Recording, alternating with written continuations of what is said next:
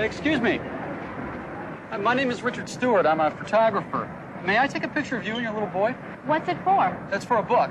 You're writing a book? Oh, it's a book of pictures. I call it Family Album USA. Oh, that's a nice idea. Well, it's fine if you take our picture. I'm Martha Van. Thank you. I appreciate your help. I'm Richard. What's your name? Gerald. How old are you, Gerald? 5. And where do you live? We live in California. Well, welcome to New York. Okay, just a second. I'm almost ready here. Can I help you? Oh, please.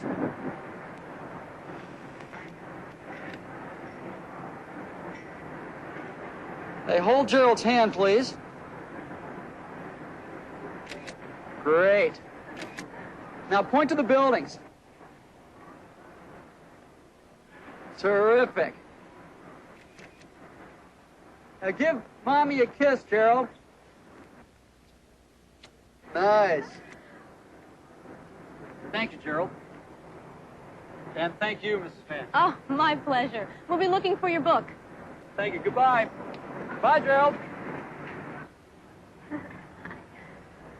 Thanks again. Oh, you're welcome. Here, let me take your picture. Wonderful, please.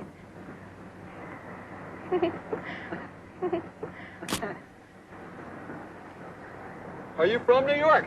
No, I'm from Greece. I'm an exchange student. When did you come here? 3 months ago. Your English is very good. Thanks. I studied English in school. Would you like some coffee? No, thank you. Tell me about your book. Oh, it's not finished yet, but I have some of the pictures. Would you like to see them? Yes, I'd like that. Oh, here they are. Family Album USA. It's an album of pictures of the United States, the cities, the special places, and the people. And these are pictures of people working. Steel workers, bankers, police, street vendors, ambulance drivers, doctors. Oh, and this is my father. He's a doctor. This is my mother. What's her name? Ellen. My younger brother, Robbie, he goes to high school. This is my sister, Susan. She works for a toy company. Here's my grandfather. He lives in Florida. And this is my wife, Marilyn. Oh, she's very pretty. Thanks. And what about your family? They are in Thessaloniki. Mm-hmm. That's a large city in northern Greece. But now I'm living in the Bronx. With a Greek-American family? No, Hispanic. Oh, no. It's 5:30. Will you excuse me? I have to meet my wife. Oh. It's nice meeting you. Oh, it was a pleasure meeting you, too. Thanks for your help, and good luck. I've got to go. By the way, I'm Richard. What's your name? Alexandra. Bye-bye, Alexandra. Thanks. Bye-bye. Richard! Richard, you left your bag!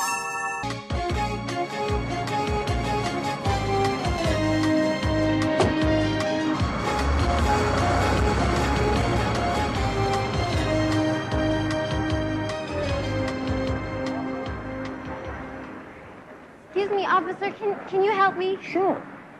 Can you tell me how to get to Linden Street in Riverdale? Richard Stewart, 46 Linden Street, Riverdale, New York. You should take the number 1 subway. Is there a station near here? Yes, the station's that way. You should take the number 1 train to Van Cortlandt Park. Number 1 train to Van Cortlandt Park. Thank you. Anytime. Good luck. Remember, the number 1 train, the uptown platform. Thank you.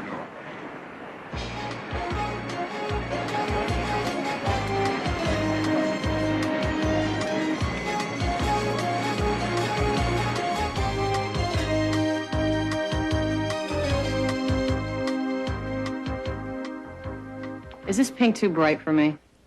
Mm-hmm. It is a very bright pink.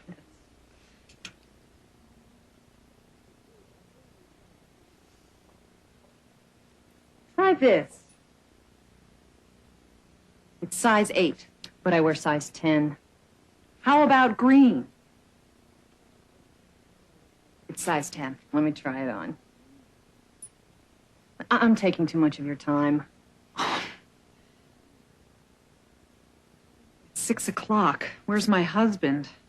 I was expecting him here at 5:45. Don't worry, the traffic is very heavy at this hour. I know.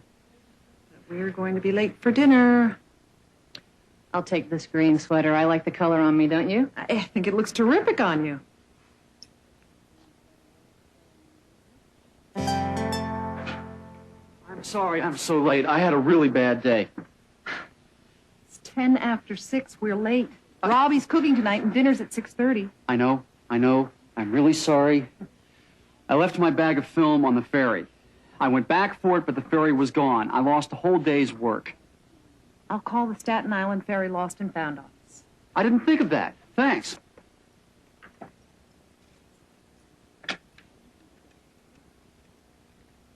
Hello? Yes, the number, please, of the Staten Island Ferry Lost and Found office. 555-0808. Thank you. I really appreciate it, Marilyn. Hello? Did anyone find a camera bag this afternoon? A small canvas bag. On the J.F. Kennedy ferry. No? Maybe someone will find it. The name is Stewart, Richard Stewart, and the telephone number is 555-3090. Thank you. Sorry, Richard, they don't have it. Thanks anyway. But there was a girl on the ferry. Now Tell maybe me about it on the way home.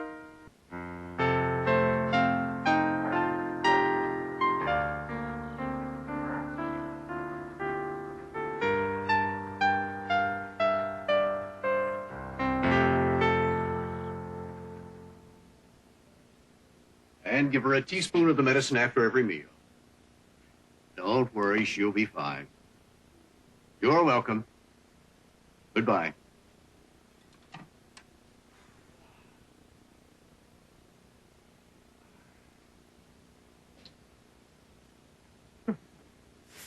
How are you? I'm tired. I'm hungry. Well, Marilyn and Richard called. They'll be here soon, and then we'll eat. Right, is Susan coming? Well, she'll be here later. She has to work late tonight. And what's Robbie cooking for dinner? It's a surprise. I hope it's pasta.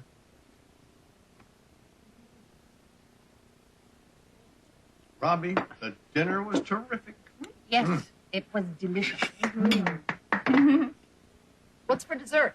Oh, I forgot dessert. Robbie. Don't worry. We've got lots of ice cream. Oh, I'd love some ice cream. Well, there's chocolate and coffee and a little vanilla. I'll have vanilla. Is that all right with everyone? I'll have chocolate. Me too. 1 scoop of coffee and 1 scoop of chocolate for me. Robbie, will you help me serve?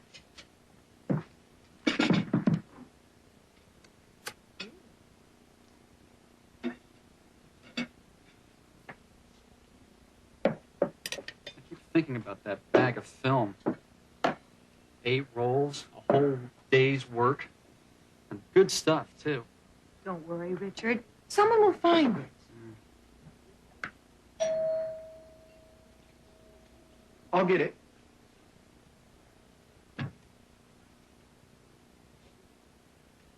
Hello. Hello. Does Richard Stewart live here? Yes, he's my brother. I'm Robbie. Robbie Stewart? I'm Alexandra Pappas. How do you do? Your brother left his bag of film on the ferry boat. I found it. I'm really glad to see you. I mean, my brother will be really glad to see you. Robbie? Who is it? It's Richard's film. I mean, Alexandra Pappas. Come in, please.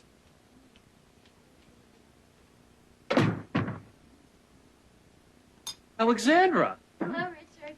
I found your bag. Oh, thank you. Thank you. Alexandra, let me introduce you. This is my wife, Marilyn. Richard showed me your photo. How do you do? Oh, yes, Richard told us all about you. It's nice to meet you. And this is my mother, Ellen Stewart. How do you do? And my father, Dr. Philip Stewart. Nice to meet you, Alexandra. And you met Robbie. Yes. And you must be Susan. Hi. Hi. Welcome. I'm so glad you found the bag and took the time and trouble to return it. Oh, it was no trouble. I just took the wrong train. Would you like something to eat? Thank you. No. I'm late for dinner at my house. I really have to go. Would you like to call home? I'd appreciate that. Please, here's the phone. Thanks. Excuse me.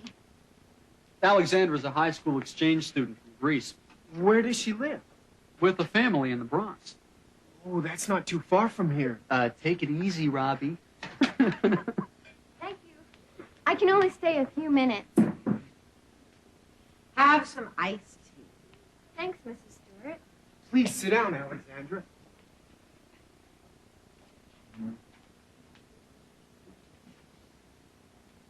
So, you're an exchange student. Where do you go to school? At the Bronx High School of Science. Oh, that's a very good school. What are your favorite subjects? Biology and mathematics. Richard tells me you're a doctor. Yes, a pediatrician. And what does your father do? He's a lawyer in Thessaloniki. Would you like some pasta? I made it myself. It might be a little cold. Thanks. No. I do have to go. It was nice meeting you all.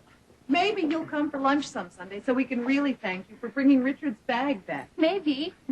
You're welcome anytime. Goodbye.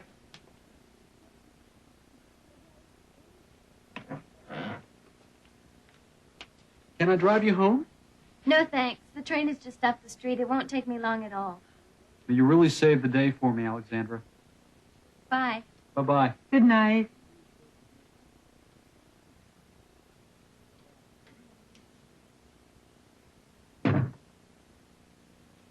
She's a smart young lady.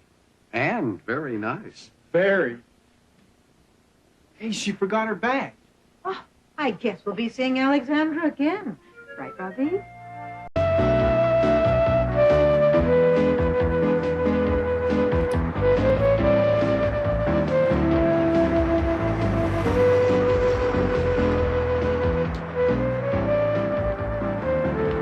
Excuse me, can you help me?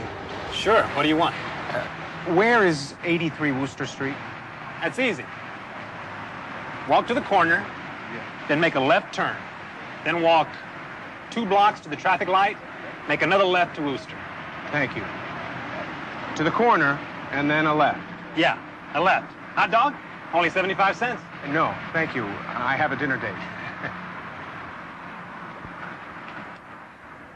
Okay.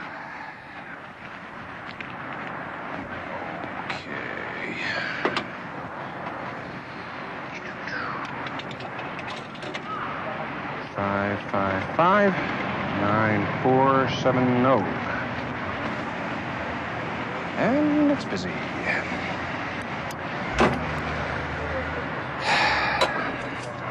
Try again. 555-9470. And it's still busy.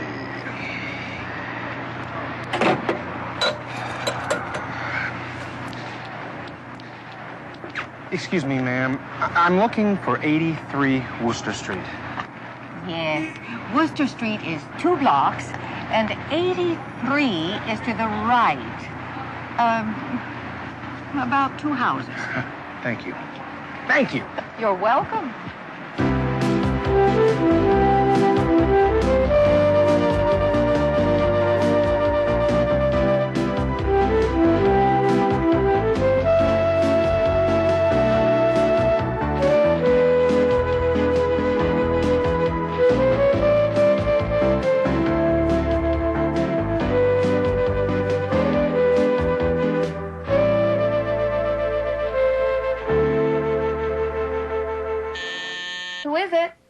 Harry Bennett. Is this Susan? Yes, it is. Come up. I'm on the top floor. Hello, Harry. It's nice to meet you. Nice to meet you, Susan. Sorry I'm late. The traffic, the parking. I was lost. What pretty flowers. Thank you. Oh, please, come in.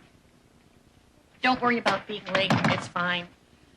Excuse the mess. I just moved here. Oh, I'd like you to meet my sister-in-law, Marilyn. Marilyn Stewart, this is Harry Bennett. Pleased to meet you. Nice to meet you, Harry. Are we too late for our dinner reservation? No, the restaurant will hold our table. I know the owner very well. I eat there a lot. Do you know the phone number of the restaurant? I'd like to call home and leave the number with the babysitter. Sure. The number is 555-1720. May I use the phone? Yeah.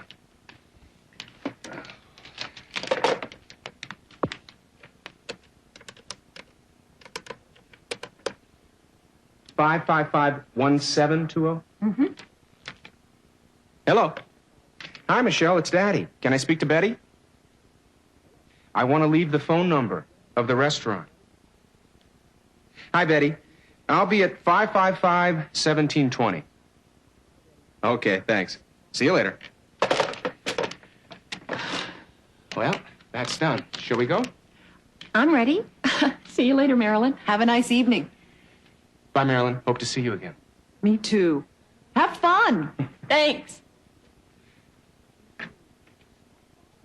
After you.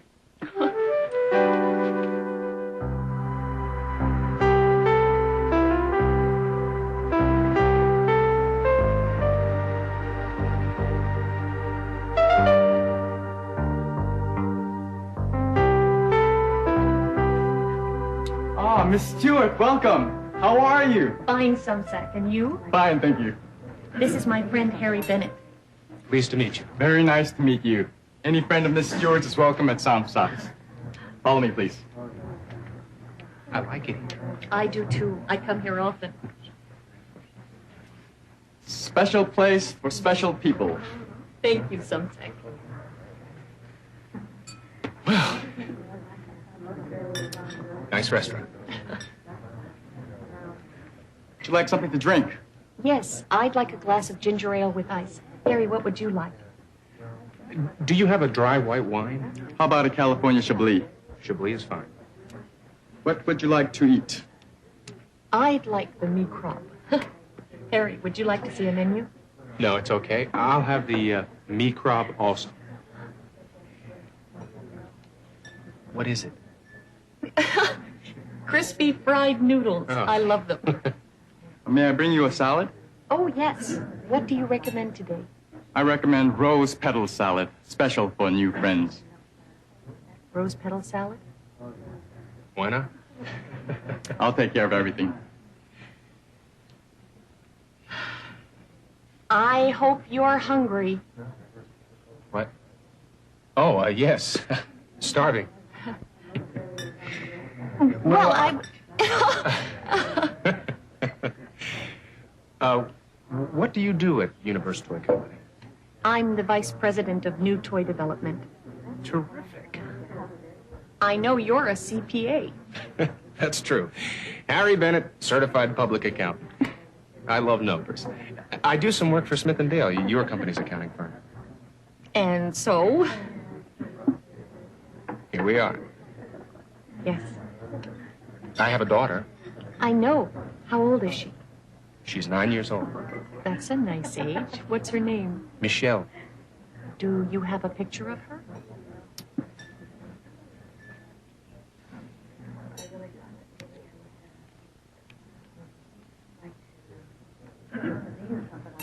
She's very pretty.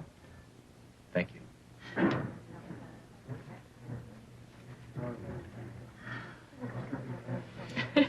Rose petal salad. And there's a phone call for you, Mr. Bennett. Excuse me. I hope nothing is wrong. I'll get the rest of the dinner. Excuse me.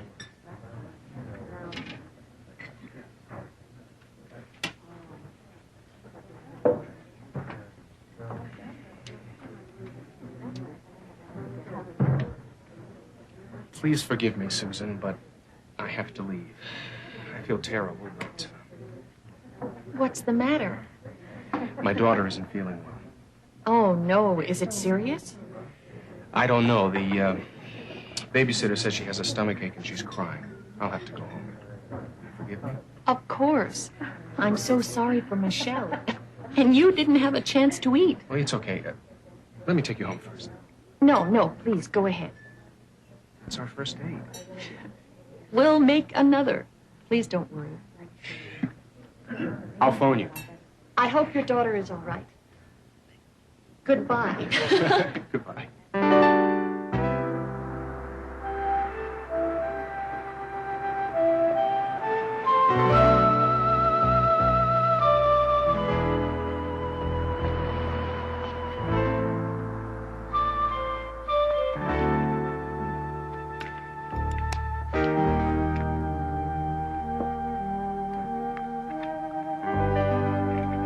What happened? The babysitter called. His daughter is sick. What's wrong? I think she has a stomachache. Oh. He's a good father. So, what do you think of him? He's very nice. But I think he was nervous tonight. It was his first date in 2 years. Will you see him again? I hope so. This food is delicious. He didn't get a thing to eat. You ordered enough for 3 or 4 people. But I'm not complaining. The food is delicious. Who is that? Do you think it's... No.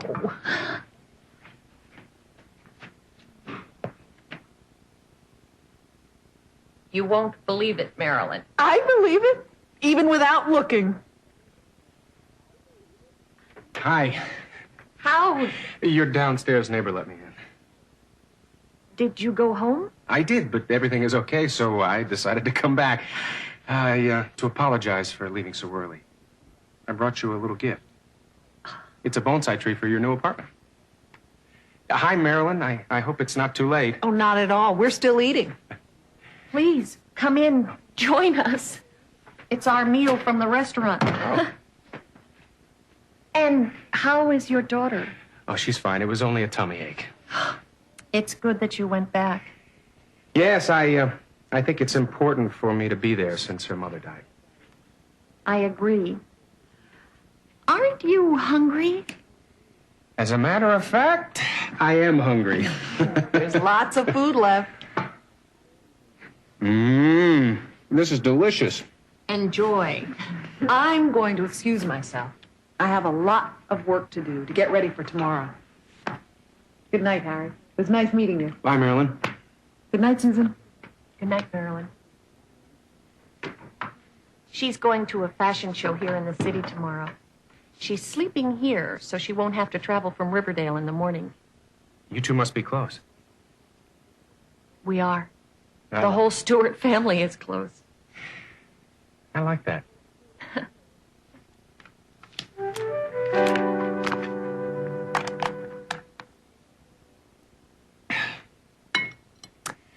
And then 2 years ago, my wife died. You miss her. I do, yes. But I have Michelle, and with time. Is there anyone else in your life? No, not yet. What about you? Oh, I date occasionally, but my work keeps me busy. Ooh, speaking of keeping busy, I have an early start tomorrow, and the babysitter has to get home. Where did the time go? It's midnight.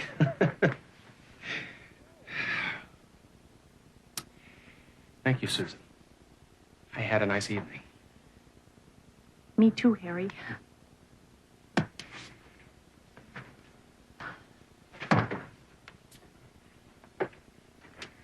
Harry, Yes?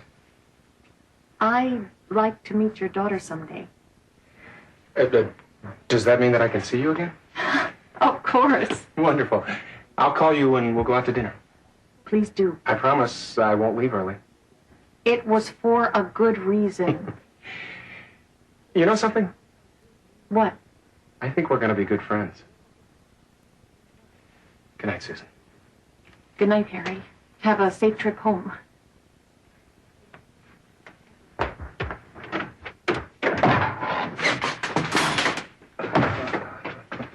Are you all right?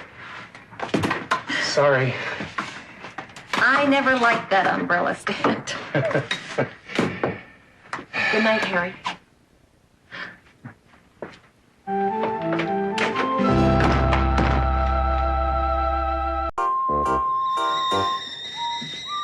Marilyn, you want coffee or tea?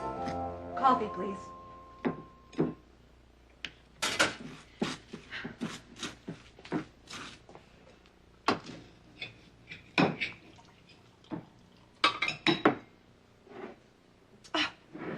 I am so excited. At this time tomorrow morning, Grandpa will be sitting in the kitchen with us.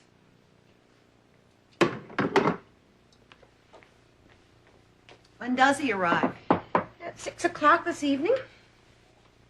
By plane? No, by train. Are we picking him up at the station? Not Grandpa. He doesn't want anybody picking him up. He likes to be independent. Oh, let's go upstairs and prepare Grandpa's room. Great. Let's do it. Morning, Mom. Well, Morning. that fella's. Hello. Mwah. Honey, mwah. Morning, Marilyn. We're going upstairs to set up Grandpa's room. Okay. There's coffee ready. I'm really excited about seeing Grandpa. Me too. Milk, please. He's so funny. He always makes me laugh. I hope Grandpa's going to like living with us. Well, I think he will. It just takes time to feel comfortable in a new place. Won't he miss being in Florida? Well, he will, but I think he'll like being here with the family. Are you sure about that? It's crazy here most of the time. But it's fun. That's for sure. You know, maybe I'll put together some photos of Grandpa as a welcome present. That's a neat idea. What can I do? I've got it. I have a picture of Grandpa and Dad and me in my wallet. It's from the Fathers and Sons breakfast at my junior high school graduation. Oh, I remember this picture. I'd really like to pick up Grandpa at the railroad station. Railroad stations or airports. Grandpa always tells us he'll get here by himself. He's something. Is this all Grandpa's stuff? That's it. But I'm sure he has a few bags with him on the train. What's inside? I don't know. It's locked. Hi. Oh, hi, darling. Morning, Philip. I want to put some of my good hangers in Grandpa's closet. You know, I'm very excited about his arrival. We are too. Susan called early this morning.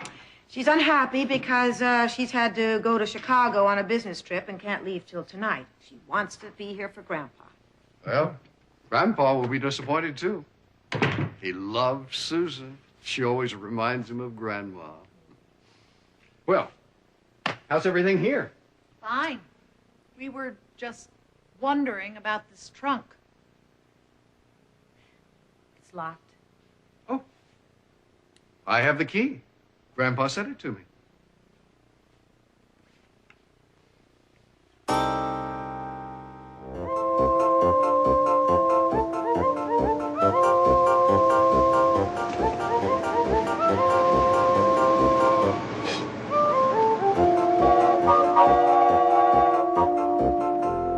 Excuse me, is this seat taken? No, it's not taken. Oh, thank you. Oh, let me help you with this. Oh, thank you.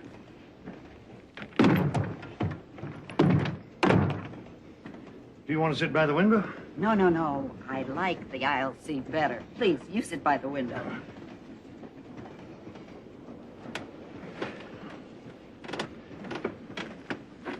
My name is Stewart, Malcolm Stewart. Pleased to meet you. I'm Elsa Tobin. How do you do?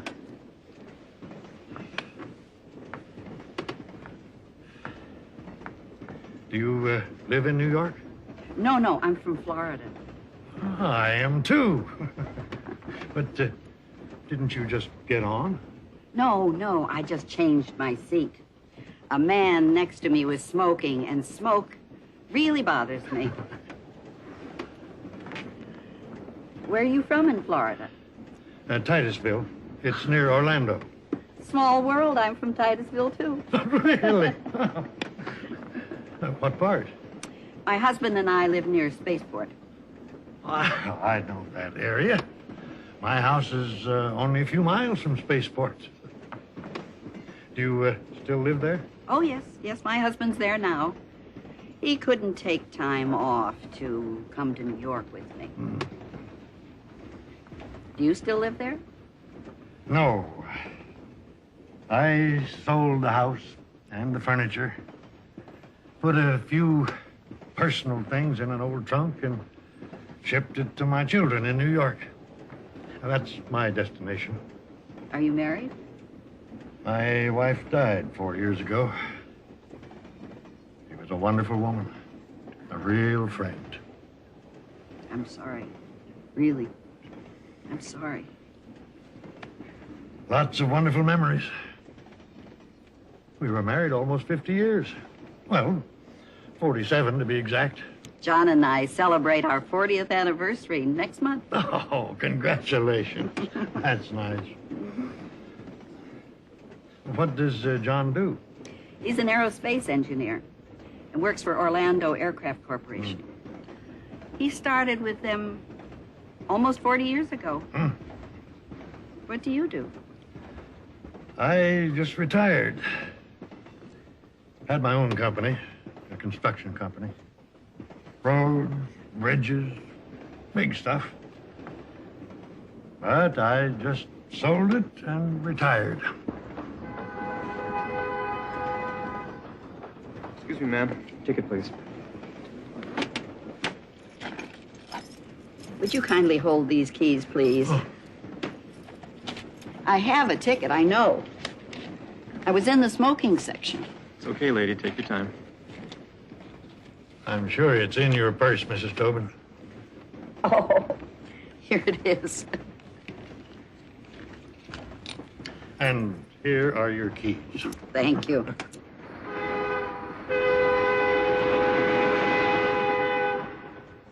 Do you have family in New York? No. But I do have very close friends in New York City. We like to go to the theater together. You said you have family in New York. Yes, indeed. A son and his wife and their 3 children, my grandchildren. You must be excited. I can't wait to see them. Are you going to live with them? Yes. Permanently? Well, they want me to, but it's too early to know for sure. I'm pretty independent. I tried to teach my kids the importance of independence, but I'm not sure I want to be alone. Some people don't mind being alone. I do. I understand. But tell me, why did you stop working? I retired because I wanted to be with my family. I didn't want to be alone anymore.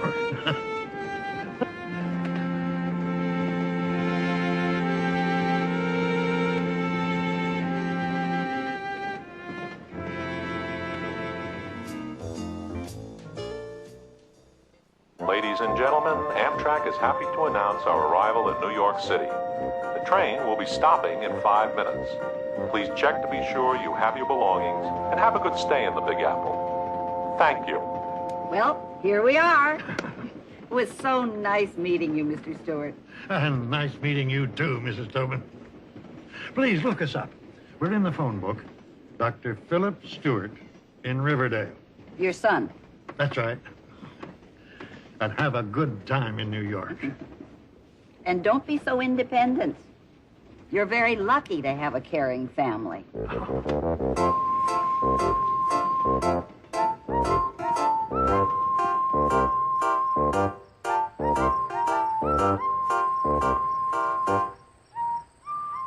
go fishing. Robbie, we'll go fishing soon. And we'll take your dad with us. I'm ready, Grandpa. You name the day. That's a great idea, Grandpa. Philip needs a day off. Let's give him our presents now. Good idea. Presents? For me? From me and Marilyn. And this one's from me. I looked all over the house to find it.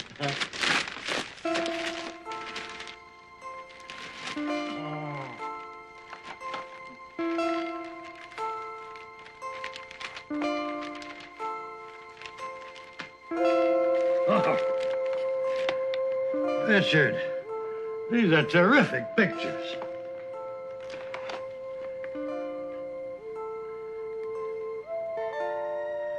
This one really brings back memories. You remember that day, Robbie? I sure do. It was fun. Oh.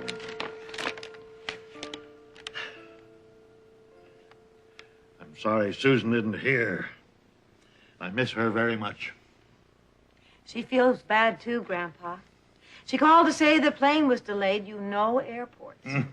I can't wait to see her. She looks just like Grandma at that age. I'd better unpack. I started traveling 24 hours ago. Not so young anymore. Don't you want something to eat? No, thanks.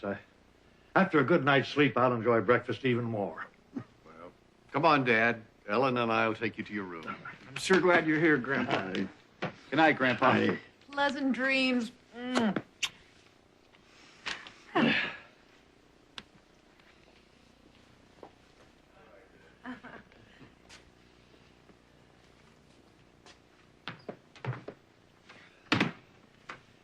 Philip, do you have the key to the trunk? I have the key, but it doesn't work.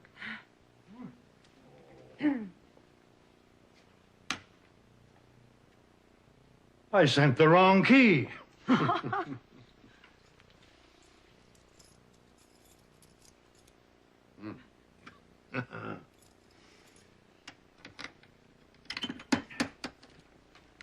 I have something for you. I made it myself. I think you'll enjoy it. I researched it for over a year. It's our family tree. Oh, Grandpa. How exciting. Fabulous. Why, I didn't know that your grandfather was born in Germany. Lots of interesting information about our family. A gift from me. Thank you so much. Oh, Grandpa! I'm so happy to see you. Oh, you look so beautiful, Susan. My granddaughter. Like I always said, you look just like Grandma. I think you're going to be very happy here with us. I know you will. I don't feel alone anymore.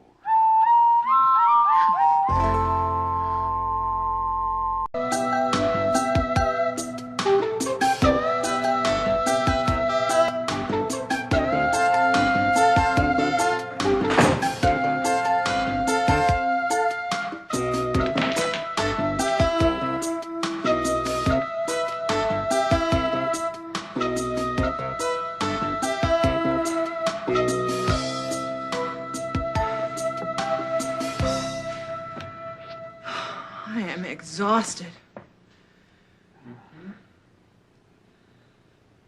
My new exercise class is so hard. Your new exercise class? Yeah. My new advanced exercise class. Why advanced? My instructor thought that the beginner's class was too easy for me. Too easy for you? Laugh! In the beginner's class, they give you a chance to rest between exercises. So? The advanced class is non-stop. I lift weights every morning for 60 minutes without stopping. No problem. Listen, Richard. Doing aerobics for an hour is a lot different than lifting weights. Yeah, quite a bit different. I think aerobics is easy. I could work out in your class with no problem.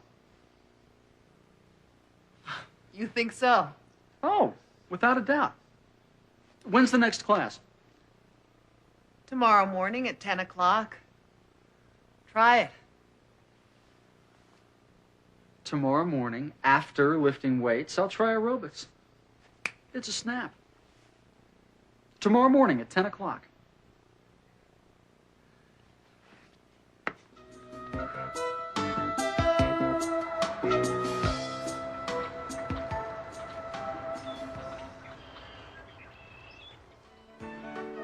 Aren't you going to the aerobics class this morning? Of course. Easy. No sweat. You are not going to be able to move after this and the aerobics class. Are you kidding me? It's going to be a piece of cake. You want to bet? Yeah, what's the bet? I bet I can go 1 hour in your class this morning and not feel a thing. The bet is I win and you cook dinner for the entire family. Or you win and I cook dinner for the entire family. It's a bet. Okay. Call my instructor, Jack Davis, right now. His number is 555-8842.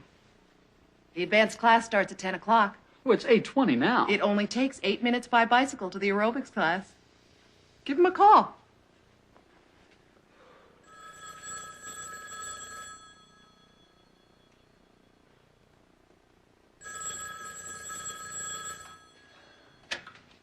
Davis Aerobic Center for Good Health. Jack Davis, please. This is Jack Davis. Hello, this is Richard Stewart. My wife, Marilyn Stewart, is a member of your program. I'd like to come to the 10 o'clock advanced class this morning. Oh, fine. Fine. Be here a few minutes early. You need to complete some forms before the class. Thanks. I'm on my way over. Goodbye. Bye-bye. It's all set. I'm going. Bye. See you later. Good luck. Don't forget about the bet. Dinner for the entire family, and that includes Susan. Don't you forget.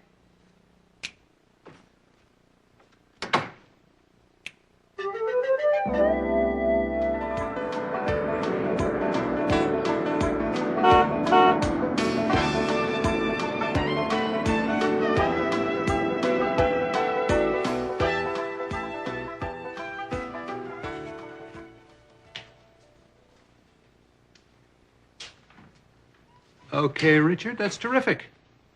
Your pressure is 120 over 75, and that's fine. Now stand up, please.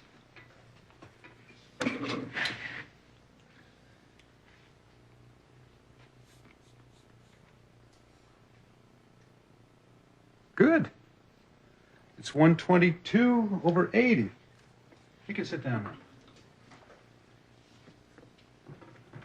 When was your last complete physical? 6 months ago.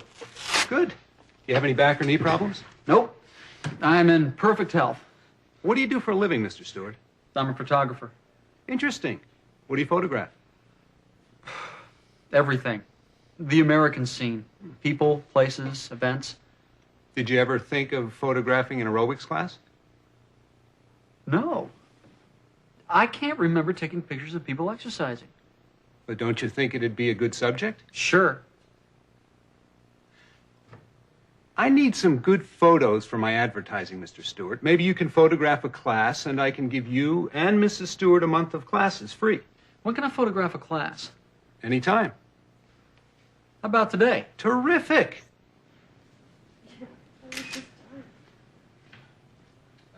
Hi. turn our lines. We're going to take it slow first.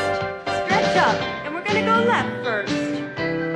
2, 3, 4. Now switch.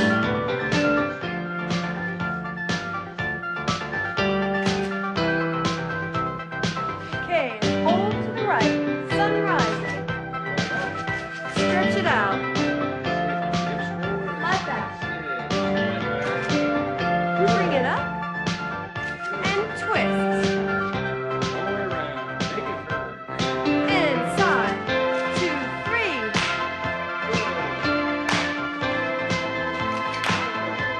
And left.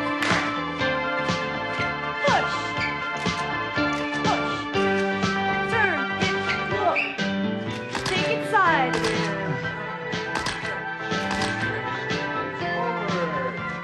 Okay, and switch. Stretch it out. And we're gonna warm down with tango. Left, right. Enjoy it.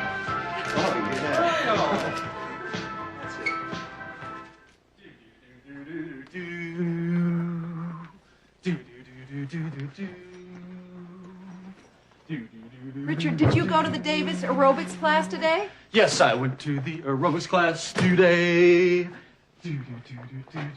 What is wrong with you? Nothing. I am in excellent health. I have ideal blood pressure, a perfect heart. In other words, I'm in wonderful condition. Richard, did you go to the aerobics class really? Don't forget to invite Susan for dinner. And your legs don't hurt? Hurt? What do you mean? What about your arms? Lift your arms up like this. And they don't hurt? Not even a little? No. You are in great condition. I can't believe it.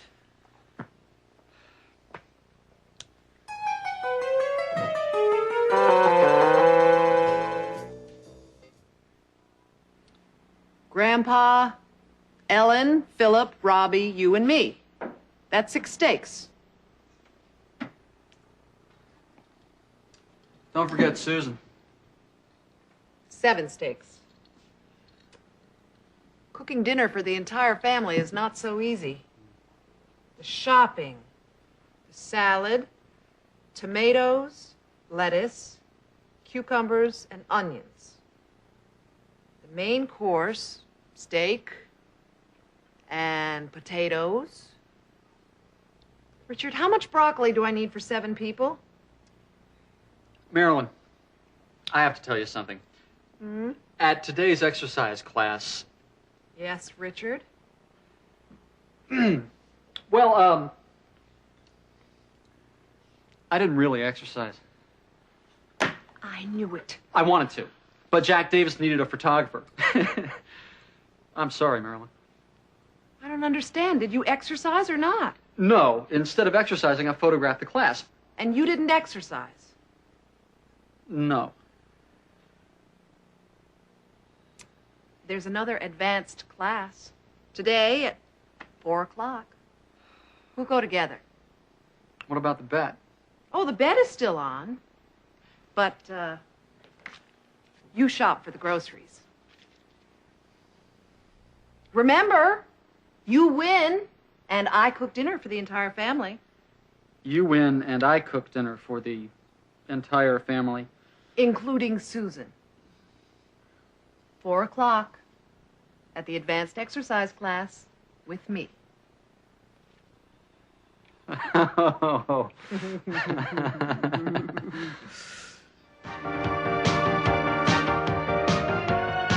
Get free. Skip out front. Twist. Again. Okay. Now, scissors.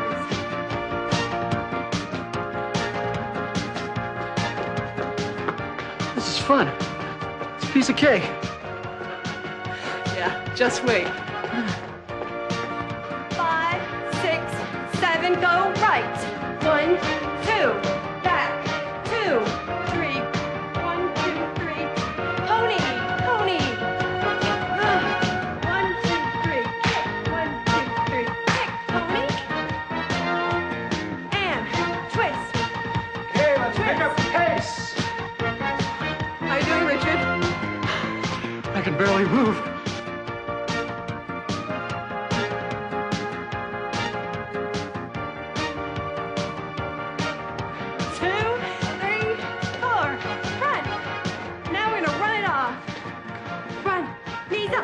Knees off by dragging in place. Okay, keep those knees up. All right, that's it for today. Thank you, everyone. See you next week. Thank you, Jack, but no thank you. The advanced exercise class is, not so easy, huh? No, you were right. I was wrong. Come on, Richard. Oh. Get up. Let's go. You have to cook dinner for the entire family. Marilyn, I'm exhausted. I can't move. Oh, you'll do it. It's a piece of cake. Excuse me, Richard, Marilyn. You are a terrific instructor, Jack. Thanks. But I have a question. Is this your very first advanced aerobics class? Yes, it is. Well, you are in great shape, Richard. Very few people last in this class for the full hour the very first time. Oh, it's true. You are in great shape. Thanks. I think we'll cook dinner together.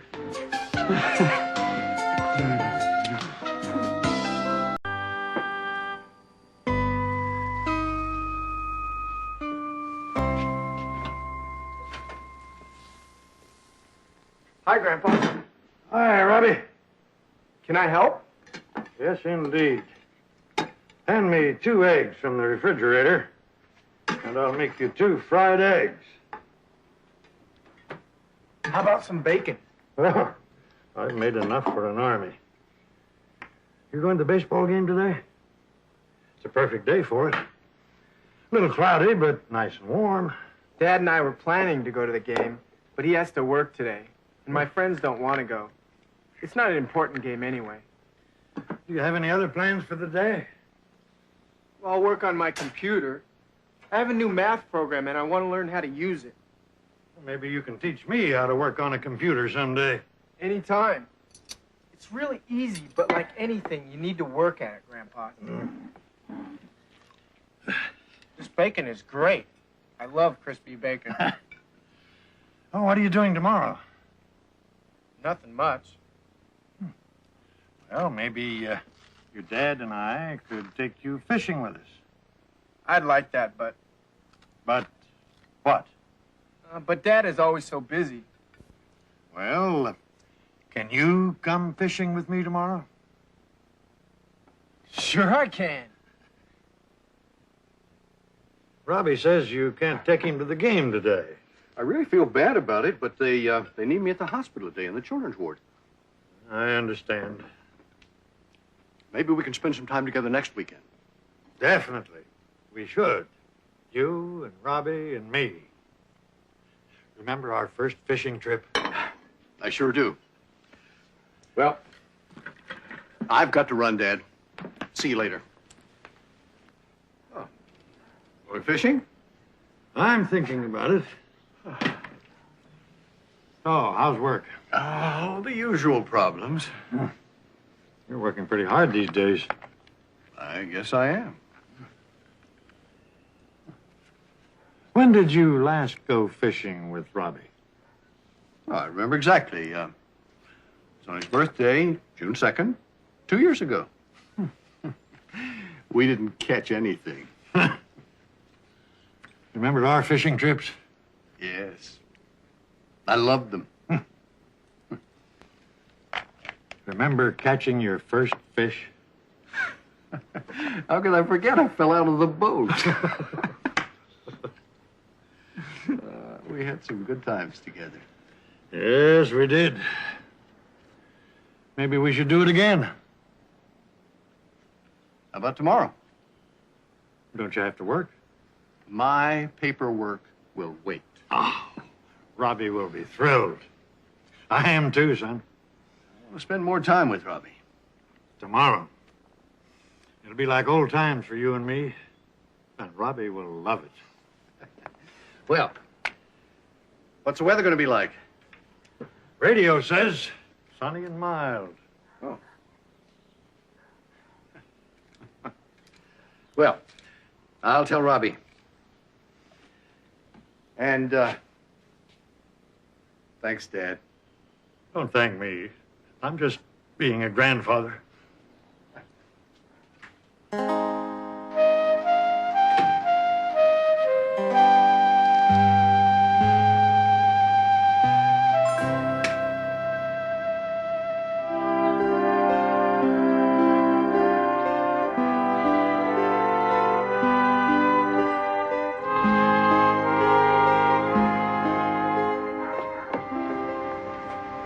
Really neat. When do we eat? First, we have to catch some fish. In order to catch fish, We have to do this. Here we go. That's it.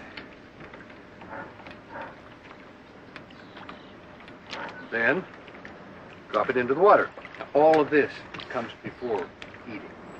Okay? how do you know so much about fishing? Grandpa taught me. We spent a lot of time fishing together. Now, the important thing is to get the hook close to the fish. All right? Like this.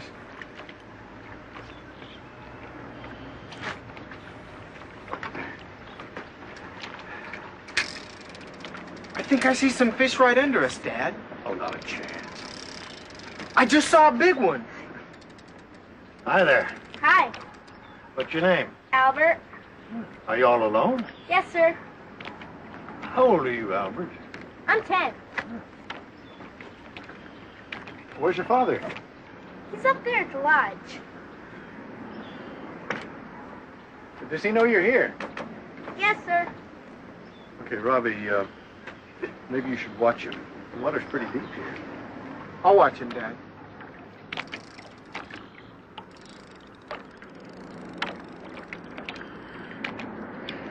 What time is it? It's almost lunchtime, and no fish yet.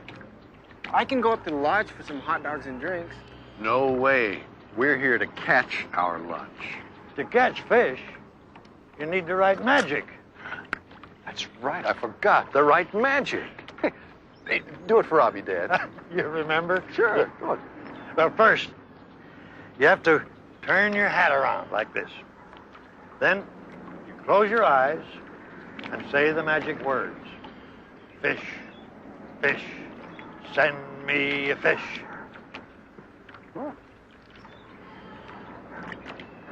Fish, fish, send me a fish. I got one. See, it works. It's a big one. Well, it'll always work for me, too. Grandpa, get the net, please.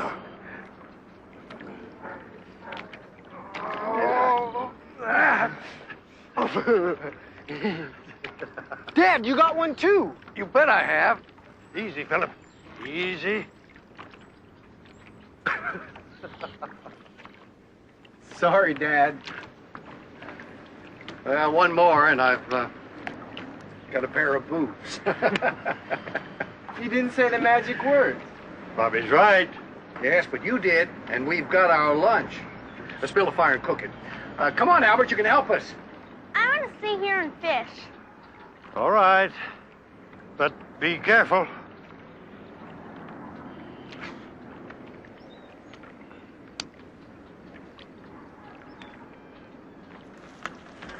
Is it finished yet?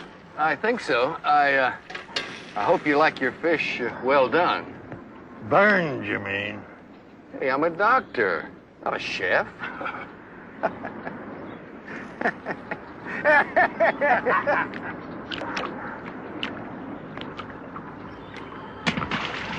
Help! Help! I can't swim! Dad, Grandpa, he fell in.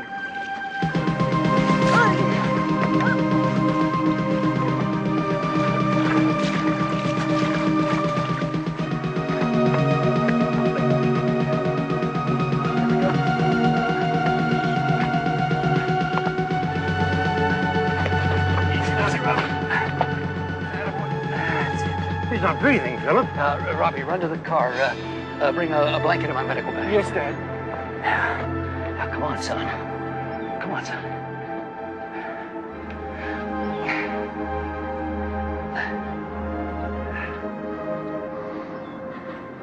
Breathe, Albert.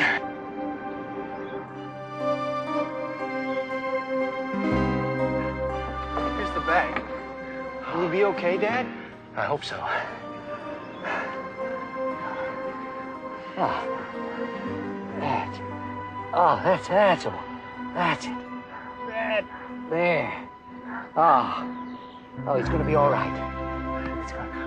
Wrap him in. That's it. Wrap him in the blanket there. That's it. That's it. It's all right. It's all right, Albert. You're going to be okay. I want my daddy. Now, we'll take you to him. Easy now. Easy does it. That's it. Your dad is quite a guy. I know, Grandpa. How is he, Philip? He's asleep. He's going to be fine. How can I thank all of you? Thank my son, Robbie. He pulled him out of the water. I'm very grateful, Robbie. Dad saved him, not me. I'm so thankful to all of you. So long. He's a lucky boy. Well, what do you say we get back to our fishing? That's a great idea. Uh-oh. It's probably the hospital. I have to get to a phone. It probably means we can't stay. That's okay.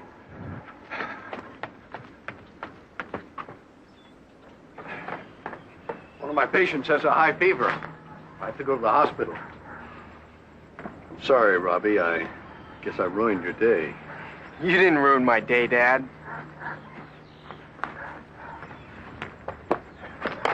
I understand. I really do.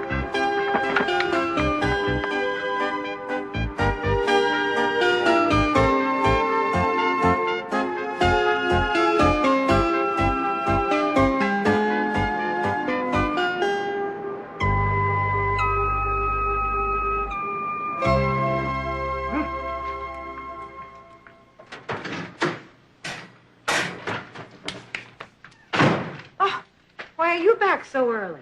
Well, Philip had to go back to the hospital. He had an emergency. Oh, that's too bad, Robbie. Did it spoil your fun? No, Mom. We had a great time. Well, did you do any fishing? Yeah, we caught lots of them. Look. They had a special on frozen fish down at the supermarket. Oh, you really had a bad day. We had a good day. Robbie pulled a boy out of the water. And Dad saved his life. He's a terrific doctor, Mom. I know.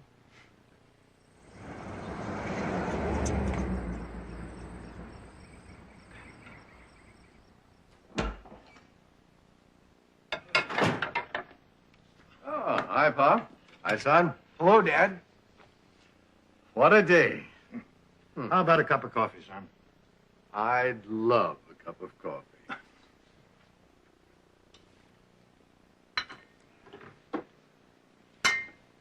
How is the patient? She'll be fine. Was it serious? No. Until today, I was never really interested in medicine. Well, it's hard work. Now I know. I had a good time today, Robbie. Me too. Why don't we do it again? Can we? When? How about next Saturday? Won't you be busy? I'm changing my schedule. Well, do we have a date? We sure do, Dad. Grandpa, can you come? I have other plans, Robbie. But I think you two can have a good time together without me. No, Dad, and certainly not without the right magic. Okay,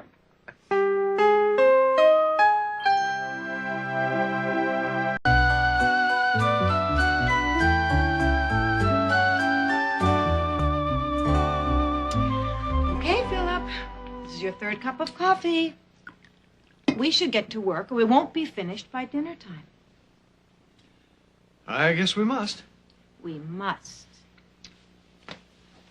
Okay. The beginning of my famous Thanksgiving apple pie. 1 apple. 2 apples. 3 apples. 4 apples. Come on, Philip. Get busy with your famous apple pie. There's much more to be done. Now, the ingredients. What goes into my apple pie besides apples? Ah, yes. Flour, sugar, butter.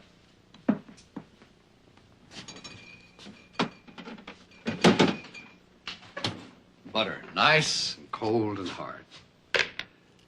Okay, here are the walnuts. And last but not least, the reason my apple pie is famous, cinnamon. Cinnamon. Ellen, where's the cinnamon? There isn't any cinnamon. It's in the cabinet with the salt and pepper. Oh.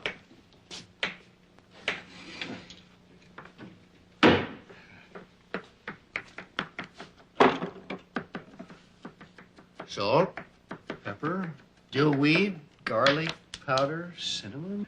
Ellen, Yes, Philip. is it possible that we forgot to buy cinnamon? Yes. It is possible that we forgot to buy cinnamon. Well, how can I make my famous apple pie without cinnamon? Good morning. Oh, hi, Robbie. Good morning. Morning, Robbie. Can you do me a favor? Sure, Dad. What? Remember my apple pie on Thanksgiving? What do you love about it? The apples? Oh, the cinnamon. Right. We don't have any cinnamon. I'll go down to Henry's grocery. He's always open. I'll get some for you. That's my boy. Oh, put your heavy jacket on, Robbie. It's cold outside. Alexandra might call. Tell her I'll call her right back. Okay. Thanks, son.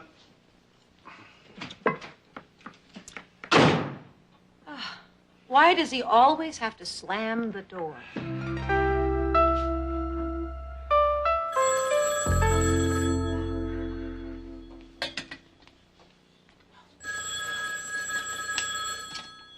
Hello? Hello, Alexandra. How are you? Fine. Robbie just went to the store. He'll be back soon. He said he'd call you. Oh. Oh, I see. Oh, certainly. Well, do you have the phone number there? Oh, I see. Please, I know he wants to talk to you. Thank you, and happy Thanksgiving to you and your family, too. Try to come by later for dessert. Bye. That was Alexandra. She and the Molinas are going to spend Thanksgiving with their cousins. She doesn't have the phone number. Oh, Robbie will be disappointed. He'll be grouchy. Well, maybe she'll call back. She promised. Here's your cinnamon pop.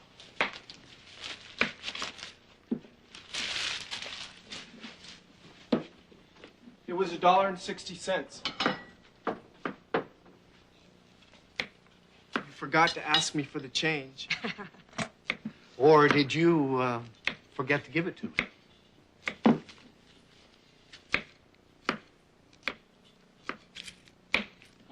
Thanks, son. Alexandra called. I'll call her back. She said she'll call you later. She's not at home.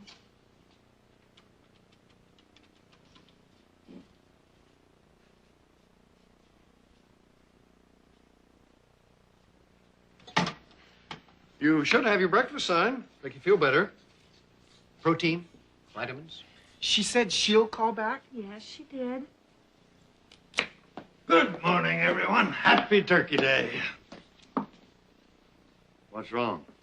Nothing. Absolutely nothing. What's gotten into him? He missed a phone call. From, Yes, Alexandra. It's nice to see young love. Oh, to be young again. Where's the coffee?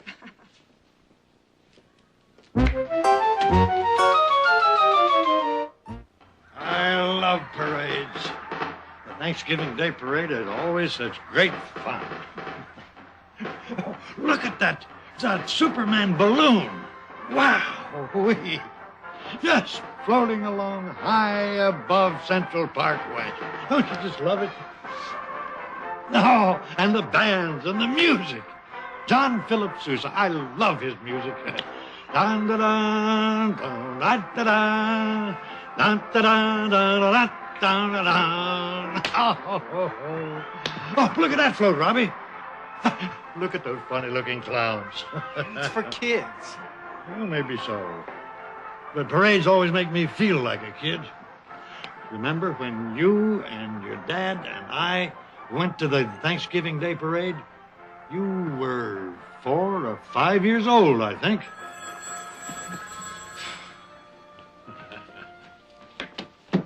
Hello? Hello? Oh, hi, Susan. How are you? Here's Mom. Hello, Susan. Yes, he missed a phone call from Alexandra. Yes, I know, but he'll get over it. Good. Then you'll be here about 5. Oh, fine. I look forward to seeing you. And Harry and Michelle.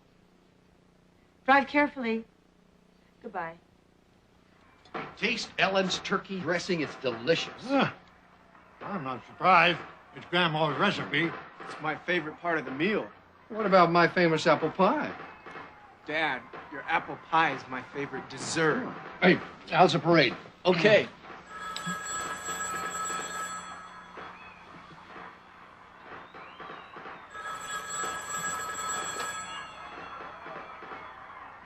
Mom, is it for me? No, Robbie. Who was it? Wrong number. Philip, would you join me in the kitchen, please? It's getting late. We have vegetables to prepare. Can I help with anything? No, honey. You just relax with Grandpa. I'll get you to help serve later. Ellen reminds me so much of Grandma. Well, what time does the Michigan football game come on? 4. Philip! I'll be back to see the game. Grandpa, when did Dad graduate from Michigan? Let me think. He graduated from medical school in 1960 and from the University of Michigan in 1956. Did you go to Michigan too, Grandpa? Yep. I graduated in 1937. I've got to start thinking about college soon.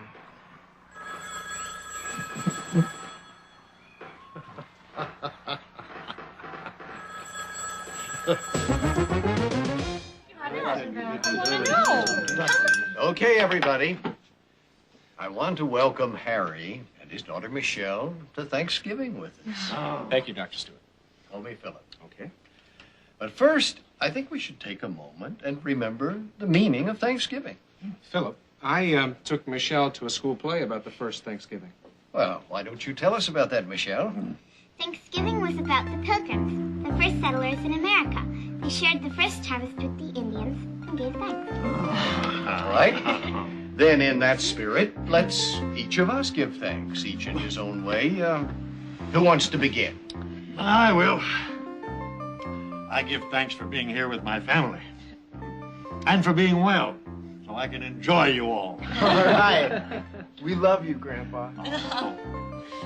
Well, I'd like to give thanks for a healthy year, a good job, and for meeting Harry and Michelle. We'd like to give thanks for meeting Susan and the Stewart family. I love you, Daddy. Thanks, Harry. That was very kind of you. I'd like to give thanks for Grandpa coming to live with us. And I'd also like to thank my math teacher for giving me a passing grade. And call me, Alexandra. You call. You go first, Marilyn. I'm thinking. You go first. Well, you all know I'm working on my photo album. It's not finished yet, and I'd like to thank Marilyn for being so patient. Thanks, Richard. I should thank you for encouraging me to keep working on my fashion designs. I'm lucky to have a husband with an artistic eye. Oh, we all have a lot to be thankful for. For the food on this table, just like the Pilgrims. I'll go along with that, Ellen. Well, help me serve, Robbie. It was a wonderful meal, Mrs. Stewart. Thank you.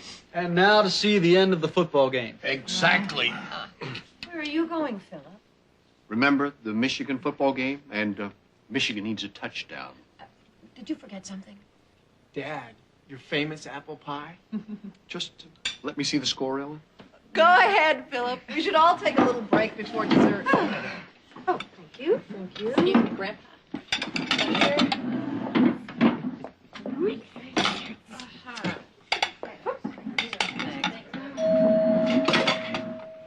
Who could that be? Oh, it must be Alexandra. I invited her to come by for dessert. You did? Mm-hmm. I like Ellen. You know everyone, Alexandra. No, she doesn't know Harry Bennett and his daughter, Michelle. Nice to meet you. Hi. Hello, Alexandra. Hi, Marilyn. Hi, Susan. Happy Thanksgiving. And Alexandra brought us a pumpkin pie. Please sit down, Alexandra. Dad, Richard, Alexandra's here. Michigan needs a touchdown. 3 minutes to play. Hi, Alexandra. Welcome.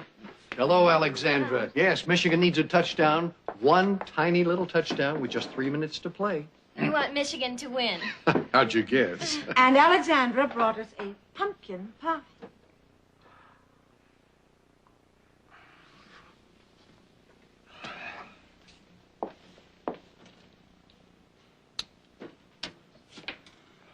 What happened? We forgot to turn the oven on. We did. Philip, why don't you go watch the last 3 minutes of the game? I will serve coffee and pumpkin pie. Okay. I'll be back in a few minutes. Robbie, would you bring the dessert plates? And Marilyn, would you pour coffee, please? Sure, Ellen. How was your Thanksgiving dinner, Alexandra? Just wonderful, Mr. Stewart. The Molinas are a large family. I love being with them. Oh. I'm glad you came by, Alexandra. I am too.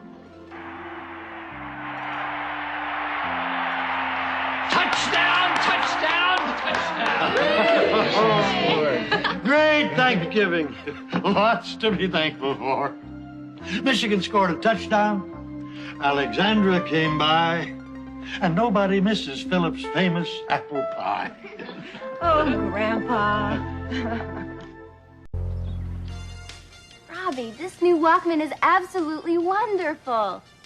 Richard and Marilyn bought it for me for my birthday. They're so thoughtful. You are very lucky, Robbie, to have such a nice family. Is something wrong, Alexandra? No, nothing. Yes, there is. I can tell. What's the matter? Come on, you can tell me. What's up? I don't know. Something's wrong. Okay, let's talk. I received a letter from my parents this morning. Did they write some bad news? No, Well, then why are you so sad? I miss them. I miss them very much. I'm sorry, Alexandra. But I understand. The Molinas treat me so nicely. And I love being with your family so much. But when I received the letter with photographs of my family, I cried. I cried because I missed them all. You really miss your family, don't you? Yes. I know I must seem silly. It's not like I have nobody. I like the Molinas very much, and they're so kind to me.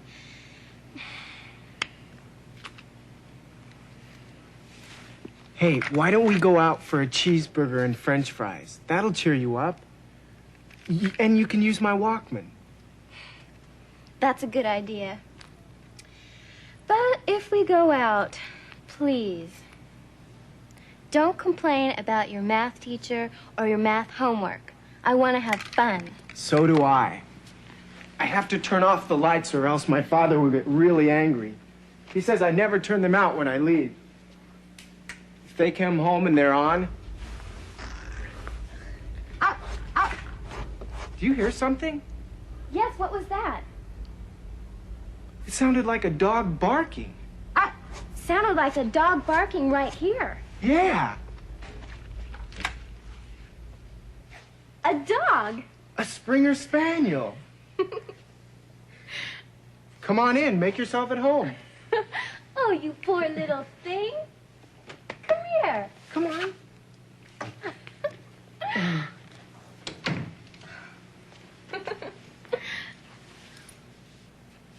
Poor baby. Where did you come from? Her name's Gemma. And she belongs to Mr. and Mrs. Levinson.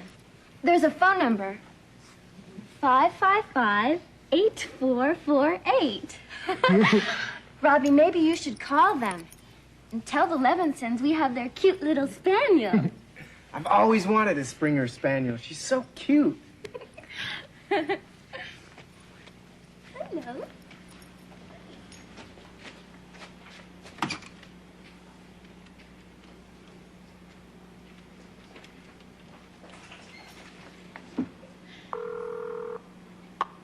The number you are calling, 555-8448, is no longer in service.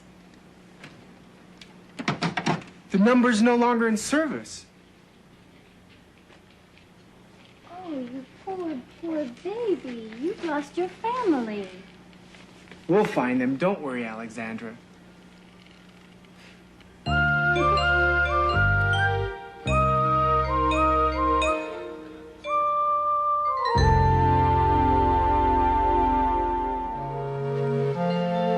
Don't worry, Alexandra. We'll find the owner.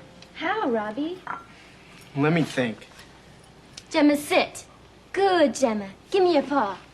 Good, Gemma. This dog is well trained. She likes you, too.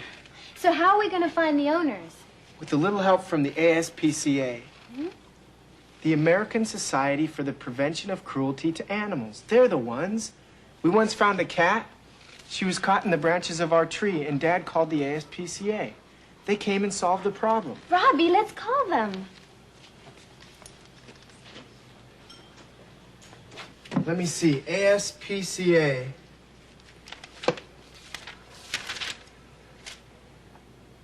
Here it is. ASPCA Animal Shelter. 555-7700.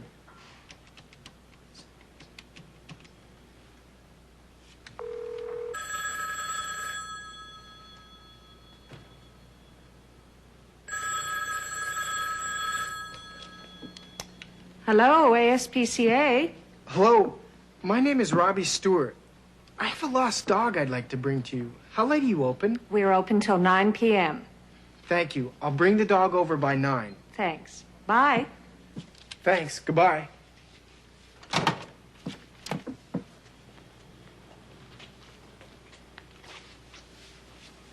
They're still open? They're open until 9 o'clock. We have 2.5 hours. Let's take Gemma by there now. They'll find the owner. I hope so. I'm so sad to see this little dog without her family. I'm sure they'll find the owner. But if they don't, I'll adopt her. She's so cute. Look at those eyes. She's hard to resist. Don't you just love her? I'd like to keep her too. But I'll be going home to Greece at the end of the semester. She just wants love and affection. Come on, Robbie. Let's get her to the animal shelter so they can find her owners quickly. Don't worry, Gemma. We'll get you home. It's not easy being away from home. Come on, Poochie. Atta girl. Let's go. We're off to the animal shelter.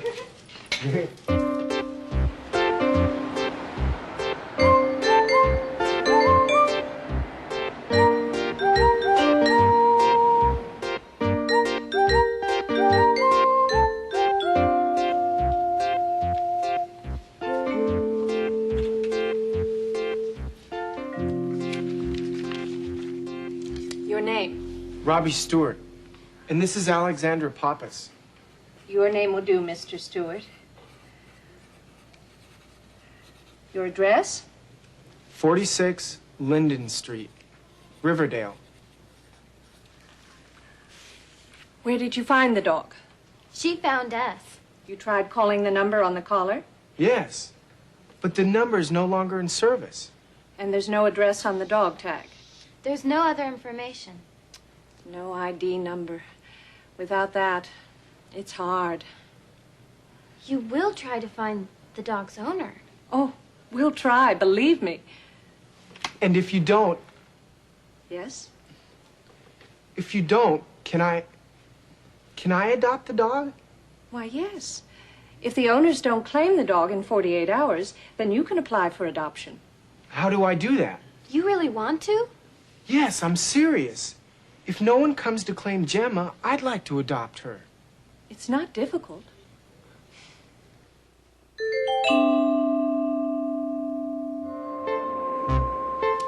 Okay. If you want to adopt an animal, first we need to know some references. References? People we know? Friends, teachers. We need to talk to some people about you. We want to be sure that you're responsible and that you can take good care of an animal. Then you have to fill out this form about your family background. Is that it? No, there's more. We need to know about your history with animals. Have you ever owned an animal? Yes. We had a cat when I was 8 years old. I love cats. Do you have any animals now? Unfortunately, no. Anything else? We also like to know your reasons for wanting an animal. Just to hold it and cuddle with it. Just to have as a pet. I love animals. To have a friend, a pal. You know, man's best friend is his dog. And one thing more. If you're under 21 years of age... That's me. Then an adult must sign for you. Uh-oh. No problem. My parents will think it's a good idea. I'll be back with them. If the real owners don't come to claim Gemma. After 48 hours. But please call first. Thanks for your information. And for being so helpful. It's my pleasure. Nice talking to both of you. Thanks again. Bye. Maybe the real owners will come to claim her. Her eyes look so sad. She must really miss them. I see you're both animal lovers. We are. Goodbye, Miss Aborn. We'll call in a couple of days. Goodbye. And thanks for bringing Gemma in. Bye.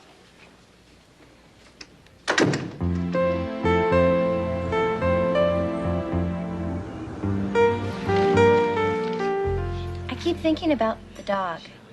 About Gemma alone in the animal shelter. I know. But I promise you, Alexandra, the dog is just fine. They're very kind to the animals. I know they are. I mean, about her being alone. Even if they are kind to Gemma, she's still alone without her family. Ready, folks? Are you ready, Alexandra? Yes, I'm ready. I'll have the chef salad, please. I will have a cheeseburger, medium rare, with raw onion and French fries, please. Anything to drink? A Diet Cola, please. Ginger ale with lots of ice for me, thank you. I've got it. Thanks. Aren't you surprised that the animal shelter is so careful about finding homes for the animals? No, I'm not. And a cheeseburger, medium rare, with onion and French fries. And a ginger ale with lots of ice. Salad dressing? Hey, I wanted you to hear my new sound system when the dog scratched on the front door. Let's finish eating and then we'll go back to my house. I want you to hear my new tapes. I've got some great new dance music.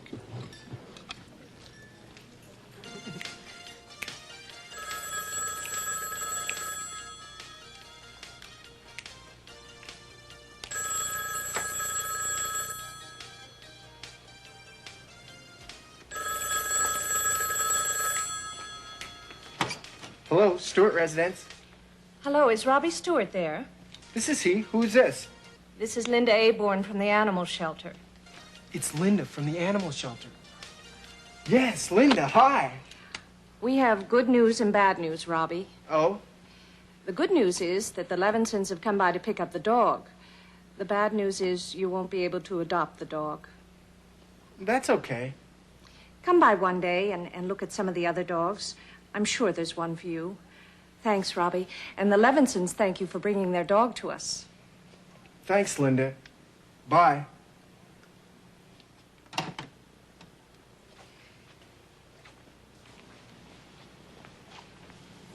The owner's claim, Gemma. That's right. I'm glad for the dog. I guess I am too. She said if I come by, she'll help me find another dog. Come on, let's dance.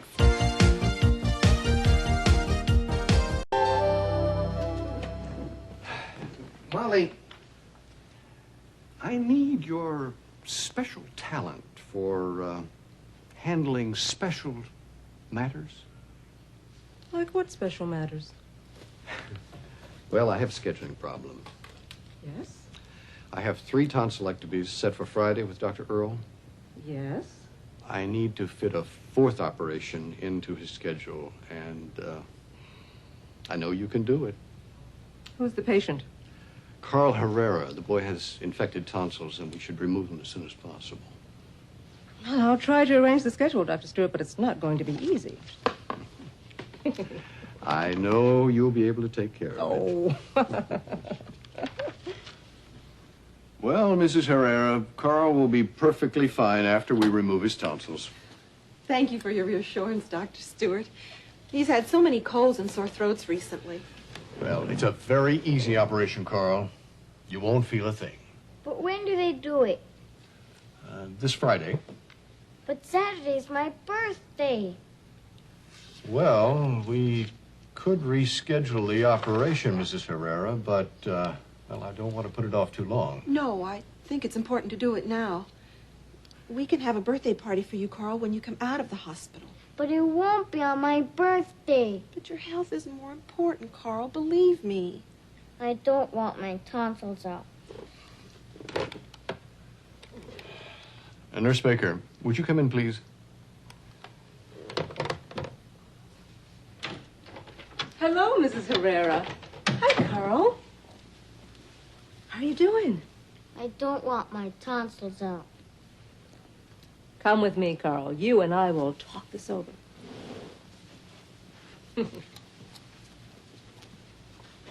She has a special way with kids. She sure does.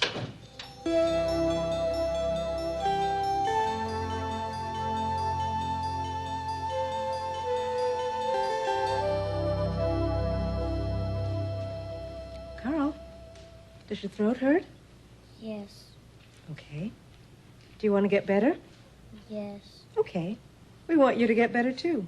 You'll have your tonsils out tomorrow, and you won't get so many colds anymore. But if I have my tonsils out tomorrow, I'll miss my birthday party on Saturday. I know. It's a problem, isn't it? Let me try to work something out. What? I have to think about it. You're fooling me. Oh, I'm not, Carl. Give me a chance to think about it, and I'll come up with something. A surprise? Maybe. But you just put on your pajamas and robe, and I'll think of a surprise. Will it hurt? No. There are other boys and girls here, and they're having their tonsils out. You'll meet them. I don't want to. Change your clothes, Carl. Everything will be just fine.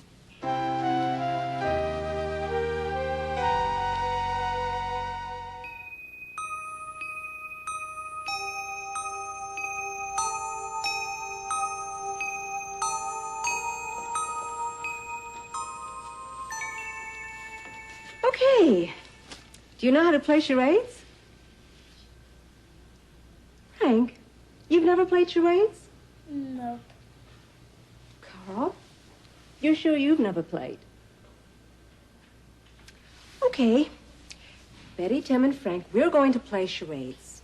Frank, you can learn as we go, and Carl, you join in at any time. Okay, let me think. Okay, I've got one.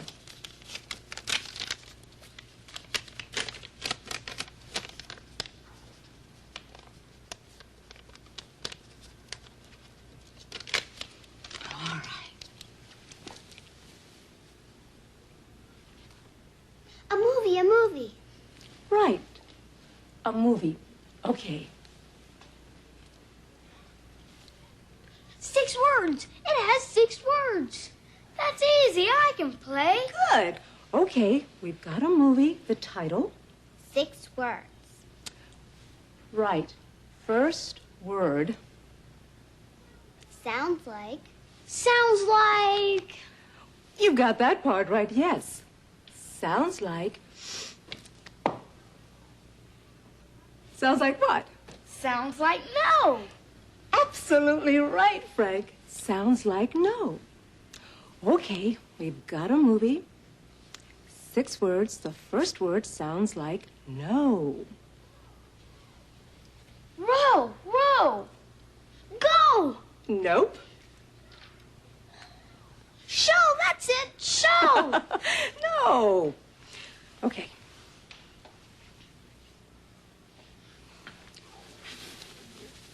Snow. Absolutely right, Betty. Sounds like no snow. Okay, a movie. 6 words. The first word is snow. This is fun. Oh. Okay. The 5th word. Right, 5th word. 7. Absolutely right. Very good. The 5th word is 7. Okay, we've got a movie. The first word is snow. 5th word, 7. I got it. I got it. Snow White and the 7 Dwarfs.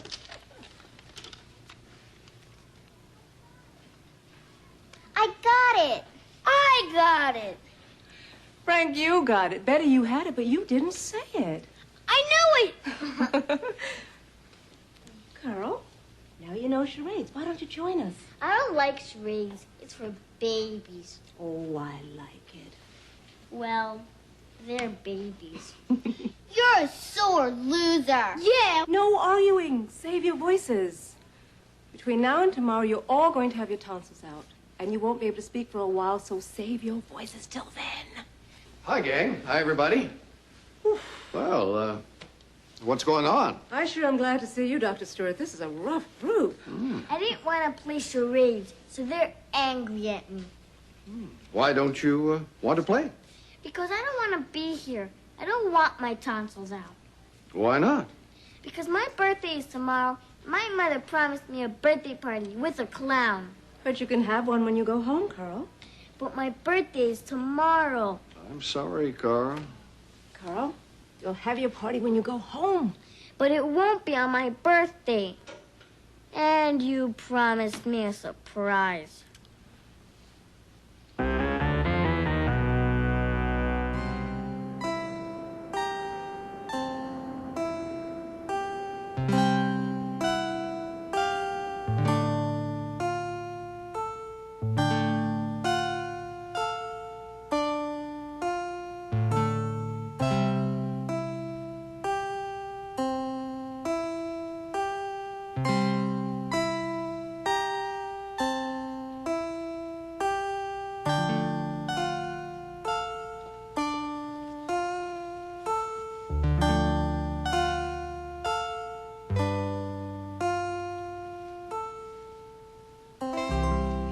Doesn't it? You'll feel better tomorrow, Betty. Believe me. Only one day, and it won't hurt as much. Do you feel like eating? Having some dinner? Oh, don't look so sad. Let me tell you about your dinner. It's ice cream. Ice cream. All kinds of flavors. Chocolate?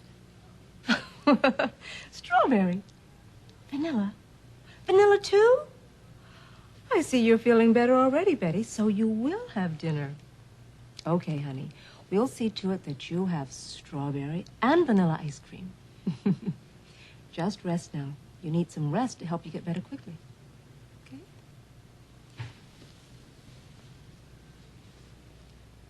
Hi, Frank. How you doing? Oh, come on now. You're a big boy. It doesn't hurt that much, does it? Oh, I'm sorry it hurts so much and you won't be able to have dinner. You're just going to have ice cream. Yes, ice cream. Lots of flavors. Want to hear them? Chocolate. Then chocolate it is. 1 scoop or 2. 3 scoops? Then 3 it will be.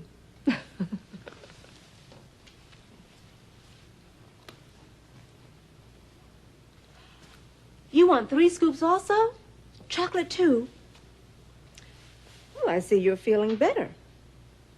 Well, at least you're acting like you feel better. 3 scoops of chocolate ice cream for Tim coming up.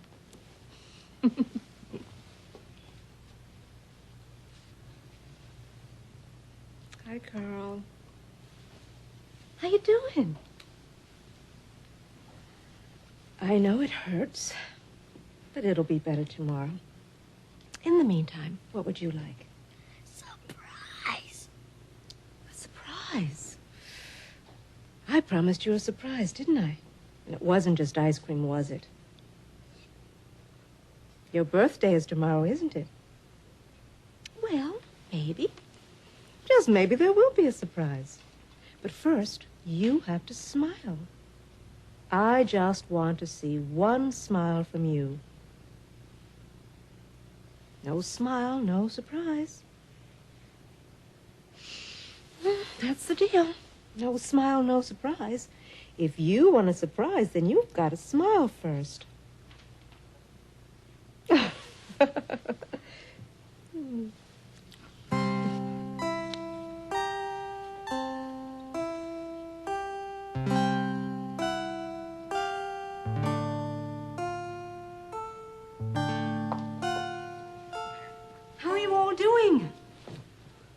Well, I'm glad you're feeling better because we have a little surprise for you today.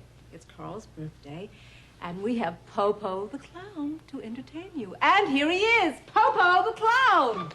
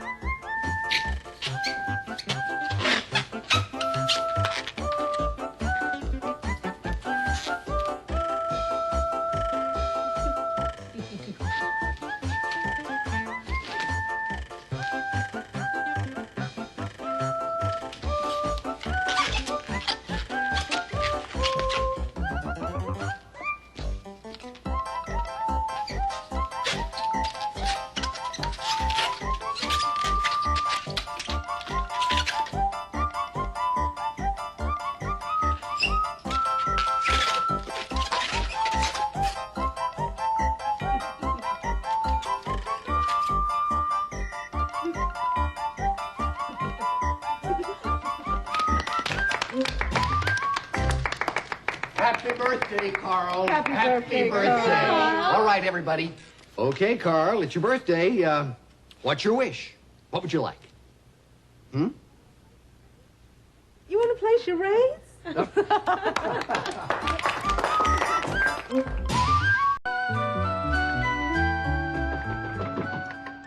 Who is it?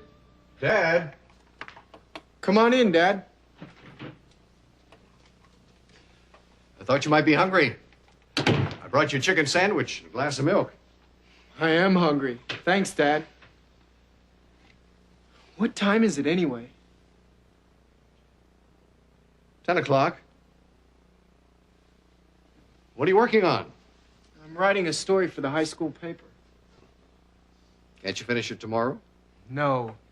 I have to turn it in the morning. What's it about? I'm writing an article on the feelings about graduation. And, how do you feel? Me? A little scared. And excited, too. I felt the same way. The scary part's leaving home and moving to college. Oh, leaving home is part of growing up. Well, don't work all night. I don't mind. I enjoy writing. Well, maybe you should think about becoming a writer. Maybe I should. You have lots of time to decide. That's the worst part, making decisions.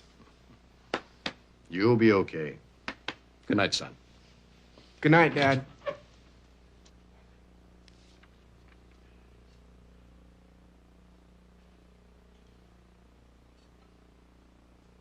Hail to the victors valiant, hail to the conquering heroes, hail, hail to Michigan, the champions of the West. Good morning, Robbie. Good morning, Dad. How's my grandson? Fine, Grandpa, fine. What's all the cheering about? Did the University of Michigan win another football game? Better than that. Tell him, Philip. I just spoke with Charlie Rafer. Who's Charlie Rafer? He's the Dean of Admissions for the University of Michigan. And it turns out he's a classmate of Philip's. Yeah, we were both on the tennis team. Great. It is great. He's going to be in New York tomorrow to interview applicants for admission. And he's agreed to fit you into his schedule. But I may not want to go to Michigan. It's one of the best schools in the country, Robbie. I studied medicine there. Your grandfather went to the engineering school there. I know that, but... You said you wanted to be a doctor like your father. Not exactly. You couldn't pick a finer medical school than Michigan. Yes, I know that. Let's meet with Charlie at the University Club. 10 o'clock tomorrow morning. It doesn't mean you're going to Michigan. It doesn't mean you have to be a doctor. But the interview will be good experience for you. In that case, it's okay. Dad, growing up means making my own decisions, doesn't it? You're right, Robbie. But, like your grandpa suggested, have the interview. And then make your own decision. That sounds fine. Look, I know it's sudden, Robbie, but this is an important opportunity. We'll head down there first thing tomorrow morning, okay? Sure, Dad. I want you to know something, son. I'm very proud of you. Thanks, Dad. Well, I've got an appointment at the hospital. I'll see you all at dinner time. Bye, Dad. Is something still wrong, Robbie? I'll be okay. Going away to college for the first time always makes one a little nervous. I guess so. I'll be okay. I just need time to think.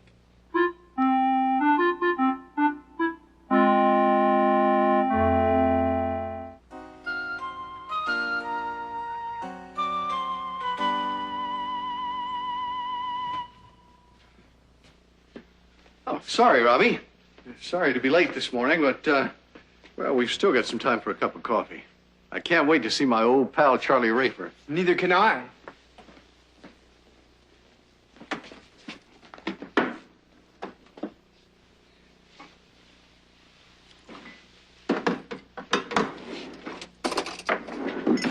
So, you thought about it, huh? Yes, I have, Dad. Well, I'm glad. I knew you'd realize that this interview could be an important experience for you. I came to that conclusion. That's very wise, Robbie. Very wise. Now let's head off for the city and University Club. Thanks, Dad. Thanks? For what? Thanks for hearing me out. And thanks for being such an understanding father. Well, thank you, Robbie. Thank you.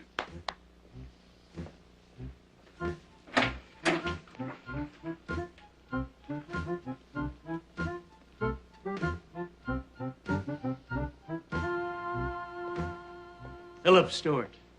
It's great to see you. Charlie Rafer, you look as young as ever. You must be Robbie. Hi. Yes, this is my youngest son, Robbie. Robbie, I want you to meet one of the best tennis players on the Michigan team, Charlie Rafer. Nice to meet you, Dean Rafer. Well, are you as good a tennis player as your dad? No, I'm not very good at it. Frankly, neither was I. Charlie was the star of the team. Yeah, thanks. Well, how have you been, Philip? Oh, working too hard. Doesn't show. How's Ellen? Fine, thank you. And how's Marge? She's still giving the toughest English history exams in the school and loving every minute of it. And speaking of minutes, I have interviews until noon, so why don't we get right to work? Can you have lunch with us later? I'd love to, Philip, but I'm afraid I can't. I'm only here 2 days, and I have interviews with 26 applicants. I understand. Well, thanks. I'll wait outside. Good luck, son. Did you bring your transcript from high school? Yes, sir. Right here. Thank you.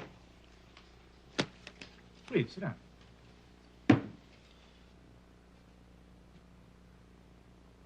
I see under activities that you've been writing for the school paper. Yes, sir. What kind of articles have you written? All kinds. Sports, editorials, theater reviews. You name it, I've written it.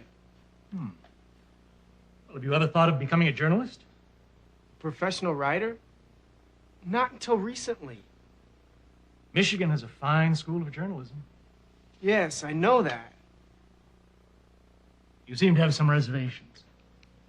I'm a little uncertain. And it's been very nice talking to you. Nice talking to you, sir. One piece of advice. The most important thing is for you to decide your own future.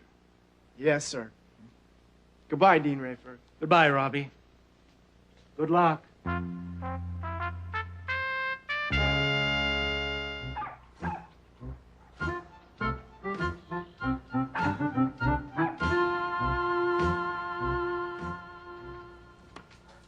I had an interview today, too. I had a great interview with admissions at Columbia University. Really? What did they say? Will you get into the school? Well, they didn't say anything for sure, but I figured that with my grades and with my personality, I'll have no problem. Columbia's a terrific school. What are you going to do? Do? I don't know. I also applied to NYU. You sound excited about Columbia. What's your problem, Mike? Indecision. Indecision. It's not easy, and this is an important decision we have to make. And what about you? How was your interview with Michigan? The interview was fine. It's a great college. It is. My father would like me to go there. He and my grandpa both went there. Great medical school, too. I know. You can follow in your father's footsteps. I'd like to follow in my own footsteps, Mike. What do you want to study? I've been thinking. I think I want to study journalism. To be a reporter, a newspaper man. You do a pretty good job on the Riverdale High School paper. And I've been thinking about it a lot lately. Have you discussed it with your parents? No.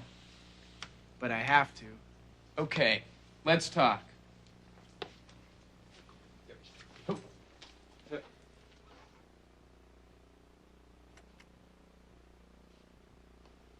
Hi, son. Is everything all right? Hi, Dad. Everything's fine. I was just waiting for you to get home so we could talk. Anything special you want to talk about? There is, Dad. I'm listening. Well, I know you and Mom have given up a lot to save money for my college tuition. We want you to go to college, Robbie. I know, I do. But? Well, I've thought a lot about which college, and one of them is Columbia. Columbia? Why Columbia? First, they have an excellent school of journalism. Mm-hmm. They do. And your friends are planning to go to Columbia? That's only part of it. It's complicated. I'll try to explain. Mike and I had a hamburger this afternoon and we talked. Yes? Well, we talked about a lot of things. He applied to Columbia and his interview was very successful. He thinks he'll be accepted and he really wants to go there. Dean Rafer called me today. He told me he was very impressed with you. He's a nice man. He was very kind. He told me you had some doubts about wanting to go to Michigan. Yes, I do. I'm just not sure about what I want to do. It's okay. You understand? Let me tell you something, Robbie. Something that might be surprising to you. What? Tell me. Well, Grandpa wanted me to study engineering, like him. Well, I wasn't clear about my future, but I knew engineering was not for me. What did you tell Grandpa? The truth. Then you're not upset about my not wanting to go into medicine? I'm not upset at all. I'm just happy that we're able to talk about it. I am too, Dad. I suppose you want to apply to Columbia. Yes, but I also want to apply to several other colleges. I thought you wanted to go to Columbia. Well, I might want to go to Columbia, and I might not. I just want to be able to make my own decision. You're a real Stuart. And if I think about it long enough, you never know. Never know what? If I make my own decision, I might choose Michigan. Robbie, you're something. You know, when I was your age, I said exactly the same thing to Grandpa.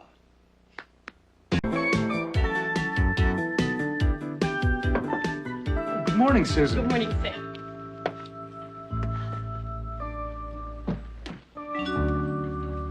What's the schedule today? 10 o'clock, telephone FAO Schwartz about the new twin baby dolls. Okay. Telephone Mrs. Zasky at the advertising agency. I did that. Go on. 11 o'clock, approve the sketches for the toy spaceship. Oh, where are they? Right here. Did you look at them? Yes, I did. What do you think of the spaceship? I think the kids will love it. Would you show me the drawings, please? Huh.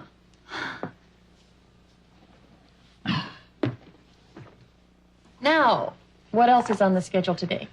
Well, at 1 o'clock, you have a lunch appointment with Mr. Levine, the client from the Toy Town stores. Where? At Rosano's. Anything else? At 4 o'clock, you have a meeting with the production staff in the conference room. Make sure everybody is at that meeting. Will do. At 6, you're meeting Mr. Ozawa. Oh, yes. Are his models here? They're in my office. I'd like to see them. Right. What else?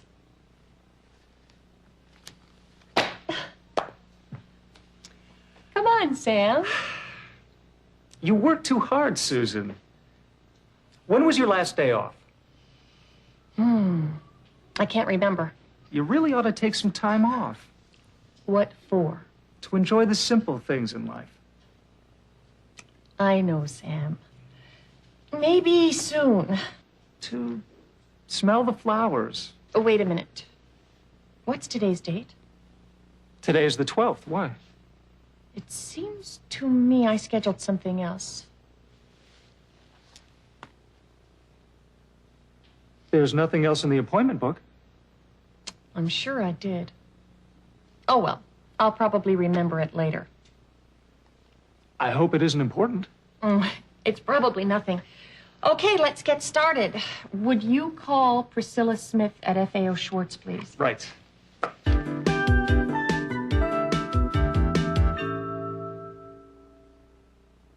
These are the models from the Japanese filmmaker. Thank you. Just put them on my desk. And the new drawings for the toy spaceship. Wonderful.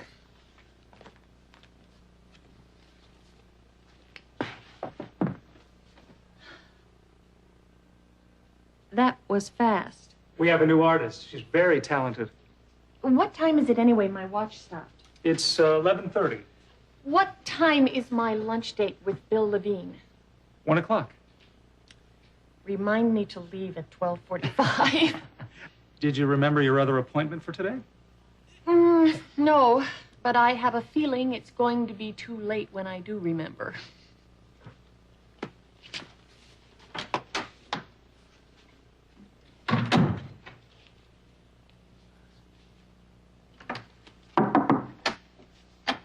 Yes, Sam? I just solved the mystery. What did I forget? You have some guests in the reception room. What? Who? Mr. Harry Bennett and his daughter? I remember. Oh, Harry. I made a lunch date with him and his daughter weeks ago. Is he a client? He's a friend. Well, he's here with his daughter to have lunch. I met her at Thanksgiving, and I promised to have lunch with both of them today. Yes, indeed. What are you going to do about your appointment with Mr. Levine? Any suggestions? Oh.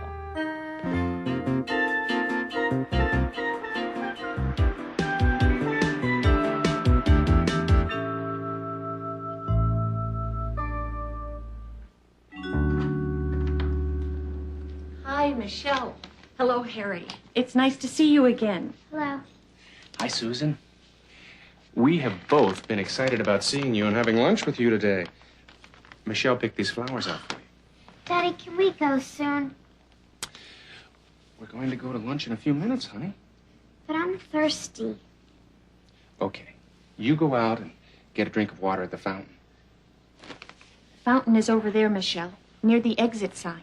Thank you.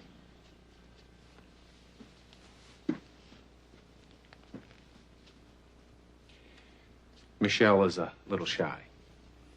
I used to be that way when I was her age.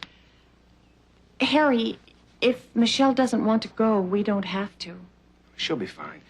Remember, I haven't dated anyone else since her mother died.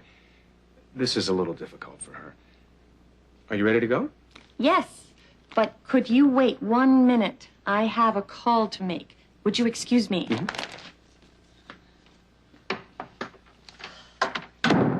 Sam, get Mr. Levine at Toy Town Stores on the telephone for me, please. Right.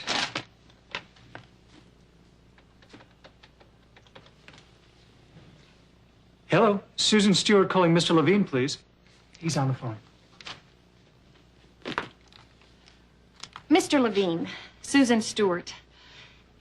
I find myself in an embarrassing situation.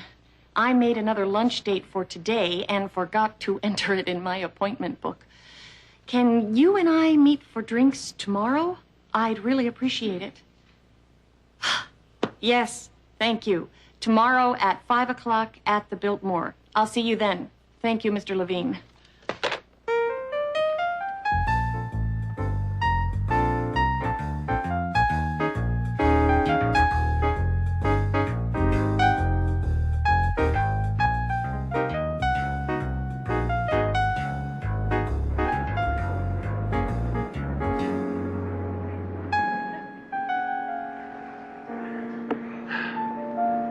Welcome to the South Street restaurant, folks. What'll it be?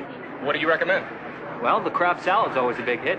Susan, would you like the crab salad? I'd love the crab salad. Michelle, would you like to try the crab salad too? Okay, Daddy.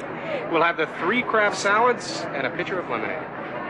Help yourself to celery and carrots and other vegetables. We used to catch crabs. Where was that? We had a summer house on Fire Island. Do you remember, Michelle?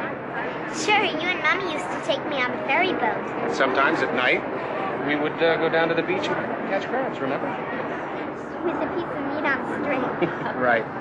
Well, I think I'm going to go get us all some vegetables.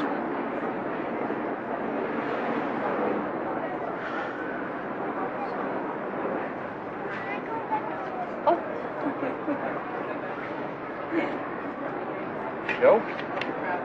Thank you.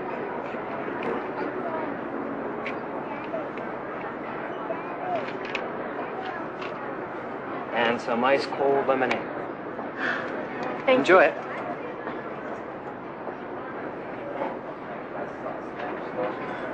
Michelle, can I help you with the lemonade? No, thank you. I'll wait for my father. Michelle, can we have a talk? Sure. I know you miss your mother. You do? Yes. And I'm not trying to take her place. Then why are you and Daddy spending so much time together? Because we like each other. And right now, he needs a friend. I'm his friend. I know you are. Sometimes he's very sad. And so are you, I think. Sometimes. I'd like to be your friend, too. Will you let me be your friend, Michelle?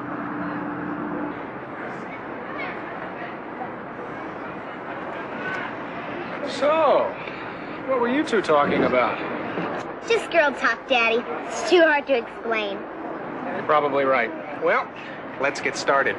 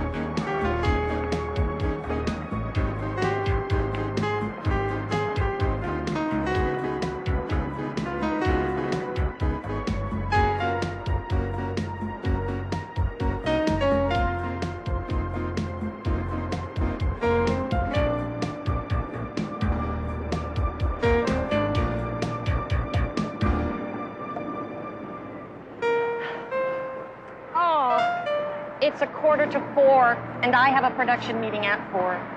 I plan to take you for a ride in Central Park in a horse and carriage. Harry, I'd love to, but I have work to do. Okay, we'll walk back to your office with you.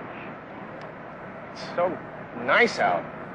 I decided to forget about my accounting problems and just enjoy this beautiful spring day. Take the time, Susan. I know I should, but, well, there are too many things to do. I understand. I'll go for the ride with Michelle. Right. Well, I had a really nice time. So did I. So did I. I'm sorry you can't come with us, Susan. So am I. Bye-bye. Harry, Michelle, can you wait till I make a phone call? Sure. Come. Oh.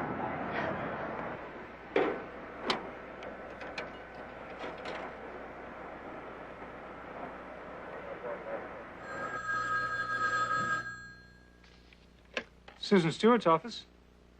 Sam, this is Susan. Hi, how was lunch? Fine. You're late. The production department's waiting in the conference room. I know. Ask Paul Smith to fill in for me. He knows everything about the production schedule, and he can answer any questions. Right. Don't tell anyone, but I'm taking a little time to smell the flowers.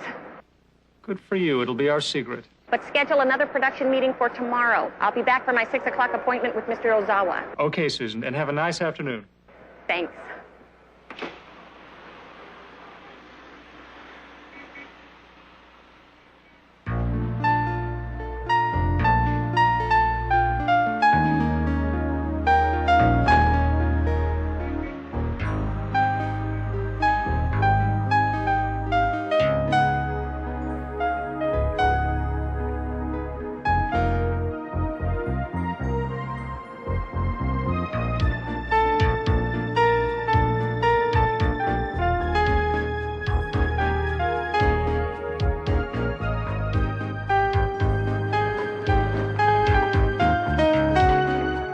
She likes you. I know. I like her. How'd you do it? We had a talk. About what? Life. And what'd you decide? That's a secret between us women.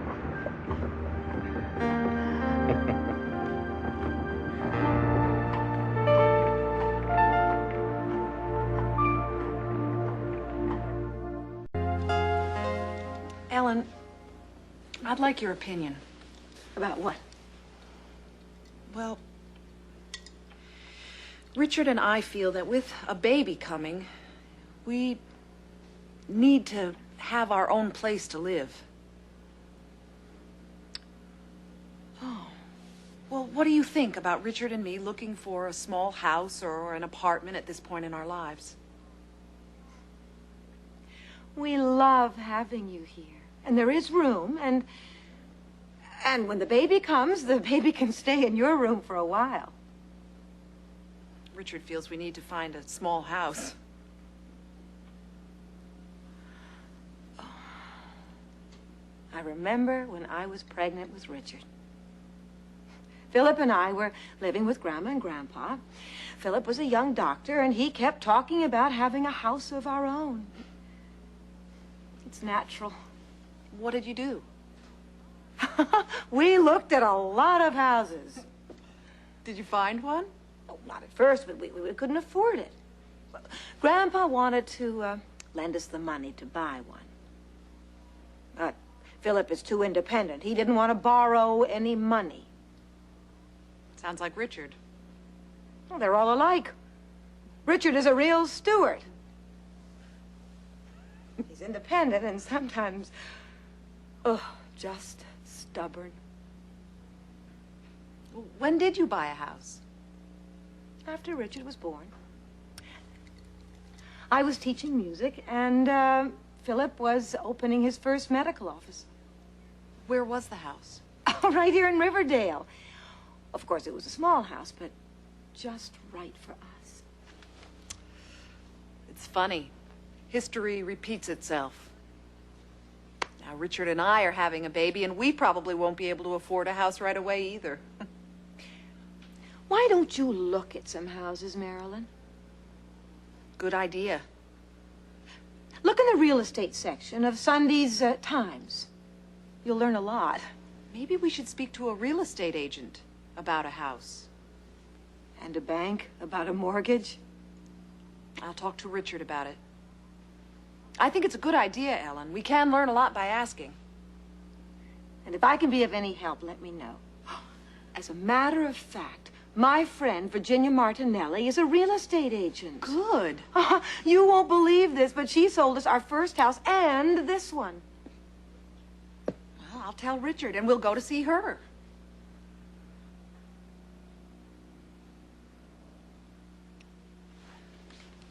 Do you think the skirt length is right, Ellen? Do you think it's too long? Oh, I think the skirt is just right. Are you planning to attach a train to it? No, no train. Just the dress. But I am going to make a headpiece of lace. That dress is gorgeous. Thanks, Ellen. And thanks for the advice about the house. I'll talk to Richard about it the minute he comes home. And remember, we love having you here. There's no need to rush.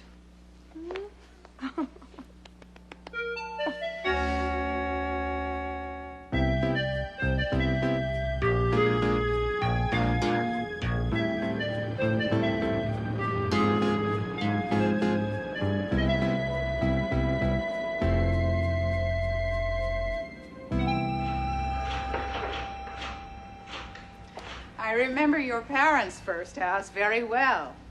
It was on Spring Avenue near the park. I grew up in that house. Yes, and you were such a cute baby. I've seen pictures of him. He had blonde hair. I've been friendly with the Stewart family for a long time, so it's my pleasure to help you find a house now. Well, we're not sure we can afford one. But we'd like to find out about the possibilities. That's a good idea. I love your house on Linden Street.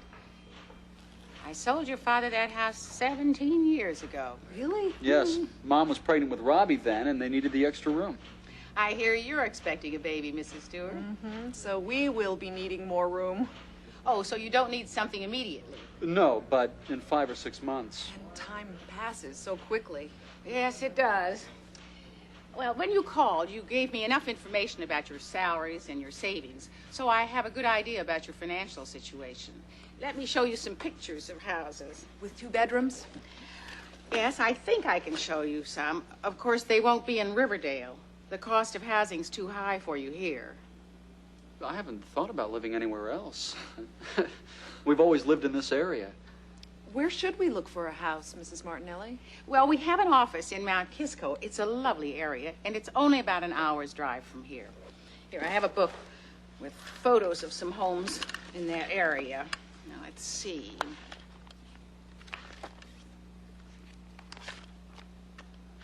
Here, this is a lovely 2-bedroom house in your price range. It's pretty, but I prefer a 2-story home. I do too. I don't care for a ranch type. Okay. Oh, this is a wonderful house. I know it well. I sold it to the present owners. It looks wonderful. This is a 2-bedroom, 2-bath house. It has a full basement, and it is on a half-acre lot. You can probably afford this one. I like this house. So do I. And the price is right. Would you like to go see it? Yes. We're planning to talk to someone at the bank next week. Perhaps we can see the house this weekend. If someone doesn't buy it before then. But let's keep looking, just to get an idea of some other possibilities. This is very helpful, Mrs. Martinelli. Here. This is a wonderful example of a Spanish-style architecture. Oh, I love the roof tiles on a Spanish-style house. It looks like the houses in Hollywood. It's interesting. A house like this in Riverdale costs double the price.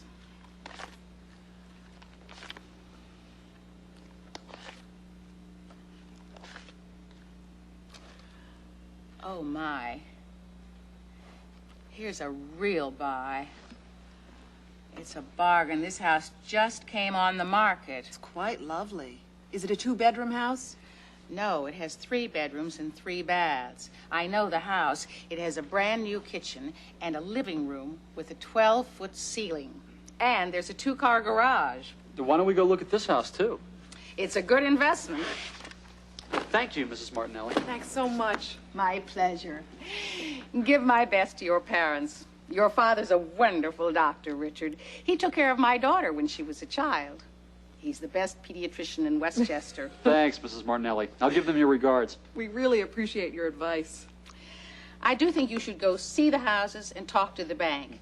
Here, let me give you some information sheets about the houses.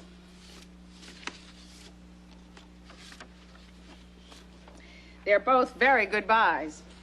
Well, thanks so much for your help and your time, Mrs. Martinelli. We've got a lot to talk about. Thanks.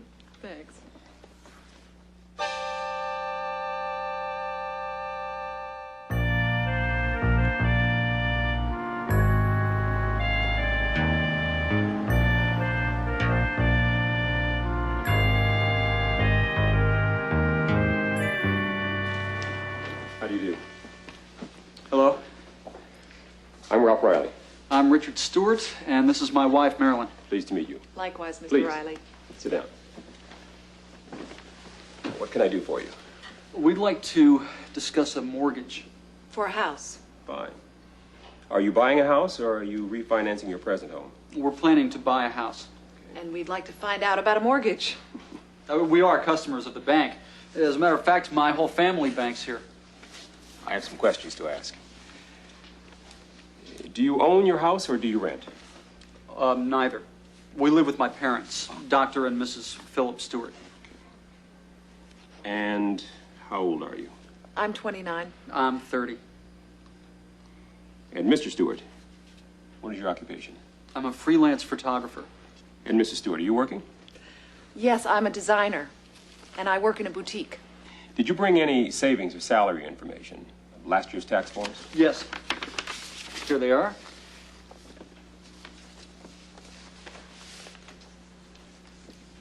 Okay, what kind of house did you have in mind? Well, we're talking about buying a 2-bedroom house in Mount Kisco. Here are the financial details on the house. Thank you.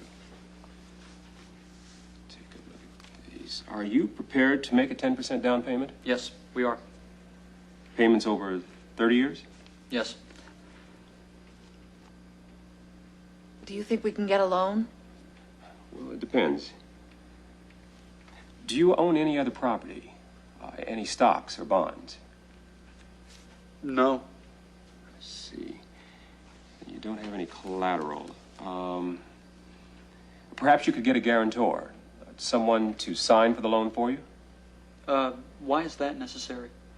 Since you don't have enough income and you don't already own any property, the bank needs to be sure you can pay the mortgage every month. A guarantor is responsible for the loan if you can't make the payments. I see. Well, the idea of buying a house is exciting. Thank you, Mr. Riley. We'll read this over carefully. Thank you. Goodbye. Thanks. Goodbye. And hope to see you soon. I hope so, too. Take care.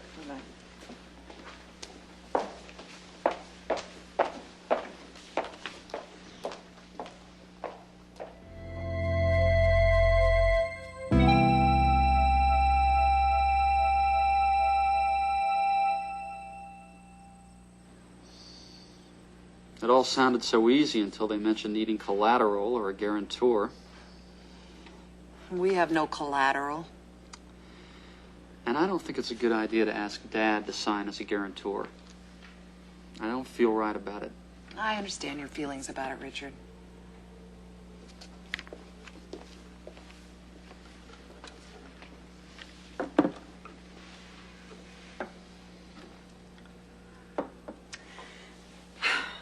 Now tell me, what's the problem? We can get a loan from the bank if we can put up some collateral. And we don't own anything to use as collateral. Or someone can sign with us as a guarantor. Why don't you speak to Dad? No. If we buy a house, I want to be able to handle it alone. Everybody needs help sometimes, Richard.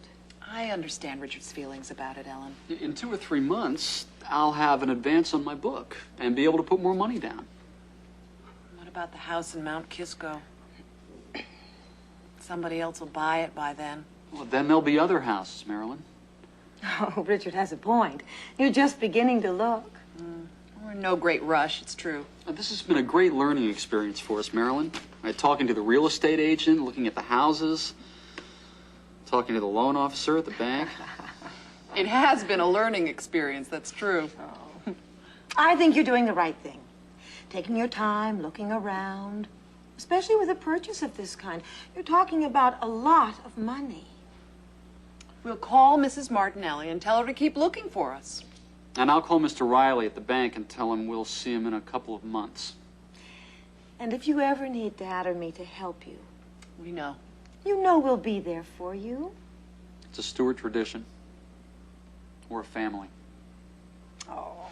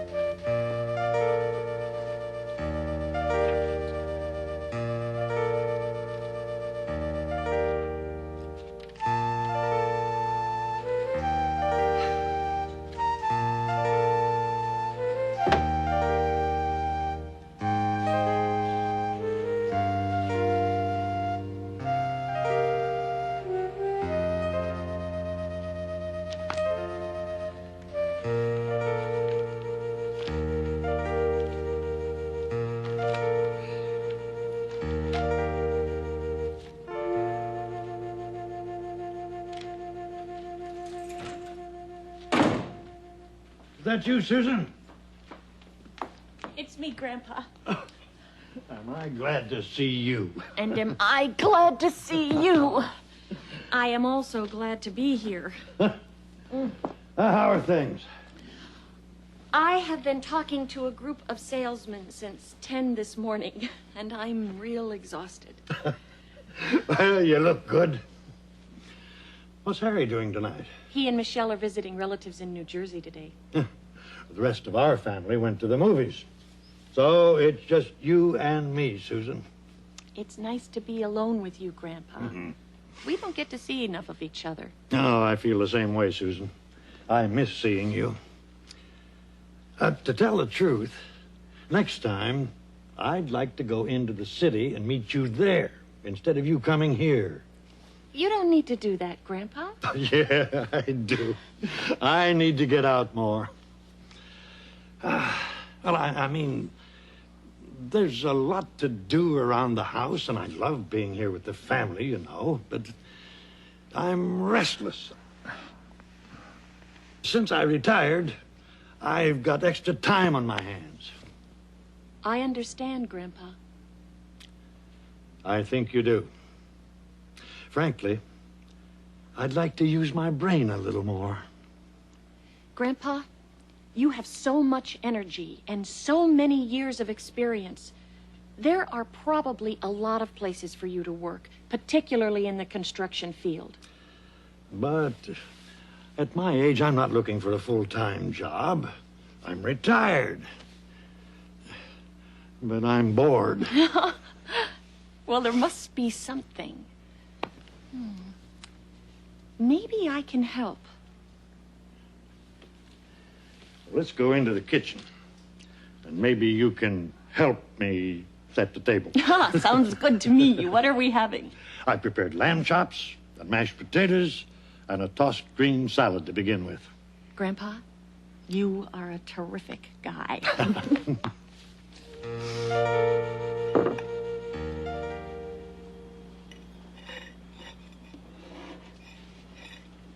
You're still thinking about something to do, aren't you? A job of some kind. That's right. I've been thinking about it for weeks now. There must be some way to put my mind to good use. We'll find a solution. A positive solution to your finding a way to use that wonderful mind of yours.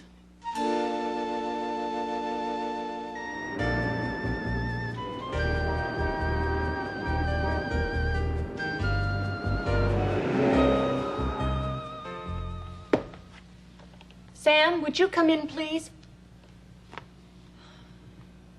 You sound like something's bothering you, Susan. The sketches for the cover of the new doll book? That's not it. Please sit down. Sure.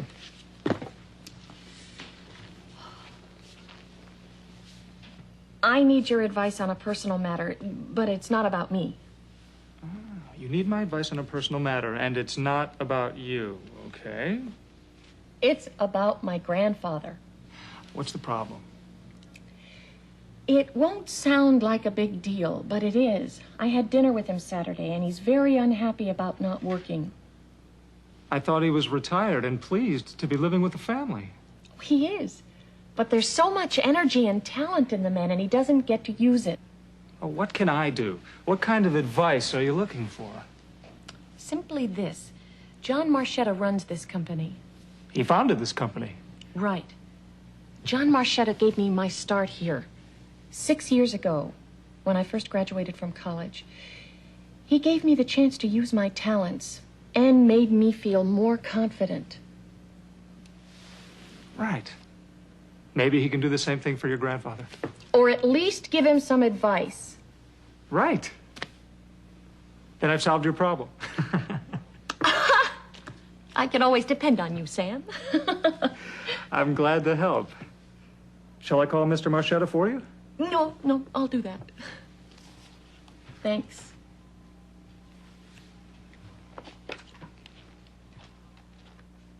Now, how's the Stewart family? Fine, thank you, Mr. Marchetta. Except for my grandfather. What's wrong, Susan? What's wrong with him? He needs to work. In fact, that is the reason why I am here to see you.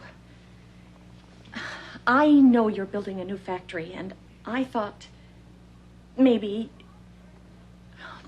My grandfather is so experienced in the construction trade. He could be so valuable. Tell him to come and see me at 10 o'clock tomorrow morning. I have an idea that may solve the problem for him, help a lot of other people. Really, Mr. Marchetta? Can I tell him that? Sure can. 10 o'clock in the morning. Here. Oh, thank you.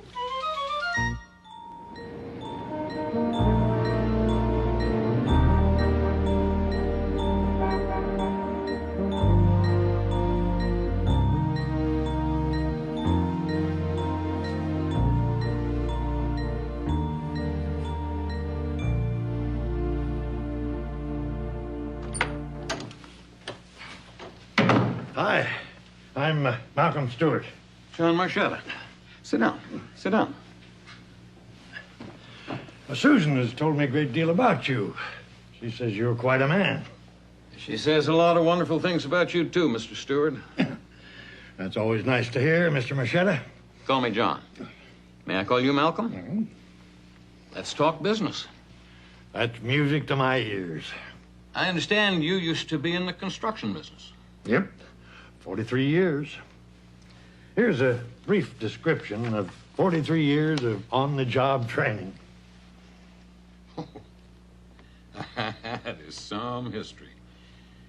You're a valuable asset, Malcolm. Very valuable. Thank you. Yep, 43 years. Half that time in my own construction company. Big jobs, factories, shopping malls, that kind of thing. Then you retired? Yes. After my wife died, and I felt I should spend more time with my children and grandchildren. I lived in Florida, and they lived in New York. I understand. My daughter, Cammie, lives in New York. I like being near her.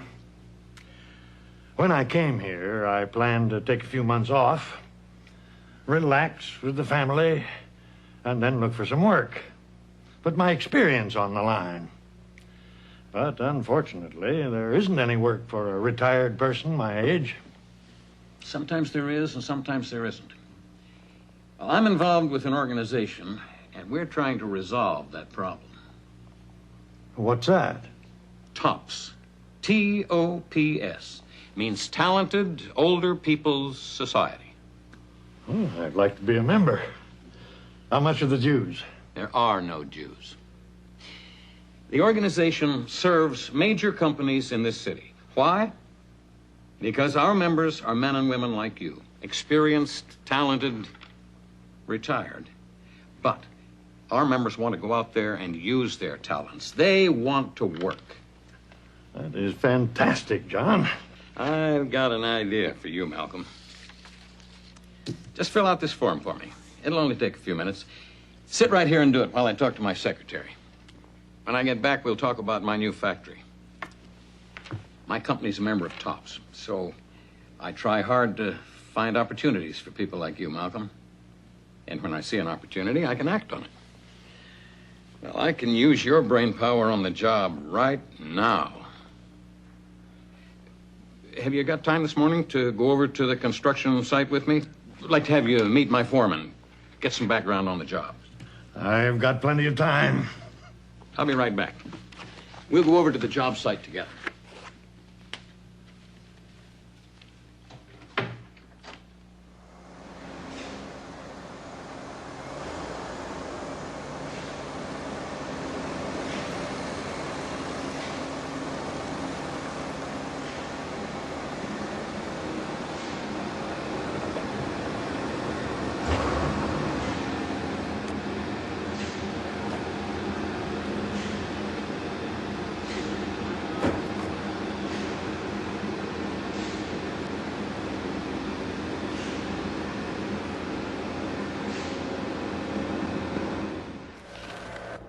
Malcolm, you worked on the spaceport project? My company was a contractor. I built the theater there with my own 2 hands, practically. I understand. Well, I'm glad to see you two guys getting along so well. Because, Danny, Malcolm is on the tops team. He's going to be working with you for a while. His experience will be valuable to both of us. Welcome aboard, Malcolm. I'm going back to my office. Give me a call later, Malcolm. I'll tell you the time and date of the next tops meeting. I'd like you to meet the group. I will, John. And again, thanks. No, thank you. And thanks, Susan. He's quite a man. And a real inspiration for me. Okay, Danny. I know you didn't expect to have me around, but I think I can be of some help to you. Let me tell you something, Malcolm. With your background and experience, I can learn something. And I do need some advice on a difficult problem. Let me show you this. I don't want to give you a final opinion without studying these building plans more carefully. But a simple solution might be to move the air conditioning units instead of redesigning the entire system. It might be simpler and less expensive. You just earned your weight in gold, Malcolm. Welcome aboard. It all happened so quickly. I can't believe it. I'm glad Mr. Marchetto was so helpful. He was more than helpful. He actually took me to meet his foreman. I'm thrilled for you, Grandpa. I don't know how to thank you, Susan. You're a wonderful granddaughter. It's good to see you so happy. I'll be at the construction site tomorrow. What are you doing tomorrow night? I'm not doing anything. Why? How about a date with your grandfather? I owe you a good steak dinner. I'll accept. Tomorrow night, you and me, dinner. What time? I'll pick you up here at 7. Is that okay? I can't wait. And you can tell me all about your first full day back on the job. It's a deal.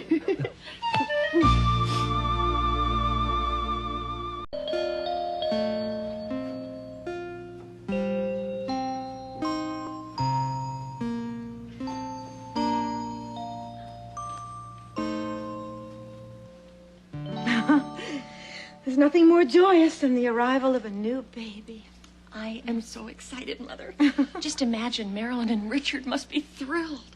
Oh, a new baby. Max. Max. Max. Oh, it's a sweet-sounding name for a sweet little boy.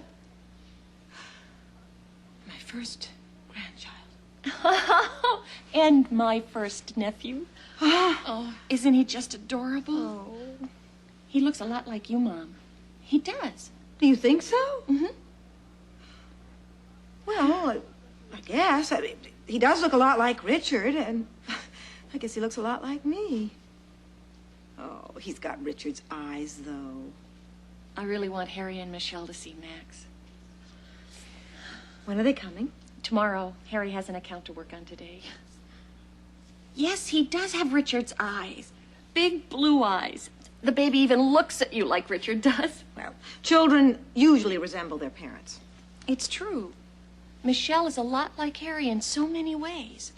And she's shy with new people just like he is. You really like Michelle, don't you? Yes, I'm very fond of her. And Harry, too? Well... It's 4:30. My Marilyn and Richard will be home from the hospital any minute, and we must prepare this room. Where will we put all the presents? Well, let's take everything to the living room. Marilyn and Richard and the baby need the space. It's crowded in here. The welcome sign is up. Welcome home, Max. Isn't it exciting, Grandpa? Your first great-grandchild. Yes, sir. A great-grandchild. A great-grandson. Another generation to carry on the Stewart name. I love you, Grandpa. Oh. You make me feel so proud to be part of our family. And one day you'll have your own family. And I'll be proud to be part of it. Now you understand my feelings, Susan. I'm Grandpa's daughter-in-law, but I feel like a Stewart. He's always made me feel like his own daughter. Well, that's because you're so much like us. Wonderful.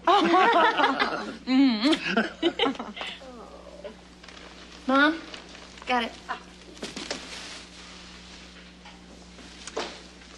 This will make a nice gift for Marilyn and Richard. They can keep a record of all of the important dates and information about Max's life here. Let's see. Name, Max Stewart. Does he have a middle name? No, just Max. I like that. No middle name, no middle initial. Like me. I'm Malcolm Stewart. Just Malcolm Stewart. And Max has your initials, Grandpa. M.S. It must mean something. Weight, 8 pounds, 6 ounces. 8'6"? A big boy. All the Stewart men were big. Well, Robbie was 8 pounds, 2 ounces, and Richard was 8 pounds, 3. And me? 8 pounds, 6. You were big. Just like Max. 8 pounds, 6, just like me. That's nice. Length. Length? Richard says Max is 21 inches long. 21 inches. Is that tall or average or what? Tall. All the Stewart men are tall. Well, Grandpa, you're about 5'9" or 5'10". I wouldn't call that tall. I take after my mother's family. They were average. Mother, Marilyn. Father, Richard. And lots of pages for Richard's photos of Max. Speaking of mother and of father, and speaking of Max, I hear the car. They're here. Oh, quickly. Go.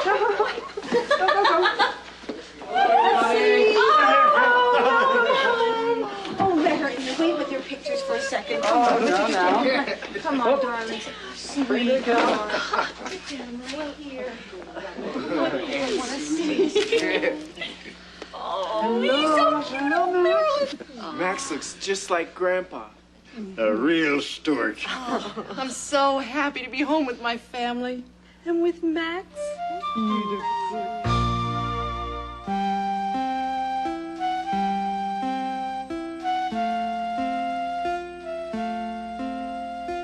I promise you that is exactly what he said. Yes, I've made a list of every person who said it. Think the baby's old enough for it? Whale of a time with it. Oh, Bab. Oh, dear. No, I've lost on my heart. It's almost 10 o'clock. I've got to go. Tomorrow is Monday, and work begins at 8 in the morning for me. Oh, I'm so happy that Max is home. He's the sweetest little thing. I'll drive you to the station, dear. You can catch the 10:20 train to Grand Central Station. I'll drive Susan, dear. Oh, thank you, Philip. Then Grandpa Robbie and I can finish wrapping all these gifts.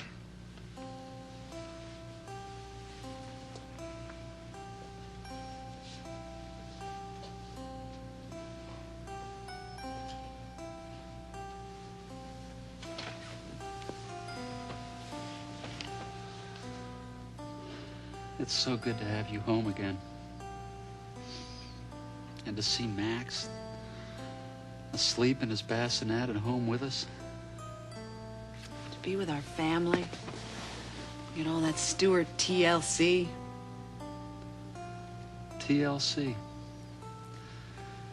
Tender, loving care. That's our motto.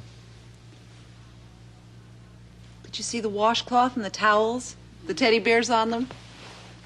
Alexandra and the Molinas sent them for Max. It was so kind of them. Now Max is coming to everyone's life. The house is so alive with him here. The welcome sign over the door, the boxes of presents, the MAX over his bassinet. Robbie put that there. Susan's teddy bear? So cuddly. And a beautiful crib for Mom and Dad. Oh, and Grandpa's baseball glove. You know, it hung over my crib, too. And it hung over Robbie's crib. Part of Grandpa's magic? Oh, that's not all. It hung over Susan's crib. The same baseball glove? That's right. Grandpa hangs it there for good luck. He says it always brought him good luck on the baseball team. He believes it'll bring good luck to all the Stewart babies. And then he takes it back when Max is ready to use it? Yes, and replaces it with a new glove, so the old one will be ready for a new member of the Stewart family. Grandpa really loves his family, doesn't he? So do I. And so do I.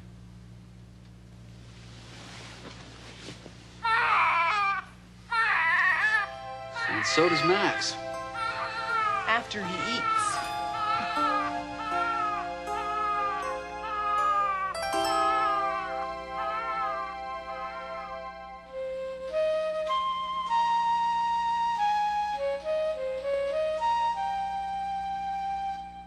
Thanks, Michelle.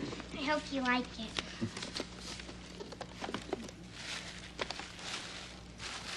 Oh, my God. Isn't this baby outfit adorable? With his name on it, Max. Thanks so much, Harry and Michelle. We really appreciate it. I'm glad you like it. Michelle picked it out. Yes, I told Daddy to pick blue ones. Blue is for boys and pink is for girls. And Max is some boy. He's a real Stewart. Right. That was so thoughtful of you, Michelle. Especially to pick it out in blue. Would you like to see baby Max, Michelle? Could she? Could we? Could I? Take them upstairs, Susan. Harry and Michelle can watch Max sleeping. Let's go. Come on, Michelle, before Max wakes up. Will you please take this upstairs, Susan? Mm-hmm. Thank you. Michelle is very grown up for a 10-year-old, huh? She's smart and sensitive for her age. Growing up without a mother is difficult. You mature quickly. Susan's like a mother to Michelle. They have a good relationship. Do you think Susan and Harry will get married? You can count on it. I think so. Yes, they get along so well. I like him. He's good for Susan. He's a little quiet. It's hard to do anything but listen in this family. How can anybody get a word in around here? You're right, Ellen.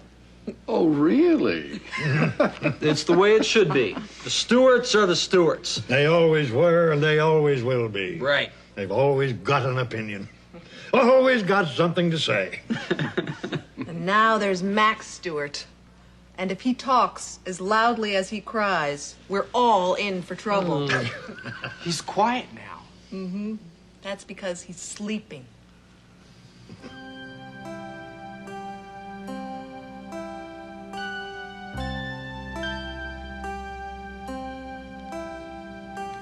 He's really cute.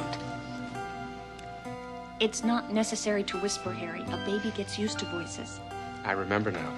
We always whispered when Michelle was born. And I didn't sleep well. Daddy told me. I never slept. And when I did, I woke up when I heard someone speak. I bet you were cute. She sure was. Not as cute as Max. He's like a little doll.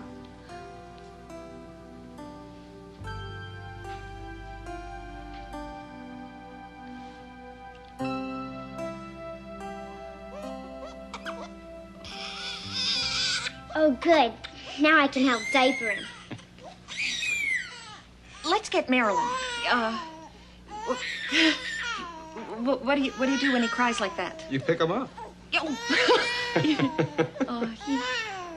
He's so little. So new. Let's call Marilyn. Time for a feeding. And time for a diapering.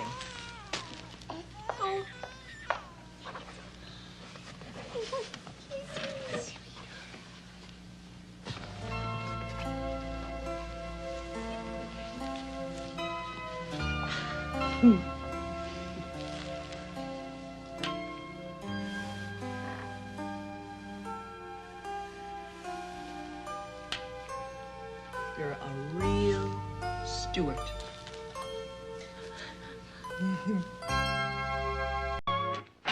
You like living in New York, don't you? Oh, I love it. It's so convenient. I can take the bus to work, or the subway, or a taxi, and there's so much to do. Lots of movie houses and the theater. I know what you mean. I'd like to live in the city, but living in New Jersey in the suburbs is better for Michelle. Trees, grass.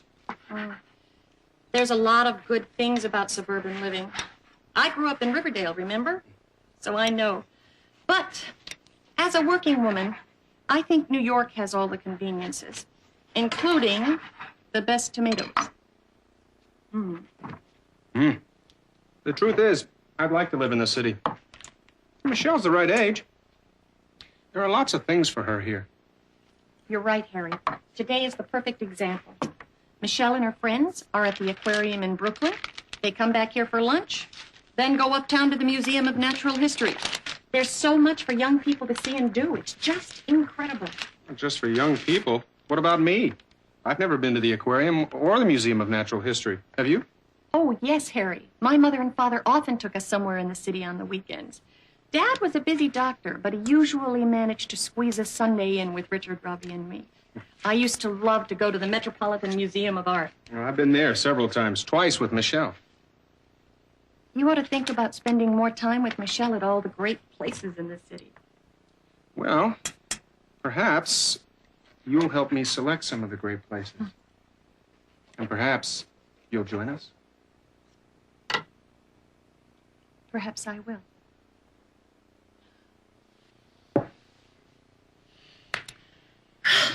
Well, there we are.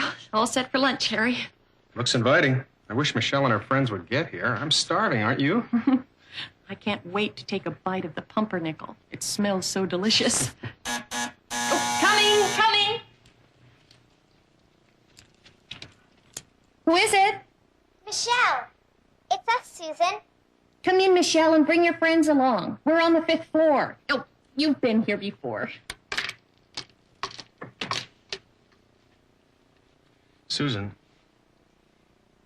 I really appreciate you doing this for Michelle and her friends. Oh, please, Harry, it's nothing.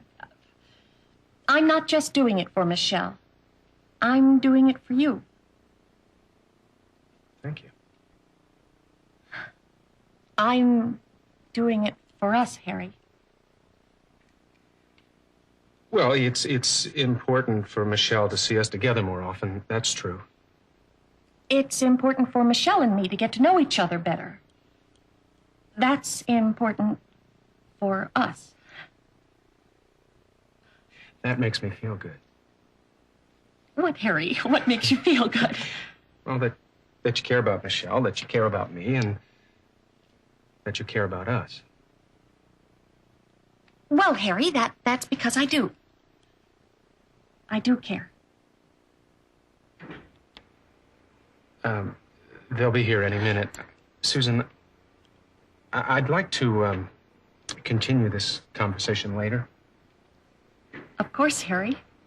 We'll finish the conversation when they go to the museum. I'd like that. So would I.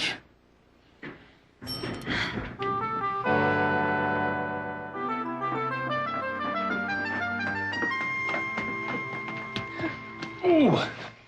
Oh, Daddy, we had such a good time at the aquarium. I saw a real shark. I could almost touch it. Oh, I'm so glad. Hi. Michelle, why don't you introduce everybody to Susan? Hi, Susan. Hi. I'd like you to meet Audrey and her mother, Mrs. Cooper. Hello, Audrey. Nice to meet you, Mrs. Cooper. I'm Susan Stewart. And this is Shirley and Nicole. Hi, girls. Come on in. Come on in, Mrs. Cooper. Come on in, everybody. The aquarium was so exciting. I had never been there before. The girls learned a great deal. Frankly, so did I. Well, please sit down and tell us all about it during lunch. We've prepared some tuna fish and cheese sandwiches for lunch. I love tuna fish, don't you, Audrey? I remember when I used to be a Girl Scout. My mother would take us everywhere, too. Susan, I understand you're in the toy business. Yes, I am. My company manufactures toys and games for children. Susan's vice president in charge of new toys and games. And the marketing of new toys and games. Can we test a new game for you, Susan? That's an excellent idea, Michelle. I happen to have a game which I brought home to study. Let us try it. Don't you want to play? Nicole, Shirley, Audrey? We tested it last week on 12 to 15-year-olds, and they found it to be too easy.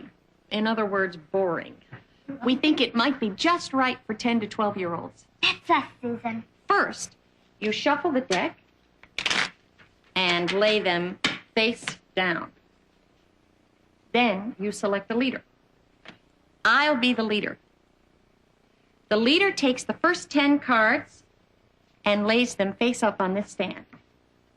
H, T, E, R, C, Z, E, P, E, S. Everyone gets a turn going counterclockwise, left to right. You have 30 seconds to make a word using as many letters as possible. You get 1 point for each letter, plus the person with the longest word gets 10 extra points. The first one to get 100 points wins. That's easy. Okay, let's go around the table. You first, Audrey.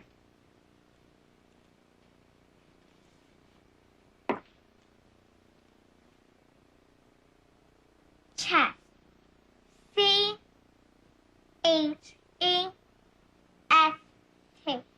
Good. That's 5 points. Next, Nicole.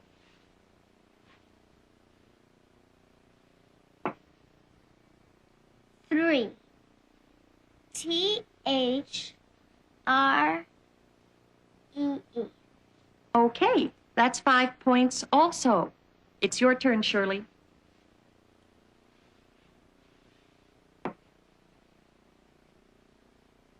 Creep. C-R-E-E-P.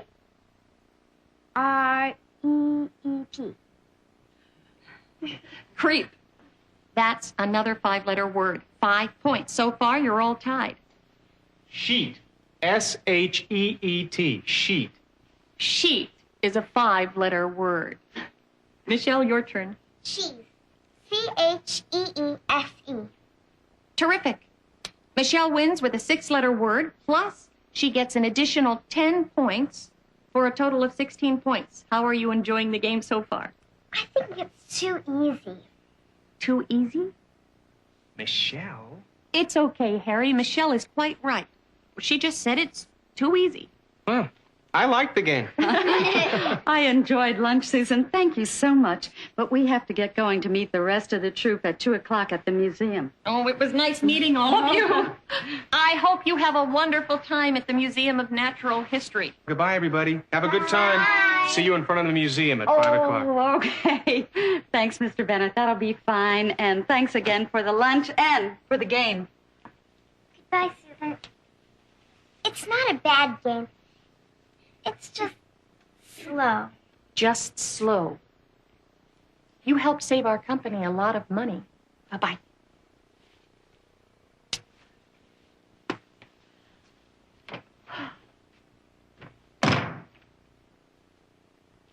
You are wonderful with kids.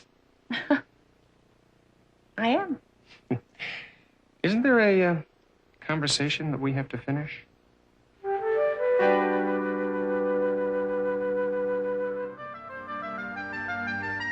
There's a conversation we have to finish. What was it about? It was about caring. Oh. Yes, caring. I said that it makes me feel good that you care about Michelle. Well, I do care about Michelle. And it makes me feel good that you care about me. You know I do. You're a wonderful friend. And it makes me feel good that you care about us. Oh. Well, I do, Harry. It's only natural that if I care about Michelle and I care about you, then I care about us. It's okay, Susan. We had this part of the conversation before Michelle and her friends arrived. Now comes the good part. Like what? Well, assume that if you care about Michelle and you care about me and you care about us, that we can talk about us. I mean, you and me. Isn't that right? What are you trying to say, Harry? What I'm trying to say, since this is so easy, here are 10 letters that express my feelings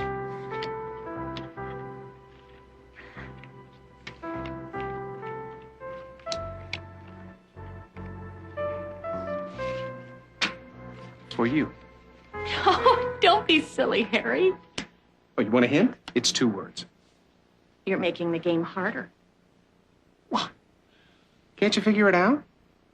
7 letters, 2 words that express the feelings that I feel for you in my heart. Harry, I get it.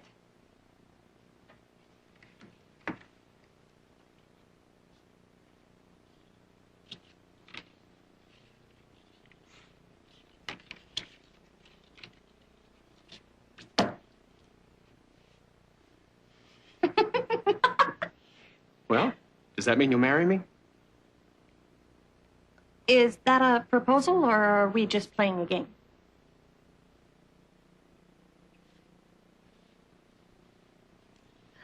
Sit down, Susan. There's something I have to ask you.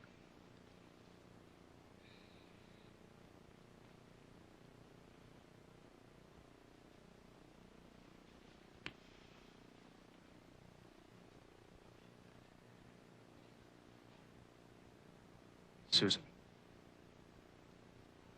will you marry me? It's such an important decision. There's so many things to talk about. There are 3 things that have to be done first, Harry. 3 things? First, we have to decide where to live. Well, that's easy. We talked about that earlier. We'll live in New York. All right. Second, we have to talk to Michelle together about being married. We'll do that immediately. What's the 3rd thing? You have to ask for my father's permission. Absolutely. But first things first, we have to go pick up Michelle. Oh, I'm so happy, Harry. Not as happy as I am.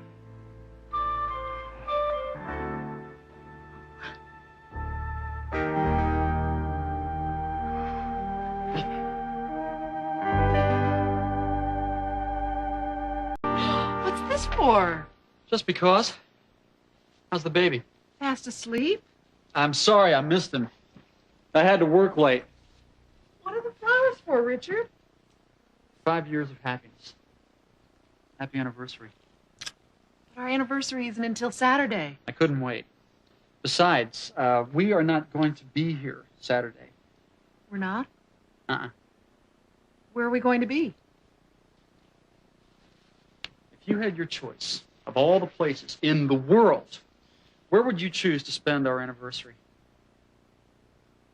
The Watermill Inn. I loved that place when we went on our honeymoon. Perfect. You picked the right place. I don't understand. You and I, Mrs. Stewart, are going to spend a second honeymoon at the Watermill Inn. Oh, Richard, that's wonderful. But No buts. what about the baby? Aren't we taking the baby on our honeymoon? Absolutely not. The world's greatest grandmother, Mrs. Ellen Stewart, has agreed to take care of him for the weekend. Richard, Isn't that too much to ask of your mother? Too much? She loves taking care of Max. But I'll miss him. Well, we'll phone every hour and you can listen to him over the phone. Come on, Mare, it's time you and I had a romantic weekend alone together. We've earned it. What do you say? Does sound tempting. You're right. We've earned it. Great. I'll make a reservation right now. Remember that wonderful little balcony where we had our meals? With a view of the Hudson River? Oh, could I forget?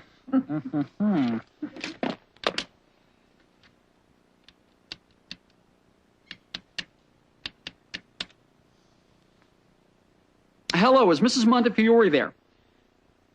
Ah, she's out. Yes, this is Richard Stewart. My wife and I spent our honeymoon at the inn. No, we didn't leave anything in the room. It was 5 years ago. We'd like to make a reservation for this weekend. Yes, a double room, please. What? Are you sure? But Okay. Nothing available. Oh, wait! Don't hang up.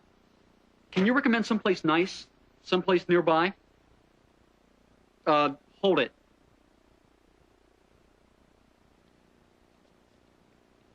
Old Country Inn? Right. And the phone number? 555-2420. Thank you. He says there's another inn just a half a mile down the road from the watermill. It won't be the same, but, what do you say? Well... My mom is available to babysit this weekend. Well, okay. See if they have a room. Right.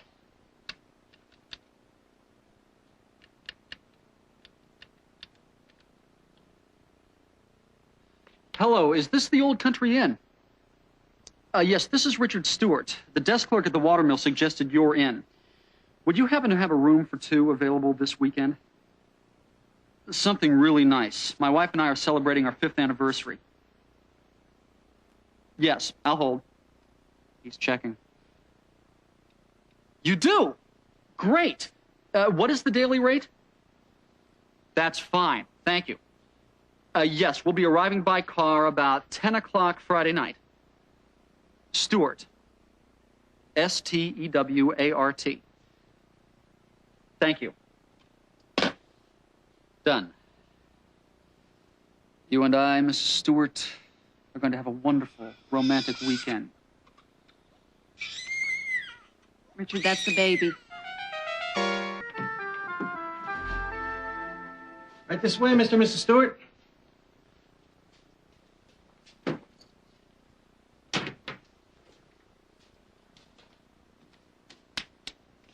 Well, it's small, but clean. Clean? You call this clean? Have a nice day. Thank you. I don't believe this.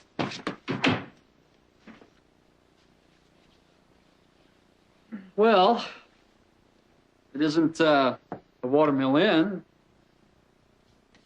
but let's get a look at the view.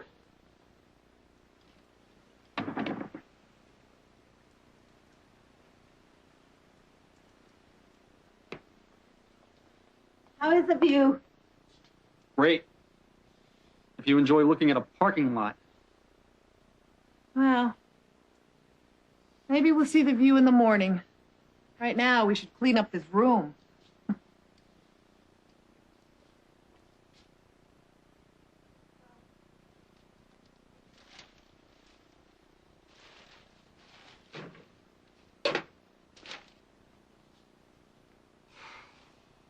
Sorry, Marilyn.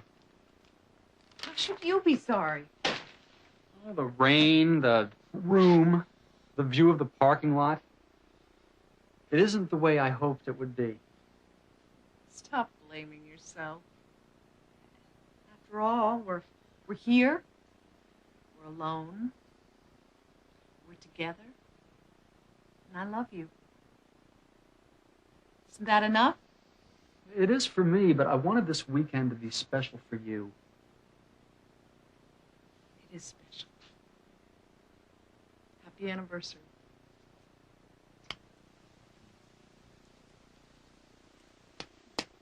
It's still raining. I want to play tennis. I want some breakfast. Let's call room service, or order a nice breakfast, and then we'll figure out what to do today. Right. Would you get me room service, please? I beg your pardon? Oh, I see. They don't have room service at Old Country Inn. Well, let's go down to the coffee shop. They don't have a coffee shop. We can get our meals at Mrs. Montefiore's down the road. That's okay, honey. I love walking in the rain. Oh, you're being a really good sport about this, Marilyn, but I think we should face the truth. What's that? This is not the way to spend our 5th anniversary. Well, what do you want to do?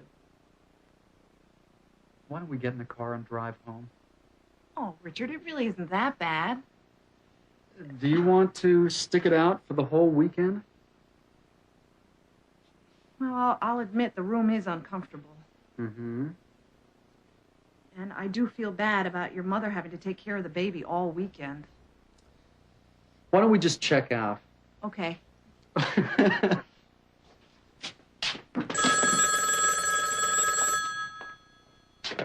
Hello? Yes? Yes, this is she? Oh, hello. How nice of you to remember us. Yes, my husband did call. You do? Really?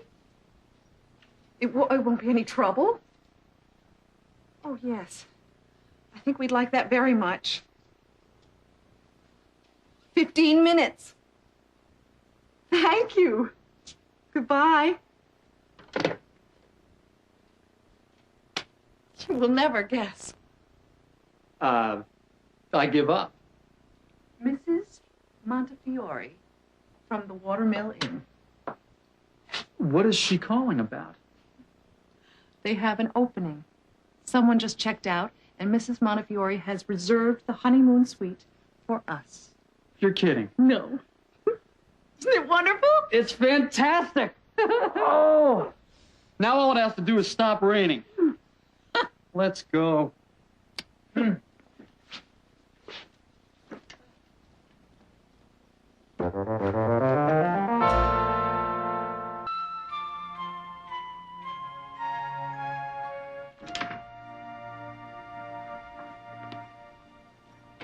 Welcome to the Watermill Inn. Oh, Richard, it's exactly as it was when we were married. And when I got married. Even the old patchwork quilt is the same. My great-grandmother made that quilt when Teddy Roosevelt was president. In those days when they made quilts, they cut patches from the old clothing of every member in the family so that each one would be a part of it. What a lovely tradition. Thank you for calling us. I remember you and your wife from the first time you stayed with us. We were very young. And very much in love. We have a baby now. How wonderful. A boy or a girl? A boy. Max. Do you have a picture? Would a professional photographer be without a picture? Oh, he's adorable. And very bright. Like his father. A real Stuart. And very good looking, like his mother. Well, it's nice to have you with us again. Next time, bring the baby. You see, Richard, Max is welcome here. Not on our anniversary. This vacation is for you and me. If there's anything you need, please call me. I'll be in the front office all day. Oh, I took the liberty of ordering some breakfast for you. Just put it over there, Charles.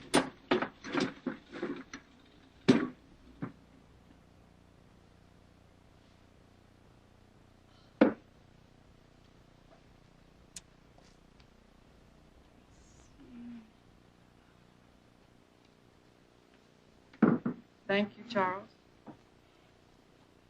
Compliments of the Watermill Inn. Thank you. Thank you so much. Now, this is my idea of a good time. Let's see. Hot cakes and maple syrup with scrambled eggs. Smell that coffee. Cinnamon and cloves. Homemade buttermilk biscuits. Slices of orange with burnt honey. Let's eat. First, I want to call home and check on your mother and the baby. Honey, if there were any problems, she would call us. She doesn't know we've changed hotels. You're right, of course.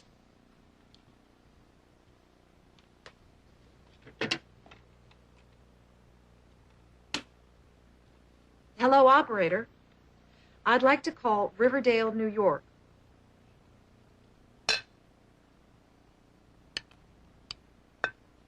This food is heavenly, isn't it? This whole place is heavenly.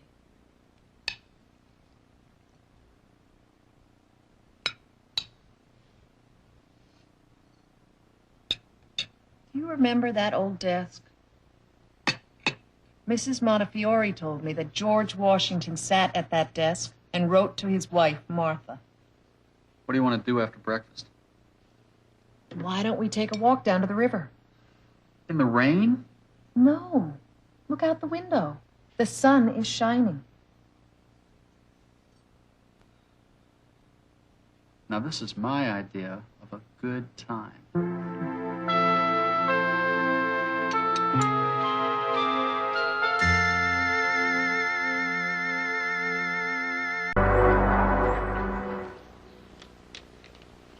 The mailman just dropped some mail in our box, Grandpa. Oh, probably a lot of advertising and bills.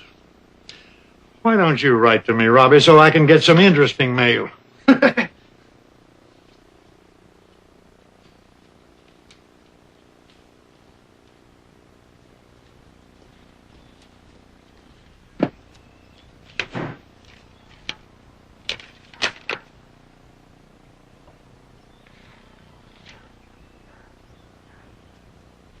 You were right, Grandpa. Advertising, bills, advertising. It's just like I said, Robbie. Nothing interesting. You won't believe it, Grandpa. But there's a letter here addressed to you. Mr. Malcolm Stewart, and it looks like a personal letter. That must be a bill.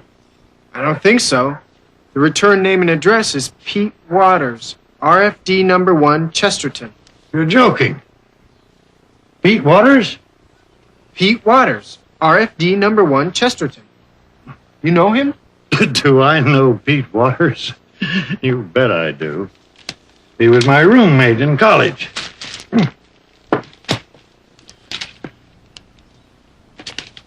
He visited with Grandma and me in Florida about 5 years ago.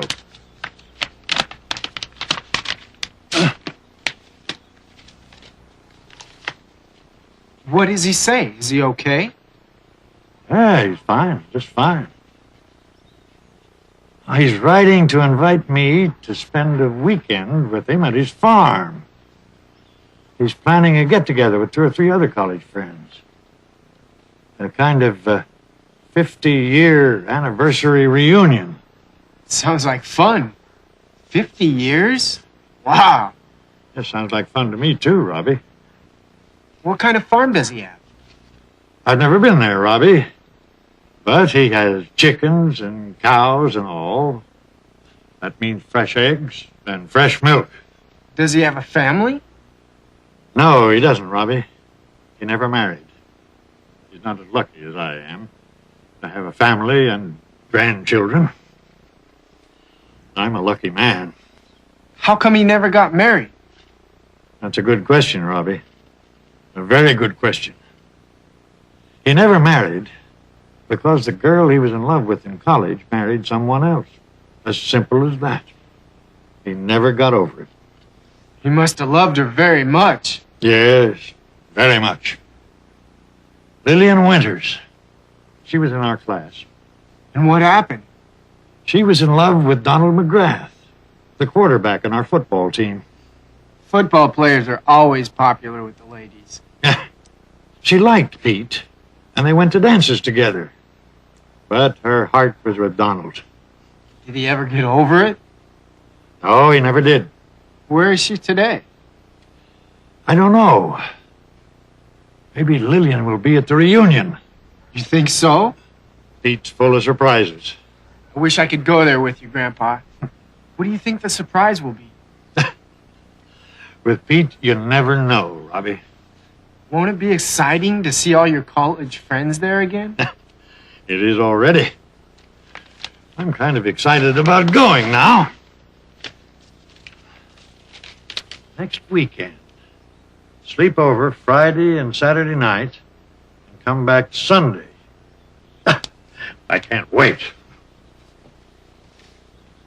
Don't you think you ought to call Pete and tell him you're coming? You're reading my mind, Robbie.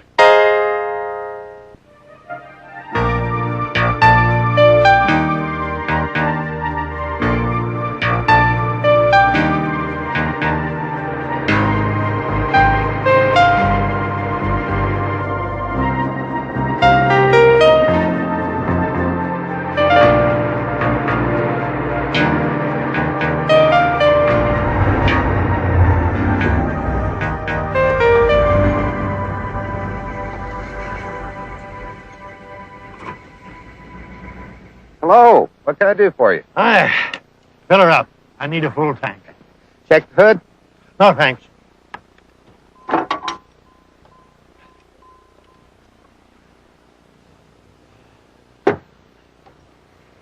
Whereabouts you headed? Pete Waters' farm. Ah. Near Chesterton. I know it well. Huh? Well, Pete Waters lived around here almost as long as I have. How long is it going to take for me to get there?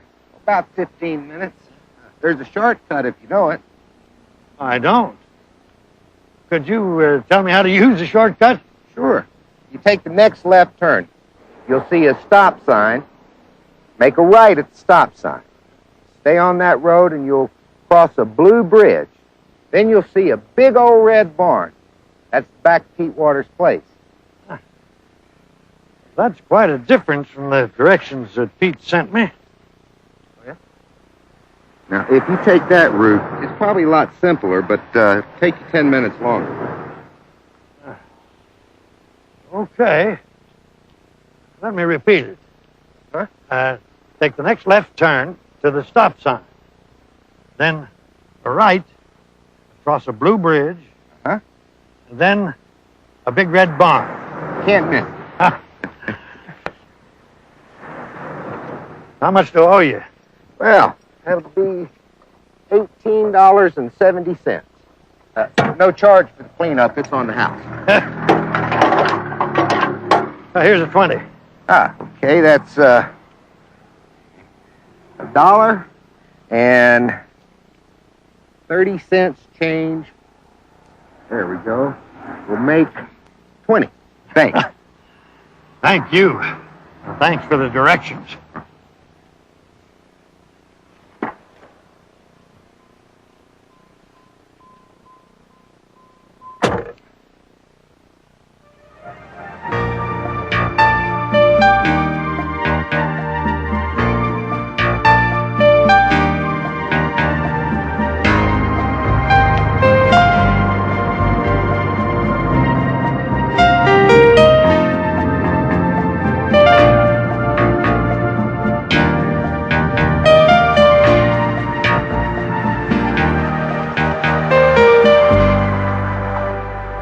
Must be Pete's barn. Turn right to the house.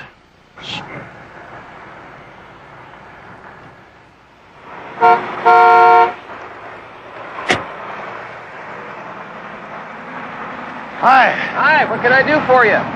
Is this the Pete Waters farm? It is? I'm a friend of Pete's. I'm looking for the house. It's just over yonder. Keep along this road till you get to the end of the fence. You'll see the chicken house. His house is on the left. Oh, thanks.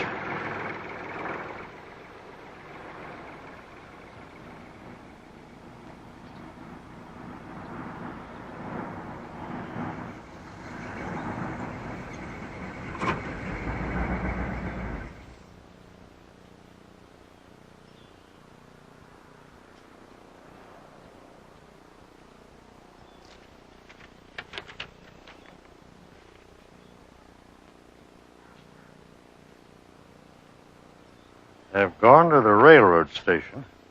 Back soon with a surprise. Make yourself at home. Have a look around. Pete. Same old Pete Waters. Always full of surprises.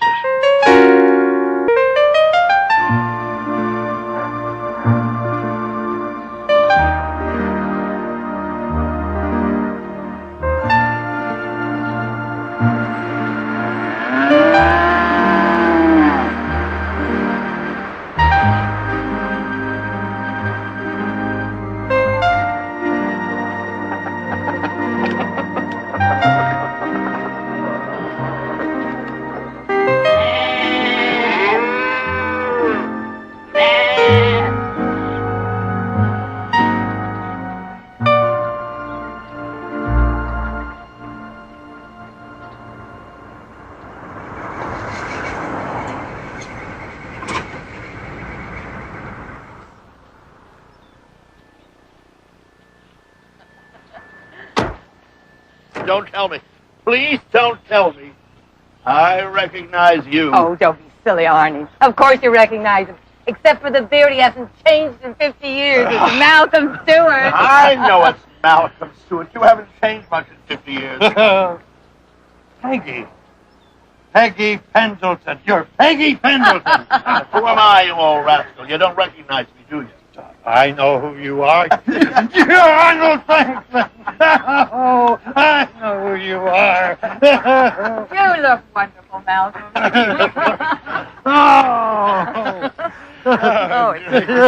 Sit down, sit down. Pete isn't home. Really?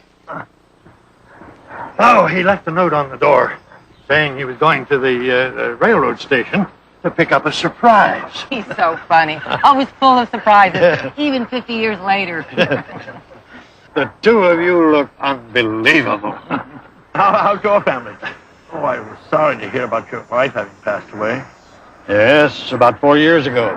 And you're living with your children now in New York? Pete wrote us and told us. Yep. Retired and moved to New York to live with my son and his family. By the way, what do you think this big surprise is? Could be most anything, knowing Pete. Hey, that must be Pete. Now we'll find out about the surprise.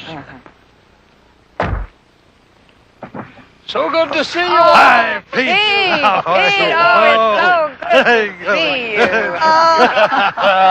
you. Remember Lillian? I remember all of you. You haven't changed the bed. Really? Oh, my gosh. We were together in the Thursday Night Drama Society. Never me, Malcolm. Oh, beautiful as ever, Lillian. How's Donald? That's okay, Malcolm. Donald passed away a couple of years ago. Oh, I'm so sorry. I would not have missed this get-together for the world. And your little surprise, Pete. You really surprised me by having us all come together. You don't know what the surprise is yet? Come on! We'll tell you the big surprise. I've invited you here for the weekend to help celebrate. Celebrate? Our 50th reunion. No! No, Pete wants to tell Now you. let me have the honor, Lillian. For goodness sake, Pete, tell us. I can't wait much longer. Well, I am pouring this iced tea so that we can toast Lillian and me. You don't mean to tell me that you... Yes, I do. I have loved Lillian all these years, so I asked her to be Mrs. Pete Waters. And I said yes. Oh, I knew it. Congratulations. Oh, Lillian, I am so happy for you both. It's wonderful. It's wonderful for me. Lillian will make me a happy man, finally. You are full of surprises, Pete. We are going to spend the entire weekend having a good time together here on the farm. We are going to celebrate all weekend. When is the wedding? That's another surprise. Lily and I were married 2 weeks ago in Detroit. She's come here to stay. Wait till I tell my family about this. Why, that's wonderful.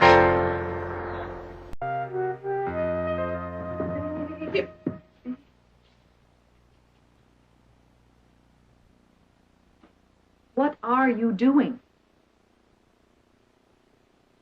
I think I've got them. You think you've got what? Performing arts. Performing arts centers. I think I've got them all, but I'm not sure.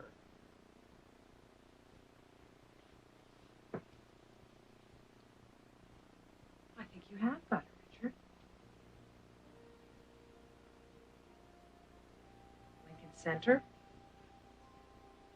Home of the Metropolitan Opera. The New York City Ballet. The New York Philharmonic. Schubert Alley, center of the theater on Broadway. And Carnegie Hall. And the Kennedy Center for the Performing Arts in Washington. And the Music Center in Los Angeles.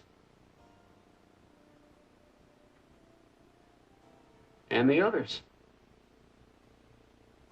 I do have it all.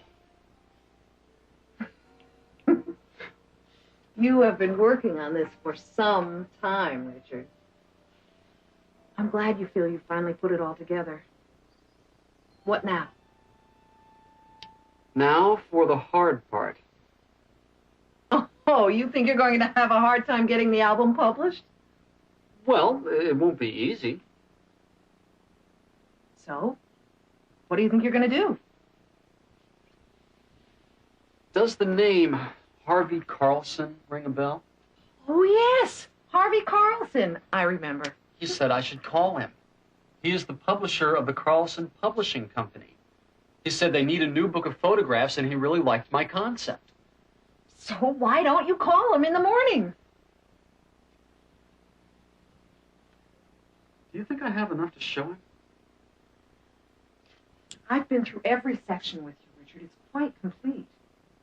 And now that you're satisfied with the performing arts section, I think you should show it to Mr. Carlson.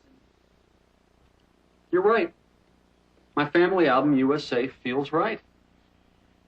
I'll call in the morning and set up an appointment to see him. He's going to love your work. Come on, let's get some sleep.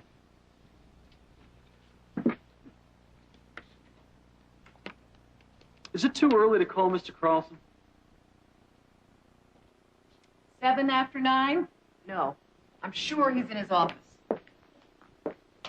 Number is 555-7532. 555-7532. Hello, Mr. Carlson, please. Mr. Carlson is busy at the moment. May I help you? I'd like to make an appointment with him. And your name is? My name is Richard Stewart. He told me to call him about my project, Family Album USA. One moment, please. What's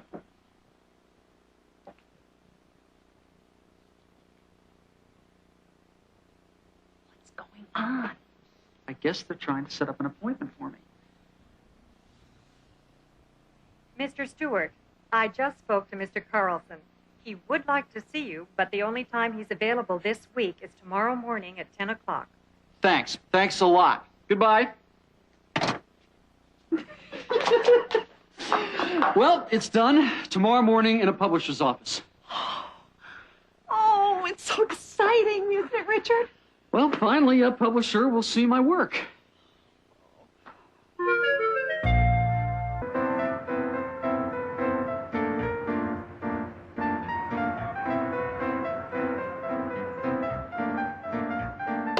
Good morning. Good morning. My name is Richard Stewart. I'm here to see Mr. Carlson. Please sit down, Mr. Stewart. Mr. Carlson will be with you shortly. Thank you. Excuse me, Mr. Carlson, but Richard Stewart is here for his 10 o'clock appointment with you. Okay, thank you. Like I said, he'll be with you shortly. Thank you.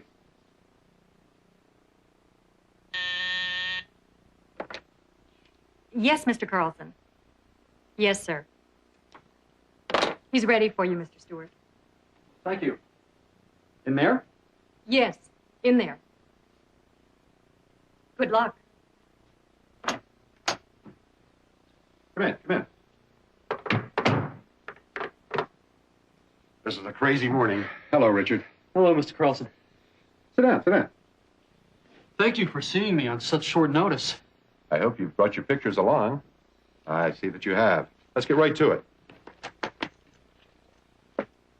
We need a new coffee table book. And a book of photos about the United States still feels right. Okay, let's take a look.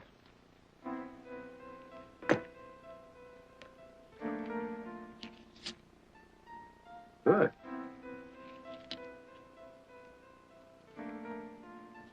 Very good.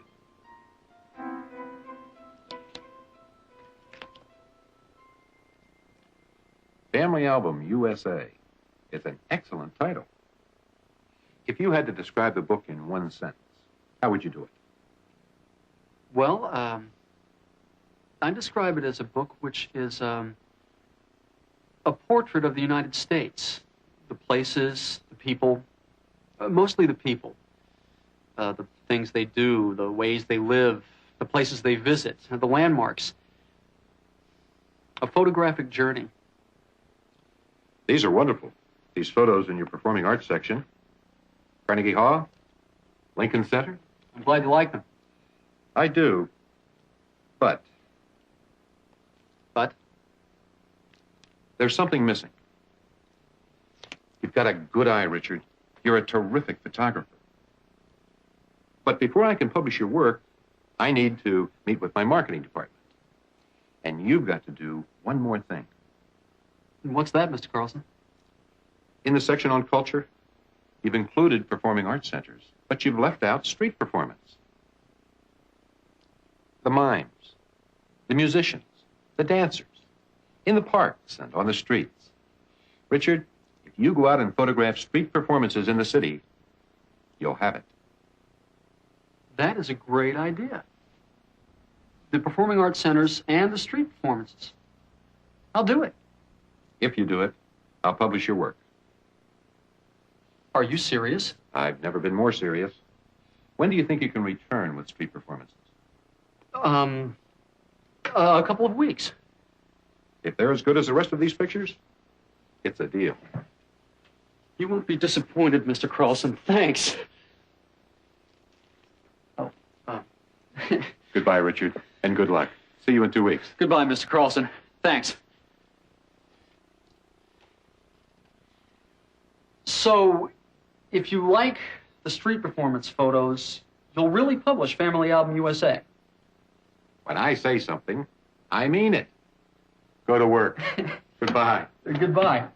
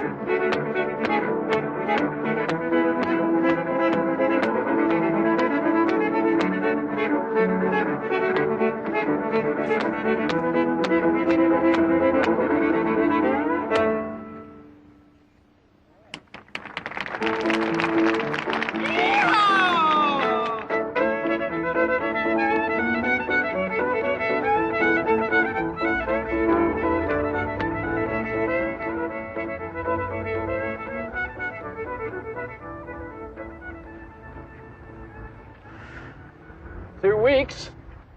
I said I could do it in 2 weeks, and I did it. The pictures you've taken are fabulous, Richard. Mr. Carlson will love them. Monday morning. I'm going to show him the photos on Monday morning. I can't wait. I'm very proud of you. You really did a beautiful job. I know he will love the new photographs for your book. Yeah. I really did do a good job, didn't I? Hey, you know, there's still some film left on this roll, and there's one person I haven't photographed in a long time. Who? You. Richard, I haven't brushed my... You look great! It's not fair, Richard. I'm not even ready.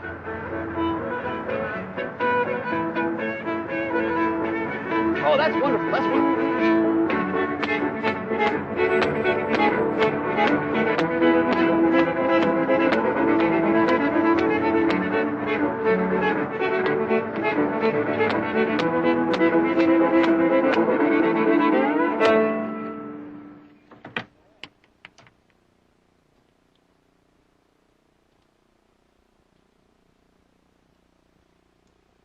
Wonderful. Thanks. Fabulous. Thanks. Terrific. Thanks. They get better and better. Thanks a lot. This is sensational. Yeah, thanks. What a job. Good work, Richard. I'm so glad you like them so much. Like them. They represent your best work. Really? Absolutely. Well, what do you think? Do I have my book? You do. You do. There's a book here.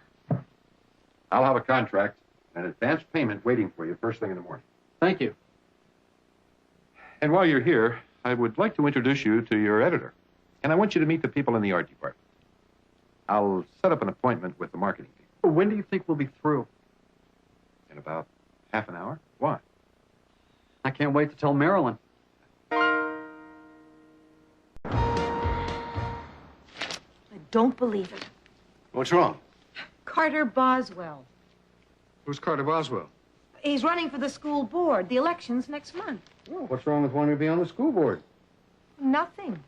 But he wants to cut the school budget. Maybe it needs cutting. Cutting the budget is fine, but he wants to do it by cutting all the cultural programs. No music, no dance, no concert, no stage presentations. Why does he want to do that? He says it's to save the taxpayers money. And I think he believes that the taxpayers will vote for him if he spends less on the cultural programs. He's probably right. Lots of people want their taxes used for new books and new paint job in the schoolrooms. Maybe some of us would like to pay a little bit more and keep the cultural programs for our kids. Well, I'm not sure, Ellen. I hear it from my patients. Lots of people are tired of higher taxes. I know. But if Boswell wins, he'll be an important decision maker on the school board. And he doesn't know anything about our children's education. Who's running against him? Nobody. That's the problem. Well, it sounds to me like Carter Boswell is going to win the seat on the board. Oh, not if I can stop him. And how are you going to stop him? I don't know. Maybe I'll run against him. Well, you've got my vote. I'm serious, Philip. Why shouldn't I run? Why shouldn't you run for what, Mom? Your mother is thinking of running for the school board. Hey, that's terrific, Mom. Against Carter Boswell? Great. Well, if I run for office, the voters will have a clear choice. I stand for everything Boswell doesn't. I think a lot of people will vote for you against Boswell, Ellen. I'll vote for you. Will you help me if I do run? Absolutely. The trouble is, it takes a little bit of money to run a campaign. I think you can make a difference, Ellen. And in a short campaign, you wouldn't need as much money. You know something, Ellen? Why not give the people of Riverdale a clear choice? I'm with you. You can make a difference.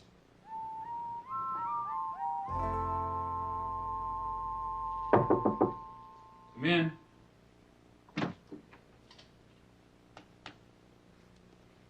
Mr. Maxwell. Yes. Charles Maxwell. My name is Ellen Stewart. Hello. Please, sit down. You asked to see me. What would you like to see me about? I'd like your help. I'm editor of the most influential newspaper in Riverdale. Actually, it's the only newspaper. A lot of people would like my help. Do you have a story? I'm planning to run for the school board. Against Carter Boswell? Yes. Well, that is news. Will you announce that I'm running? Sure. But I need some information. Of course. Why will the voters vote for you against Boswell, Mrs. Stewart? Because I care. Vote for Ellen Stewart. She cares. Not a bad slogan. But what do you care about? Well, I care about the children of our town. I don't want them to grow up without cultural programs in our school. Do you have a plan? I want our children to learn more than reading, writing, and arithmetic. I want to keep the after-school programs, the music, the concerts. It's not a bad plan. But who's going to pay for all of this? We are. The citizens of Riverdale, of course. I plan to get help from the businessmen and the corporations of Riverdale. That's fair enough. Exactly what do you want from me, Mrs. Stewart? You don't know me. I can't expect you to take my side against Boswell. But I do need some publicity so that the people of our town know that I'm running for office and that I care about our children. Fair enough. I certainly can print the news, and you are now making news.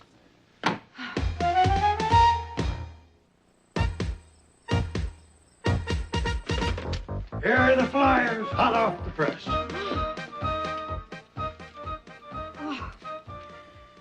Looks good. Simple. Right over here, Grandpa. You fold the flyers. Richard and I will put them into the envelopes. We finished addressing over 300 envelopes. Need another box? Good work, gang. Hi, this is Mike Johnson. Can I speak with Mr. and Mrs. Anderson? Mr. Nelson? Thanks. Hi, this is Robbie Stewart. Did you know my mother is running for the school board? Yes, Miss Kim. Ellen Stewart. She cares. Oh, see you at the polls. Certainly. I'll give him your best wishes, Mr. Nelson. Hi, this is Mike Johnson. Can I speak with Mr. and Mrs. Burns? Thank you. We have done so much in such a short amount of time. I can't believe it. Wait till Philip comes home and sees our progress. Everyone saw the story in the Riverdale newspaper. Mr. Maxwell was very kind to print my announcement. It helps enormously. Everybody in Riverdale reads his paper. Your photo in it helped, too. Thanks to you, Richard. It's a good picture. Well, hi all. Hello, darling. Yeah, may I help? Licking envelopes. I fold the flyers. We stuff them. And I lick the envelopes. Hey, everybody. Mrs. Greenberg is on the phone. She says Carter Boswell is on the TV right now, doing a commercial. Oh, what channel? 5. 5? And if you ask what I care about, I'll tell you. I care about the school buildings in need of paint. I care about more lockers for the teachers. I care about new fixtures in the hallways. Not music or dancing or entertainment. I care about the practical things. If you do, vote for me, Carter Boswell. A lot of people will agree with him. I told you. Too bad kids can't vote. It's our school, but we can't vote. There are people in favor of the cultural programs, Mom. There are, Ellen. Don't be upset by Boswell's commercial. You have to go on television, too. Oh, Boswell's a powerful speaker. Well, you can be, too. Your ideas are good ones. I don't know. I'm not sure I'm up to it. My slogan is, I care. I care about people, not things.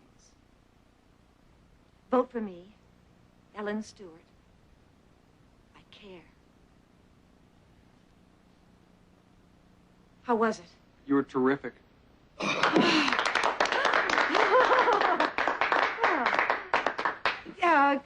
Can I see it? Sure.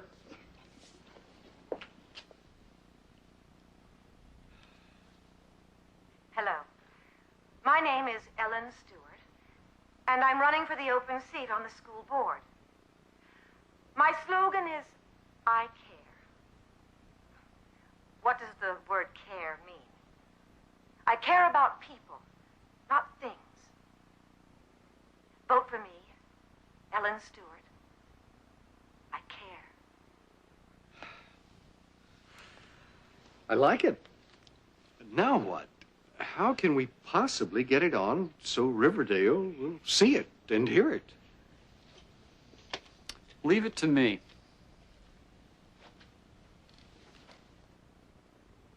I mean that when I say I care. I care about people, not things. Vote for me, Ellen Stewart. I care. What happened? Mom is now on television. In every appliance store in Riverdale. Except Hamlin's. He's a Boswell voter. Well, that's a brilliant idea, Richard. You inherited your father's brain. We got our brains from you, Dad. And guess what? I called Channel 5. Their TV news is going to cover it. Housewife campaigns in appliance stores. And I'll bet some magazine will pick up the story, too. Mom, you're gonna win. I know it. Hold it, Robbie. Just cool down. I know we're getting some attention now, but in the end, the voters will have to decide. You're gonna win. Trust me. In the hotly contested race for the one seat on the Riverdale School Board, Mrs. Ellen Stewart has taken an early lead. She's Now, winning. turning to other local Mom, you're news, winning. Riverdale High School. It's too soon to know for certain. Well, you're ahead. That's better than being behind. It's not over yet. Let's just all calm down and wait for the final results. Ellen, why don't you go out to the backyard and get some fresh air? Thank you, Grandpa. I need some. Oh.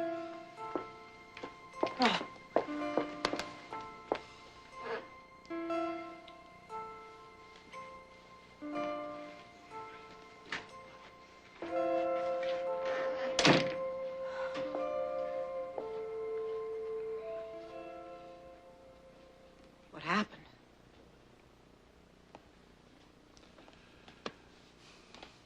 You came very close, Ellen. You lost by only 121 votes.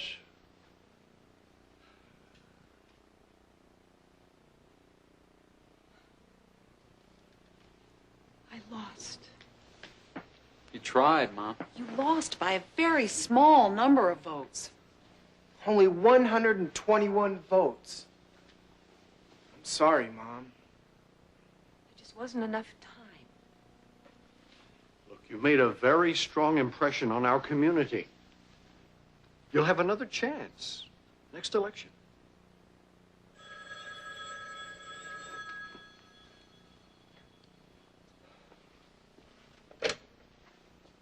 Hello. Oh, yes, Mr. Maxwell.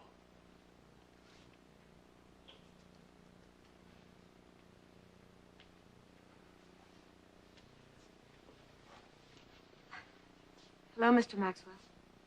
How are you? I just called to tell you that you are very impressive. You lost the election, but you won the attention of the residents of Riverdale, of Boswell, and of me.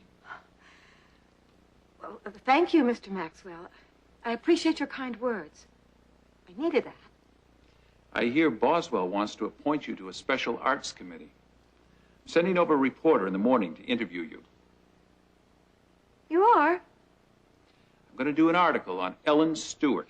She cares. Maybe we'll all care now. Goodbye. Thank you. And goodbye.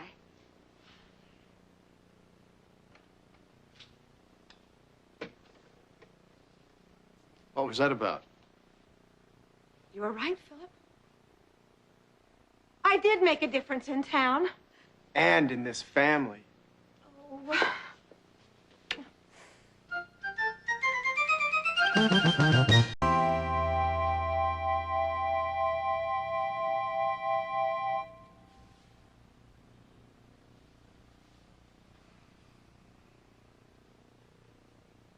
It looks wrong. It is wrong. Are they always that difficult to make? The truth is, yes. I'll try again.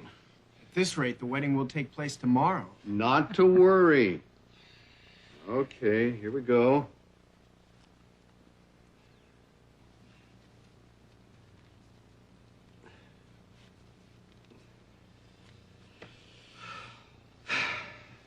I'm worried, Philip.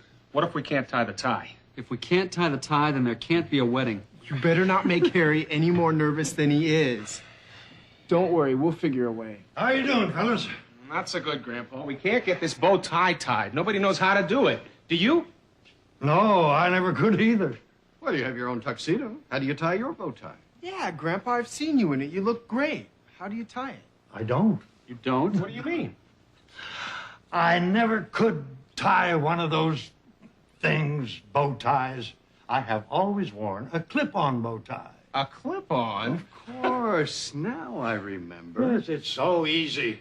All you do is clip it around under your collar. We all need one of those. The tuxedo rental store. Do you think they're open? Should be. Sunday's their big day. I'll call and find out. Well, if they're not, I'll lend you mine, Harry.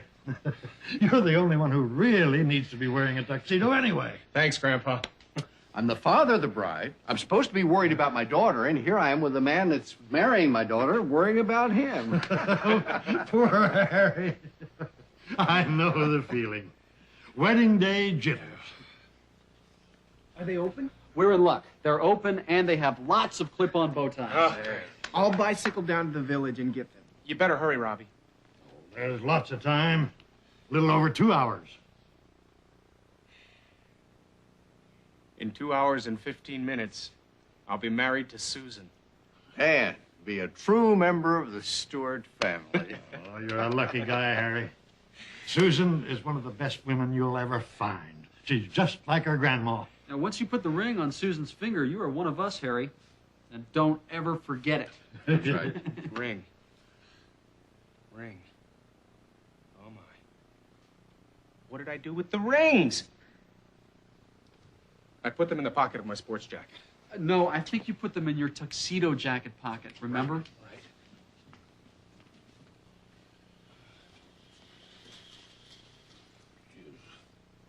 What did I do with the rings?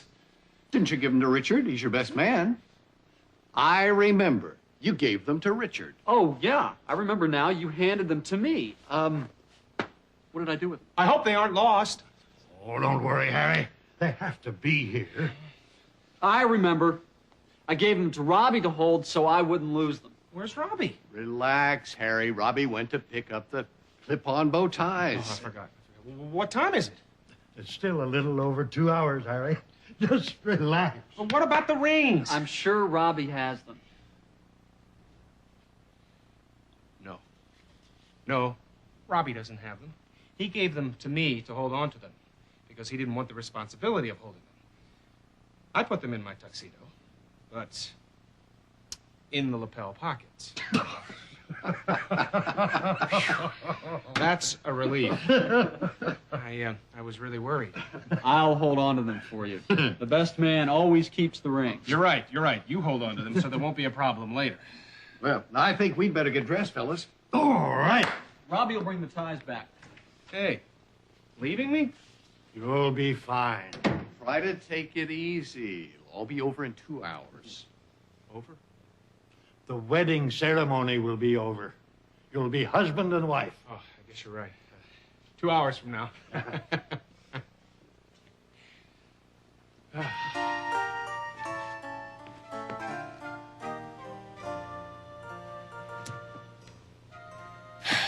Two hours from now.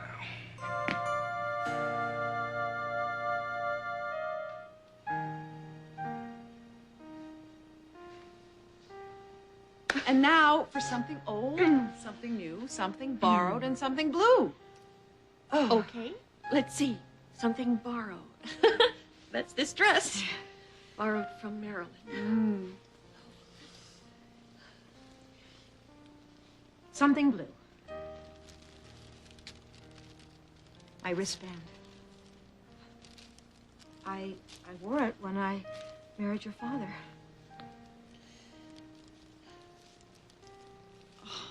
Oh, Mother.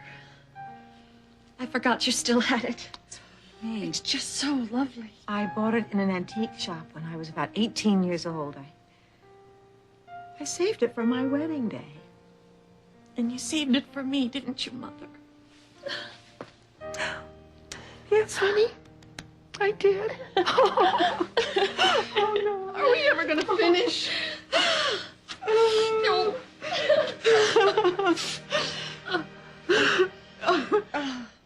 All right. Okay. Something borrowed. The wedding dress and something blue. The wristband? Something old. Something old. Right. What's old? Of course. Something old. I had planned to wear them.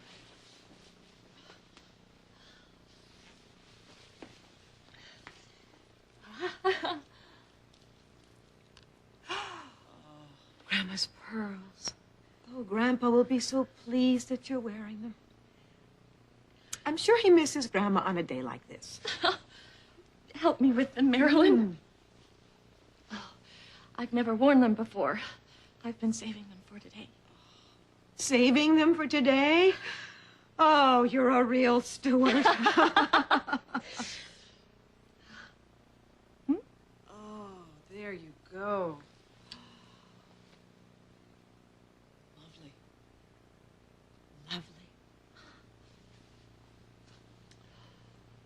Lovely. Something borrowed, something blue, something old, and now for something new. The veil. Oh, it's so beautiful, Marilyn. You really are a fabulous designer, Marilyn.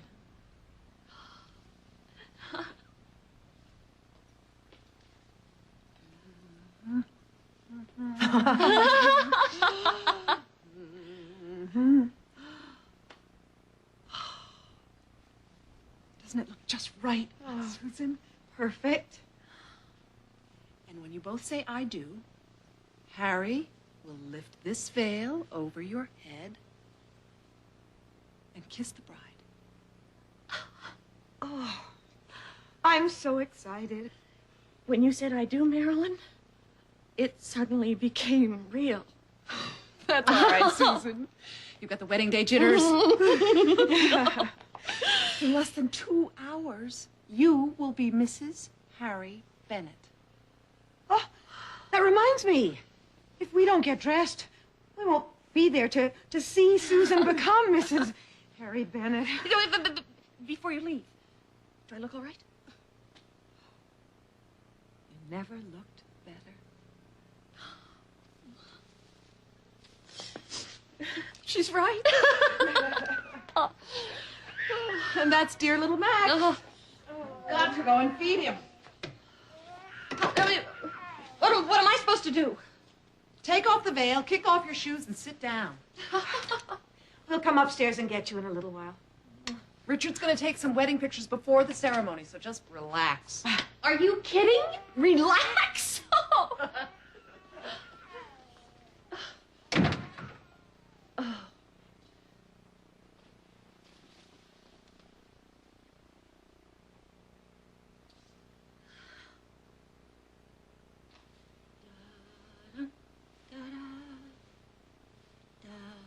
Dun, dun. Susan Stewart, you are about to become Susan Bennett, Mrs. Harry Bennett.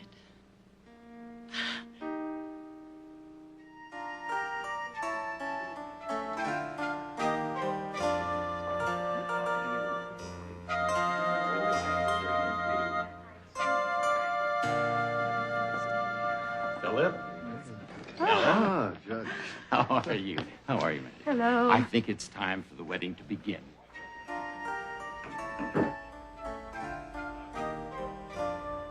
All right, ladies and gentlemen, please take your places.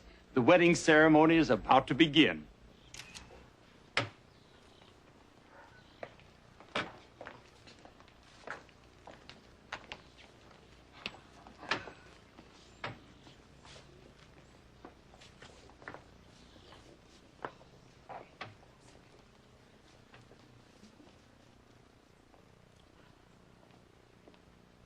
Okay, Jane, start the music.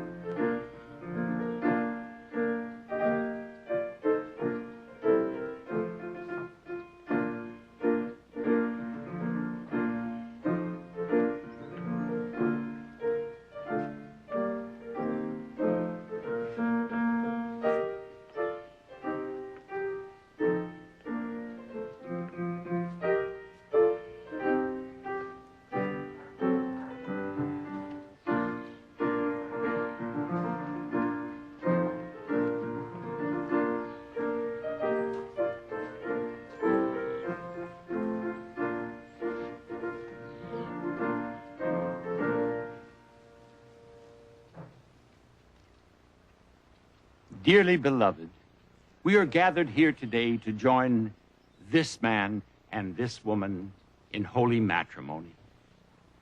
Do either of you have any reason why you should not legally be joined in marriage? Is there anyone present who can show any just cause why these two people should not be legally joined in marriage? Then, Harry Bennett, do you take Susan Stewart to be your lawful wedded wife?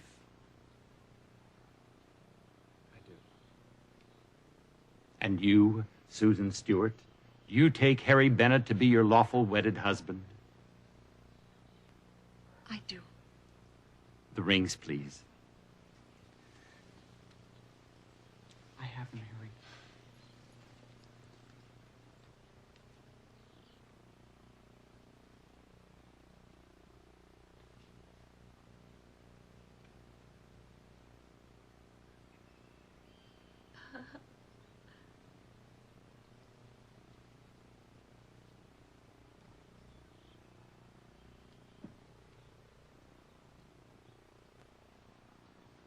By the power vested in me by the laws of the state of New York, I now pronounce you husband and wife. You may kiss the bride now, Harry.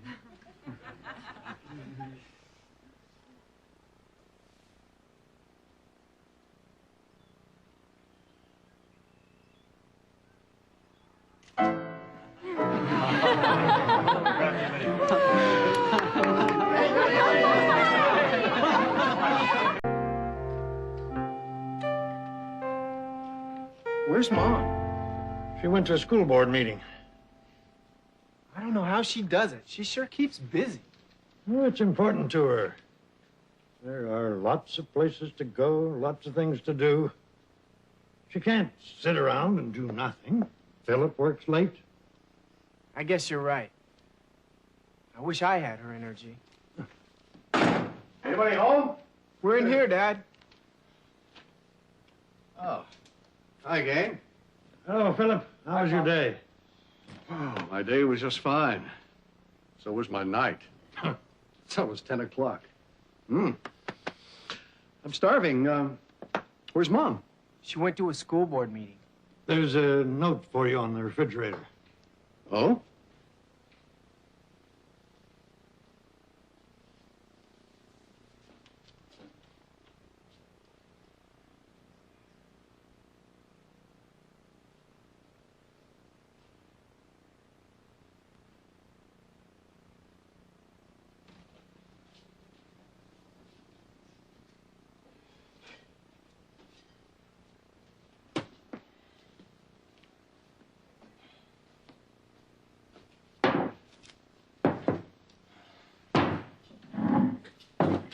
Did you have dinner, Robbie?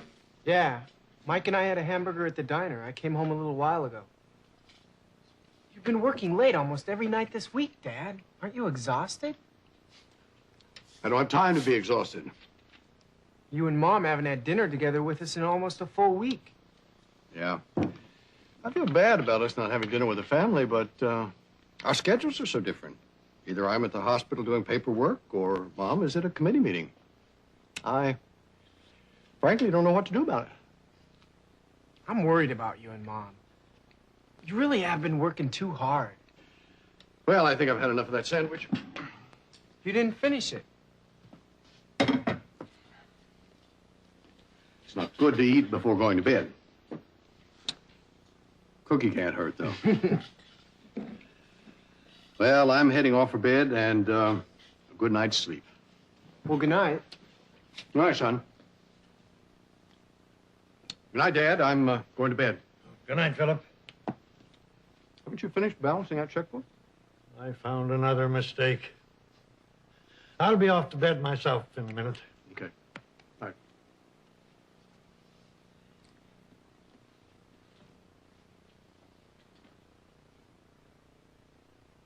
I'm really concerned about them, Grandpa.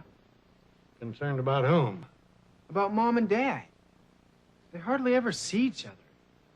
Dad often works late, and Mom has all these committees she's on. What do you propose to do about it? You have that look in your eye. I don't know, but there must be a way of getting them to spend more time together. Quality time.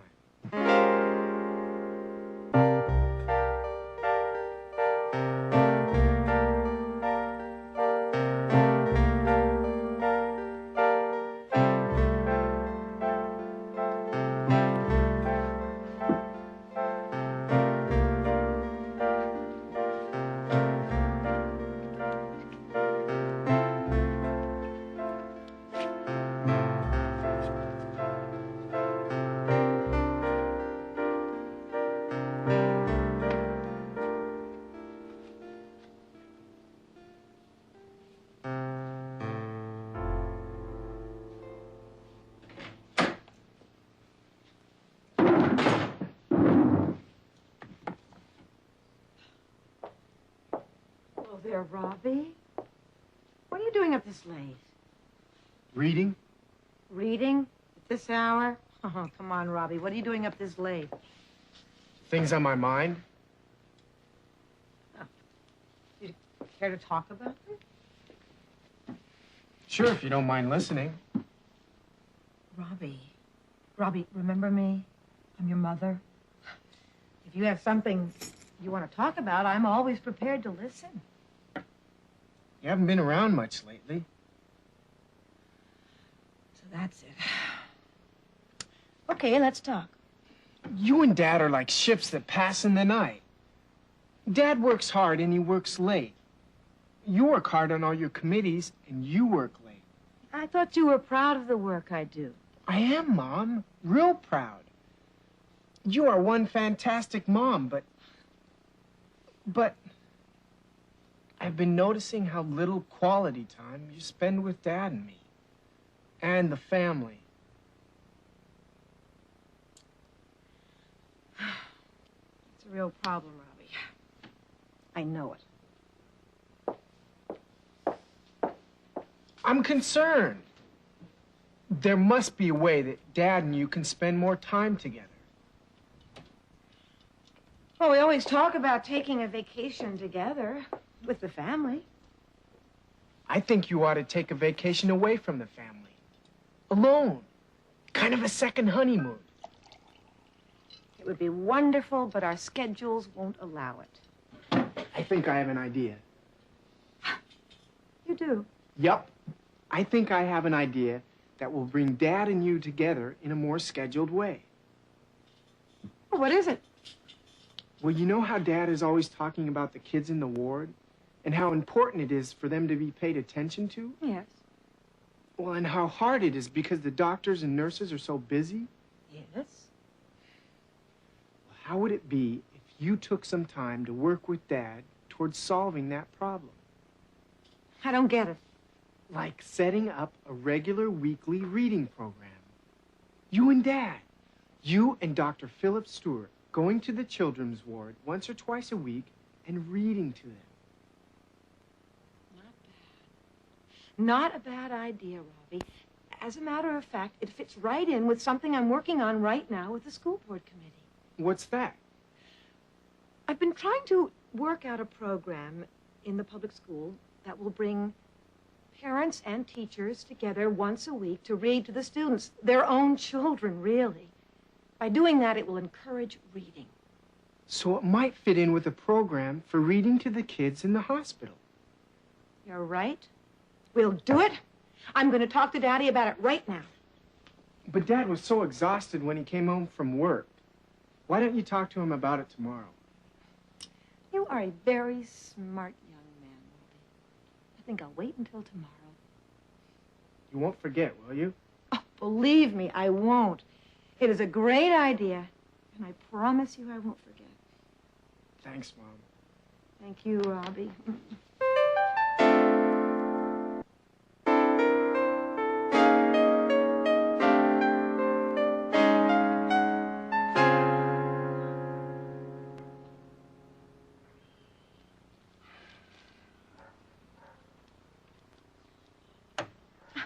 Good morning. Oh, what a wonderful morning. Don't the flowers smell wonderful? Good morning, Ellen. Yes, they do. That's why I'm reading my paper and having my coffee on the patio this morning. Ah, it does smell sweet. How was your school board meeting last night? You must have come home very late. Did you find the sandwich I made for you? Thanks, dear. I was so tired I didn't even finish it. Philip, I've been working on a special project with the school board, and I'd like your opinion about it. What is it? I've been trying to find a way to encourage reading. Good luck. Oh, I think I may have found a way to do it. Yeah, tell me about it. I work with families every day, Ellen. I see how people spend their leisure time, young and old. Mostly watching television. Mm-hmm. Well, that would be okay if, and I repeat, if people took the time to read. I couldn't agree with you more. The question is, how do we get them to read more? I think you're going to give me the answer to that question. You have that look in your eye. I do have an answer, Philip, or at least I think I do. Well, tell me about it. The plan is a simple one. Involve the entire family in a reading project. In the home? Yes, in the home, but first in the schoolrooms. Interesting. But how do you plan to do that? By arranging with the public schools to schedule 1 hour a week to start with. During that time, parents are invited to attend and to read along with the children, their children. It can go beyond the school system, Ellen. Really? I guarantee you it would go very well in the hospitals. Yes, my patients, mostly kids, would love to read and be read to. You think so? I know so. Maybe we can experiment with your patients and see how the plan works. I love the idea. Would you work with me on it? I would love to, Philip. And that way, we'll spend more time together, Ellen. We just don't see each other anymore. You and I are very busy these days. This is true.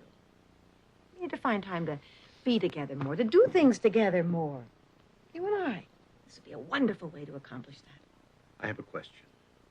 Yes. What do we read? For the patients in the ward? Yes. Well, let's you and I talk about it. What would you like to read to them?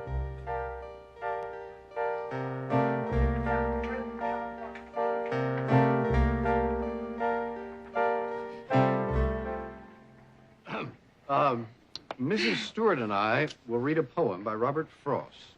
It's called Stopping by Woods on a Snowy Evening. Would you begin? All right. Stopping by Woods on a Snowy Evening by Robert Frost. Whose woods these are, I think I know. His house is in the village, though.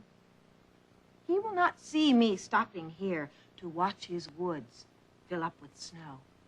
My little horse must think it queer to stop without a farmhouse near. Between the woods and frozen lake, the darkest evening of the year. He gives his harness bells a shake to ask if there's some mistake. The only other sounds, the sweep of easy wind and downy flake. The woods are lovely, dark and deep, but I have promises to keep and miles to go before I sleep. And miles to go before I sleep.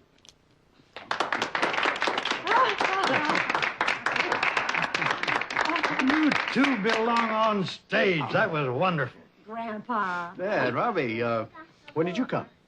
We've been listening to you both. These are lucky kids. Do you enjoy reading together? Well, we may read together aloud at home.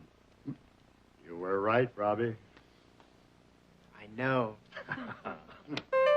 I really like this one, Susan. Do you? Turn around, Michelle. Let me see the back of it. I like it a lot. It fits well. It doesn't need any alterations. We must have bought the right size. I like the color. She looks good in blue. I like blue too, Daddy. Try on the skirt and blouse outfit, Michelle. The one that Daddy wanted you to wear. Okay. Michelle has been a different kid since we've been married. She's never been happier. And I've never been happier, Harry. I love her very much. She's been a joy. We're very lucky, the three of us. And becoming part of the Stewart family, too. We couldn't ask for anything more, could we? Well, could we ask for anything more? no, we... How do you like it, Daddy? It's my favorite outfit. It's good for every day. Oh, it will be good for school, Michelle. I like it too. I always like skirts that go like this. Oh. Do you want to see the winter jacket on me, Susan? Yes, I do. Change back into your jeans and put on the new winter jacket we bought today. Okay.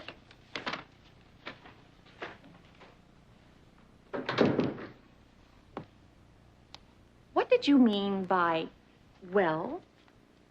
You had something on your mind when I said we couldn't ask for anything more. Is everything all right? Everything is fine, Michelle. Let's take a look at the winter jacket. Come on over here, honey.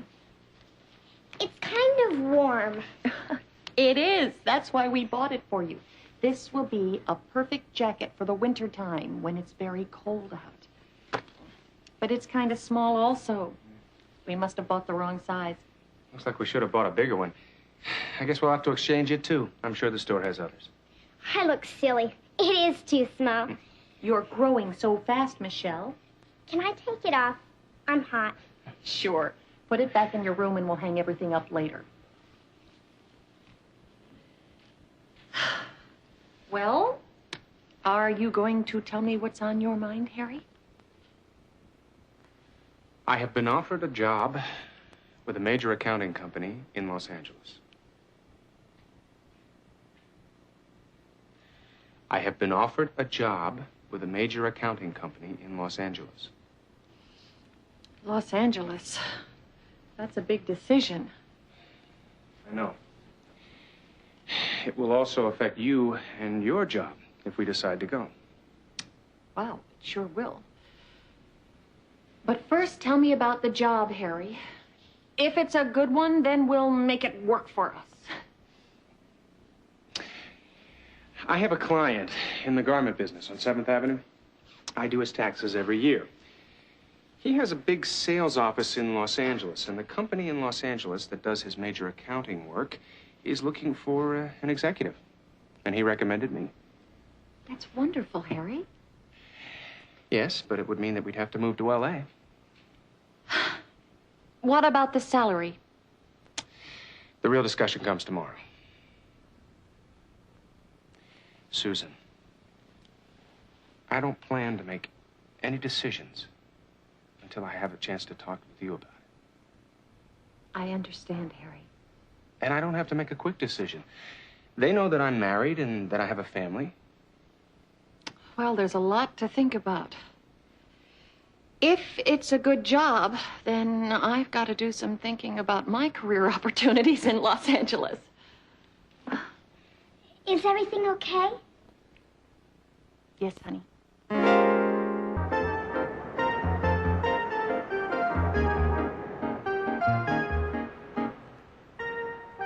Hello. Hello there. Are you ready for lunch with your grandpa? Oh, hi, Grandpa. Yes, of course I am, but my mind isn't. What's the matter, Susan? A real dilemma. Does it have anything to do with you and Harry? Yes, but I don't know where to start. Maybe I can help. Tell me what it is, Susan. Thanks, Grandpa. Please sit down. Oh. Harry has been offered a job in Los Angeles. Well, this is something to think about. There are so many things to consider. There's Michelle. I wonder if a move would be a bad thing for her. And my job. I don't know if I can get a good job in Los Angeles. And what about our family? Can I tell you what I think? Tell me. I think that you're very successful and that you have a fantastic reputation in the toy industry. I think you could talk to Mr. Marchetta, and I think he could help you find a real good job in Los Angeles. He was very helpful to me, remember? I suppose I could call him. But I'm not so sure that I want to leave New York, you and the rest of our family. Well, I'm not going to kid you, Susan. You know we'd all miss you. But this should be your decision. It's something that only you and Harry can work out. If moving to L.A. is in Harry's best interest, I have to do what I can do to support him. In every marriage, sacrifices have to be made by one partner from time to time. And what about Michelle? Well, what do you think? I think Michelle is better off staying where she is. What does she think? I don't know for sure. Well, you'll have to ask her. I think I'm going to have a talk with Mr. Marchetta and get his feelings about my leaving and about helping me find a job in Los Angeles. Good idea. I'll call him right now. No point in delaying. Thanks, Grandpa.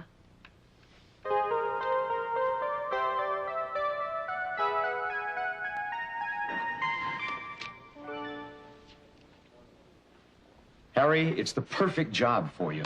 You'll love it. It's a big decision for me, Bill. And I have to discuss it with my wife.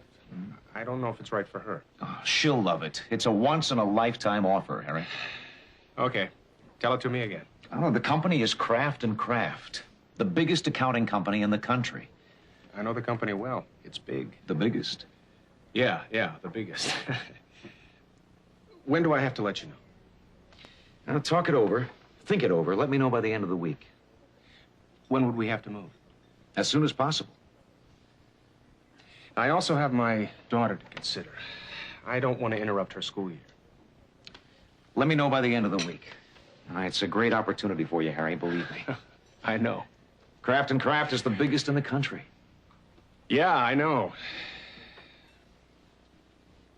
The biggest.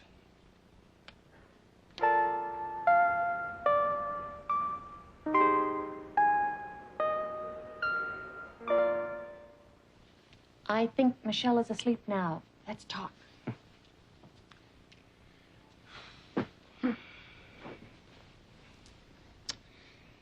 I met with Bill York today.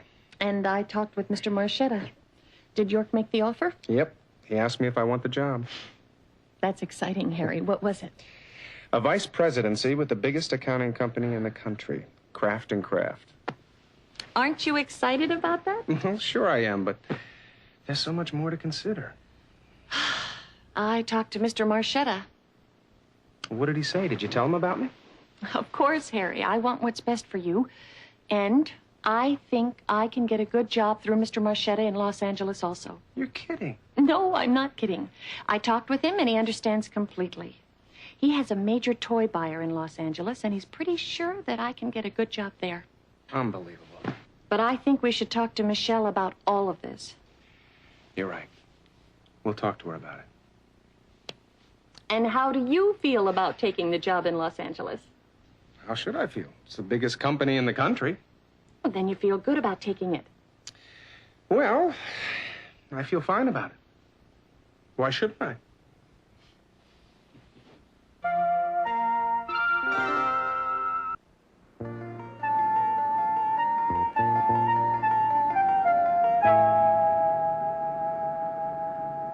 I love my school.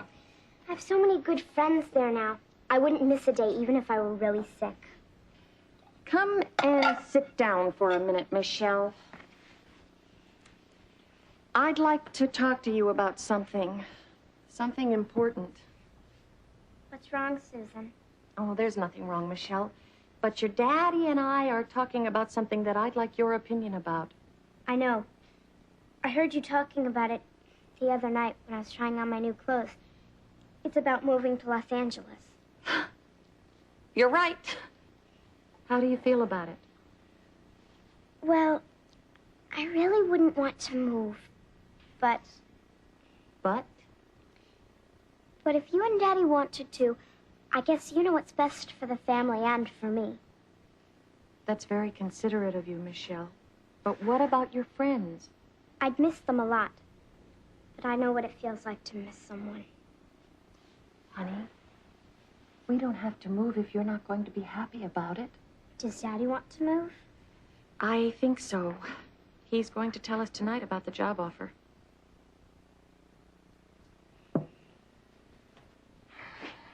Well, how was everybody's day today? Michelle was chosen to do the school poster for the play this year. Congratulations, Michelle. That's something. And how was your day, Susan? I see you're in a good mood. Why don't you tell us about your day? I met with Bill York. It's okay to talk about it, Harry. Michelle knows all about it. Really? Really, Harry. Michelle and I have all kinds of feelings about leaving New York, the family and friends. But if you think you should take the job, we're behind you. What about Michelle's school? We'll move after the school term. What about her new friends? I'll make new friends, wherever we are, as long as we're together. We're a family, Harry. Whatever you think is right for you is right for us. I am so touched. The two of you are really something. We love you, Daddy. And I love you. Okay. Now, tell us about your talk with Mr. York. Did you take the job? Nope. What? No? You didn't take it? No, I did not take the job. But, Daddy, I thought... Harry, you didn't turn it down because of me. Or me. No, I turned it down because of me. How's that? Well, I began to think about you and about Michelle. And then I asked myself, do I really want to work for the biggest company in the country? And? And I don't. I went into business for myself because I like being my own boss. I run my own company. I'm a big fish in a little pond. I'm not really sure I want to be a little fish in a big pond. Oh, Daddy, does that mean we don't have to move? That's right, sweetheart. Are you sure? I couldn't be more sure, Susan. I'm glad if you are, Harry. And besides, how could I live in Los Angeles when all my favorite people live here? Your favorite people? Who's that? The Stewart family, of course.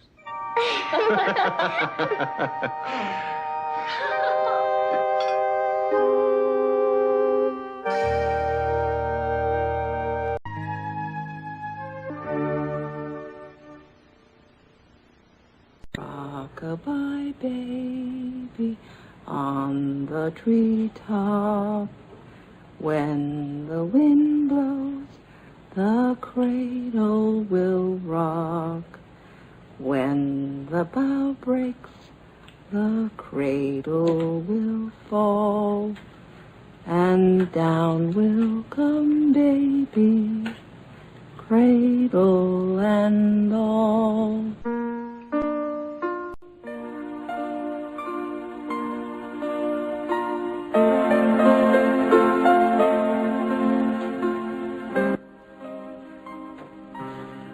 Hi, Marilyn.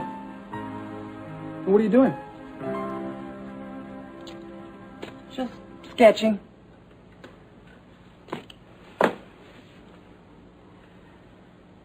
I've been thinking a lot about our responsibilities in the past few weeks. I never stopped thinking about them. I've been with the question of whether I go back to work or not. I see. And I'm torn. I really want to go back to work.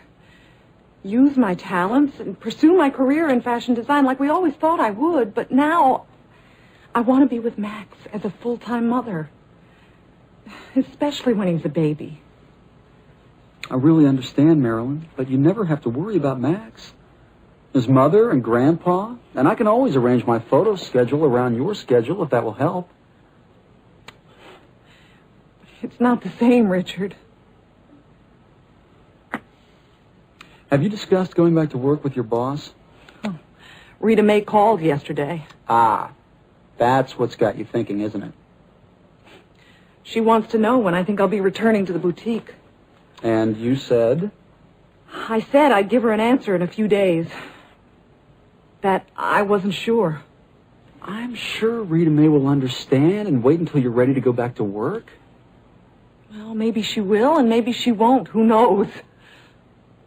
If I don't accept her offer, maybe she'll find someone else in the meantime, and when I'm ready to go back, there won't be a job for me. Oh, that's something to consider. You've got yourself to think about, too. But I am thinking about myself, don't you see? Now, what do you mean? It's not just the job. It's also my career as Max's mother. That's the way I look at it. I have two career opportunities at the same time. My career as a fashion designer and my career as a mother. Now, I never really thought about being a mother as a career. I guess you do have two career opportunities and a decision to make. Oh, I hear Max. I'll go to him. No, that's okay. I'll do it.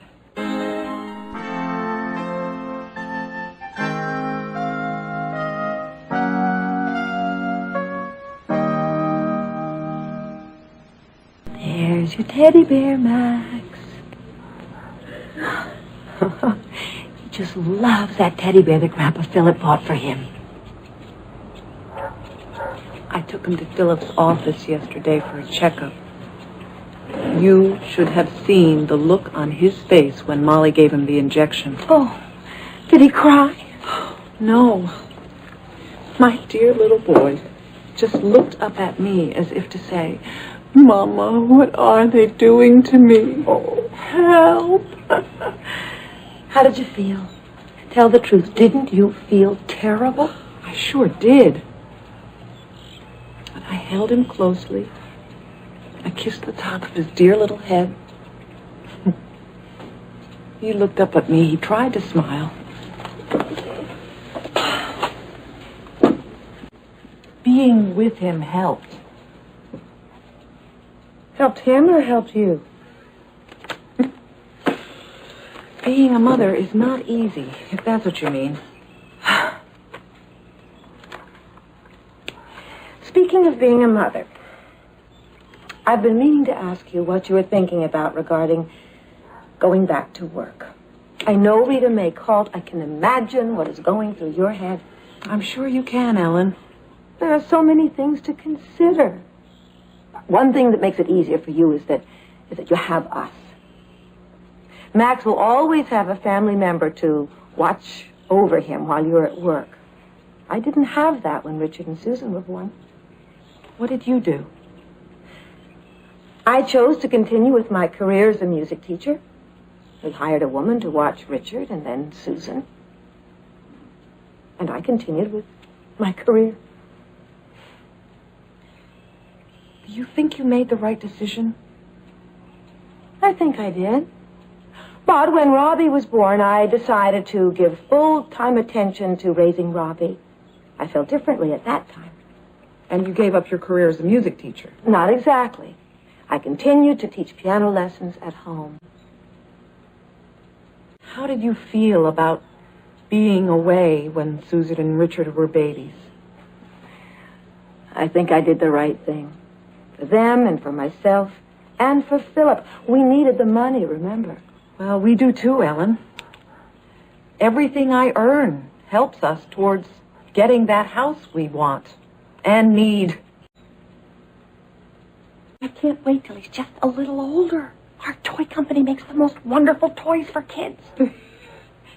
Max thanks you, I thank you, and Richard thanks you. Now, may I please say hello? Hello. Hello. Mwah. I miss Max and think about him all week long. We talk about him at dinner time. Oh, will you please try to relax? I've never seen you so wound up. You seem to be enjoying the pressure. The truth is, I am.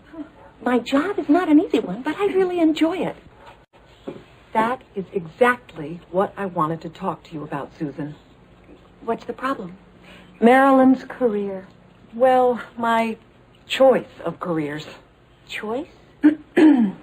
My career as a fashion designer versus my career as a mother. Well, why does it have to be one or the other? That's what I said. How's that? Why can't you do both? She's right. Both? Well, that's what I do. I have a job, and I have Michelle. I take care of both to the best of my ability. It's not easy, but what is? And that's what I did. I did both with Richard and Susan, and I did both with Robbie. I thought you stayed home with Robbie. I did. But I was lucky enough to have a career as a music teacher, which I could continue at home. Why can't you work at home, Marilyn? You're very talented. Designing dresses is a career you could establish out of your home, couldn't you? I don't know why I didn't think of it. It seems so simple now. For a year or two, I could stay at home with Max and do my dress designs. And you could make your dresses at home. Sounds like a great way to solve the problem. That could solve your problem, Marilyn. I'm going to call Rita May at home and ask her to come by and talk about it. She wants to see Max anyway. I think that really answers your questions, Marilyn. You can do it. Do your designs at home. Here. And let Rita May do the selling at the boutique. And you can both benefit financially. I'm going to call Rita May right now. Oh, Susan. Thank you so much for coming all this way from the city to talk to me about it. I hope you don't mind having taken so much time away from your busy schedule. Are you kidding? I don't mind at all. As a matter of fact, I came to spend some time with my favorite nephew. I think you should call Rita May right now. I think your idea of working at home is perfect. I don't know what I would do without you. I'm lucky to have you all. Huh. We are lucky to have you, Marilyn. And so is Max. That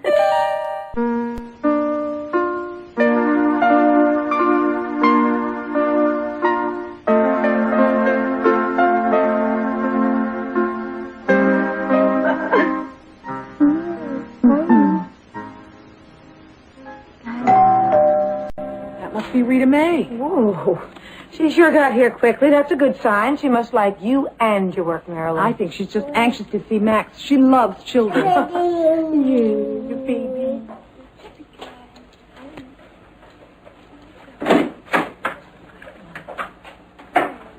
Hi, Marilyn. Oh, welcome welcome. Oh, so nice of you to come. Oh, I just wanted to see your baby Max. Hello, I'm May from the hospital. I'm Ellen Stewart, Marilyn's mother-in-law. We met at the hospital. Hello, how are you? I remember. How are you? Oh, and there is Max. Oh, my, how he's grown. Oh, a little present for Max. Oh, it's beautiful, Rita May. You shouldn't have. Now, just a little present for Max. Can I get you some coffee or tea or a cold drink, Rita May? Oh, nothing, thank you. Well, I will leave you two to talk. Come on, you big guy. Yes, come on. Oh, that's it. It's nice seeing you. Let me know if you need anything. Oh, thanks, Ellen. Thanks, Ellen. Okay, Marilyn. You sounded like you made a decision when you called me. I'm all ears. I have made a decision, Rita May. I've decided to stay at home and be a full-time mother. Oh, I'm disappointed, but I respect your decision. If I had a child as cute as Max, I might do the same thing. But I haven't finished telling you the other half of my decision. The other half? Yes. I think I can stay at home and take care of Max and continue my career. Sounds interesting. Let me hear it. Do you remember our talks about custom-designed dresses for the boutique? I sure do. Why can't I design dresses for you here at home and make them here? Have the fittings here, too. And I could do the selling and the pricing at the boutique. Exactly. Oh. What kind of dresses would you design? I've thought about that for some time. Yes? Wedding dresses. Wedding dresses? Brilliant idea. There's a big market today in wedding dresses. That's what I thought. I like the idea very much. And if it's successful, we can expand to all kinds of dresses. That's what I thought. As a matter of fact, I have a customer for your first wedding dress. Well, my niece is getting married, and I've been trying to find just the right thing for her. Marilyn, you're going to design my niece's dress. That'll be our first one, and then we'll use it to sell others. Do you really mean it? I really mean it. Well, it's a simple idea, and it will work. Oh, you can certainly design dresses, I know that. And there's no reason why you can't do it from your home. I'm so excited, I can't wait to tell Richard. Oh, if I had a baby like Max, I'd want to stay home and be near him all the time, too. You're making the right decision for Max, and for yourself, too, Marilyn. It all sounds so easy. Oh, now the hard work begins. Would you like to see some of my designs that I've been working on? I'd love to. Ooh. Oh, that's wonderful. Ooh. Morning, Grandpa.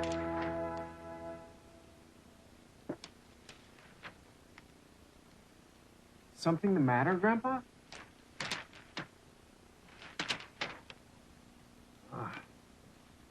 Editorial in this paper that has my friend Matt Baker real upset.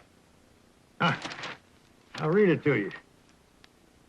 The old library building on Chestnut Street, which has been vacant for over a year now, was supposed to be made into a community center to serve the senior citizens as well as the younger people of Riverdale. Due to lack of funds for the repainting of the interior of the building and for the furniture needed, the plans for the community center have been postponed indefinitely.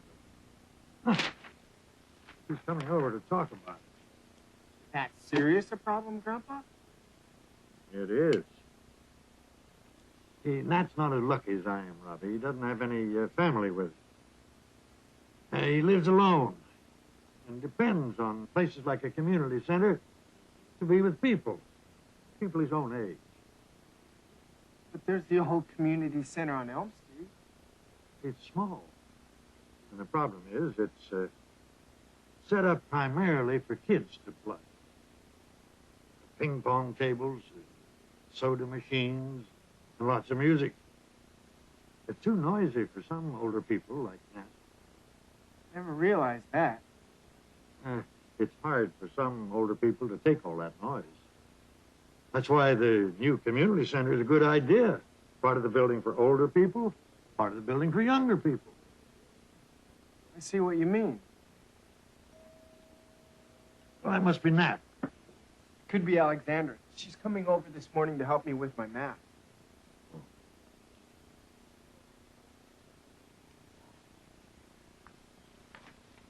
Hi, Robbie. Hi, Alexandra. Come on in. Do you want something cold to drink? I'd love some cola, please. Cola coming up. I really appreciate you coming over to help me with my math. My final exam is next Tuesday. You're so good in all your other subjects. I just can't understand why you have so many problems with math. Hi, Alexandra. Hi, Mr. Stewart. I thought that was Nat Baker who rang the front doorbell. Don't let me interrupt you. No problem, Grandpa. We're just having some cola before getting to the tough stuff, math. You'll do anything to avoid getting down to math lessons, Mr. Stewart. I was the same way. Really, Grandpa? Really. I didn't like math. I wasn't good at it, and I didn't like studying it. But you had to be good at math. You graduated from engineering school. I was, but not in high school. For some reason, I couldn't get a handle on it.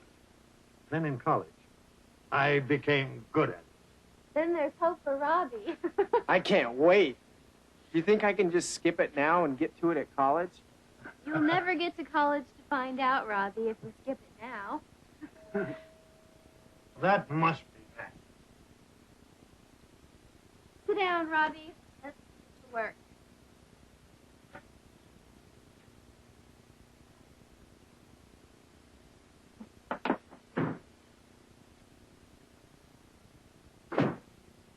I'd like you to meet my friend Nat Baker. This is Alexandra Pappas, and this is my grandson, Robbie, whom I think you've met once or twice before. Nice to meet you, Mr. Baker. Hi, Mr. Baker. We met before. Where? In town. At the hardware store. I remember now. Right. Hi. Hello, Alexandra. But don't let us keep you from your math tutoring, Robbie. I know you want to get to it. Stay. I told you, he'll use any excuse to avoid math. Did you read the story in the paper, Malcolm? I did. It's a serious matter for a lot of us. Serious matter.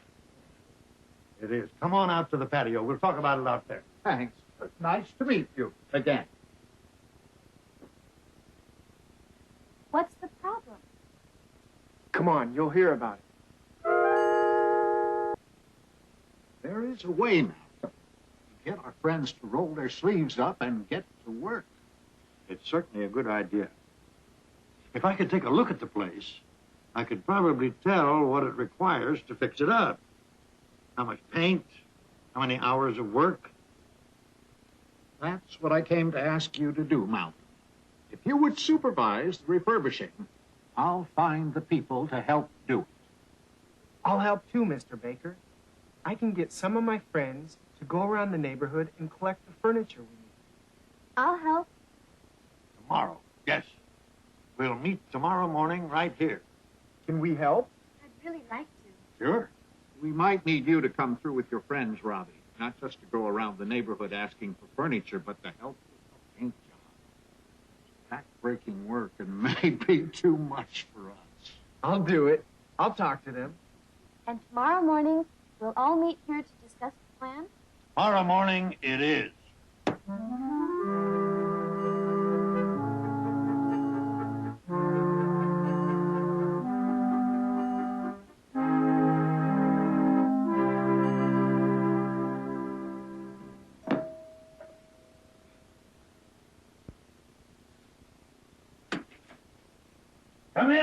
Come in, please, come in.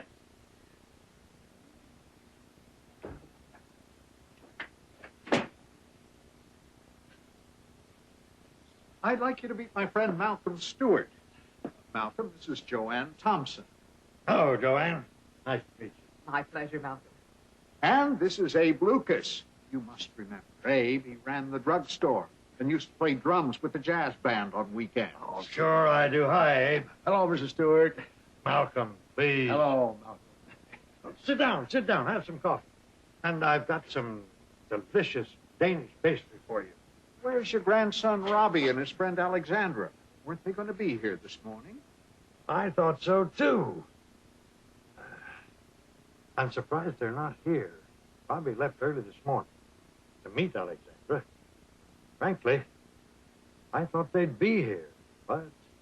It's okay. I'm sure they meant well, but they probably had other things on their minds. I understand you used to be in the construction business now. I was indeed. I wonder if you would take a look at the old library and make sure that it is in good condition so that we don't have to worry about any structural problems. Well, when can I do that? I'd be happy to. We've got permission to go inside the old building during the week. Tuesday or Wednesday. That's fine with me. I can do it either day. That would be very helpful. I think the building just needs a good cleaning. And a good paint job. Then we have to furnish it. I wish Robbie and Alexandra had come to this meeting. They had some ideas about getting the place fixed up. Perhaps they'll show up. In the meantime, let me give you some additional thoughts and ideas I have. Okay. Go ahead, Joanne. As I said, mostly the building just needs a good cleaning. This place can be developed with one real intergenerational program. That's an idea I like. A community center with the kinds of programs that fit everyone. And programs that don't leave anyone out. It's asking a lot. But we can't do it without talking to the young people, finding out what they want. If only Robbie and Alexandra were here. Don't be upset, Malcolm. We'll have a chance to talk to them later. It's not like Robbie. If he says he's going to be here, he's here. Wonder what the problem is.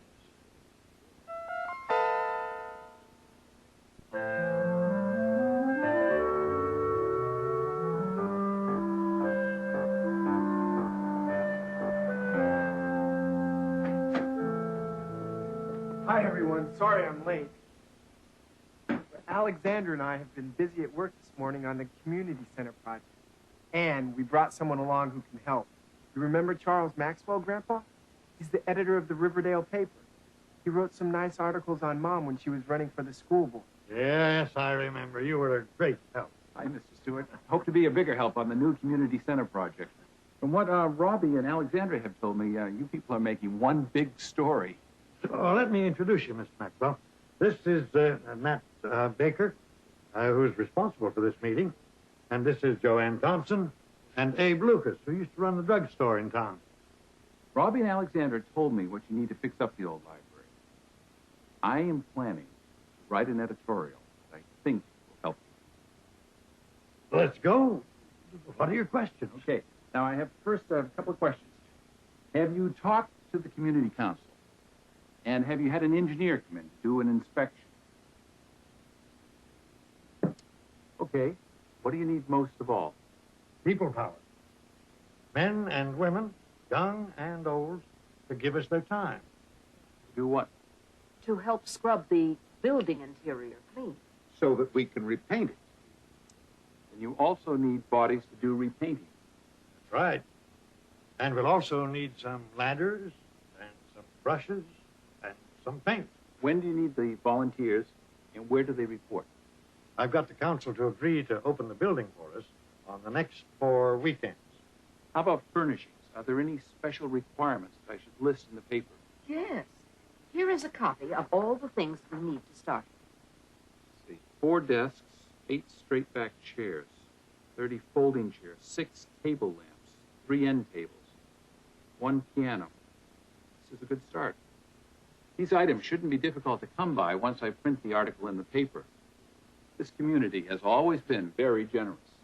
I agree, Mr. Maxwell.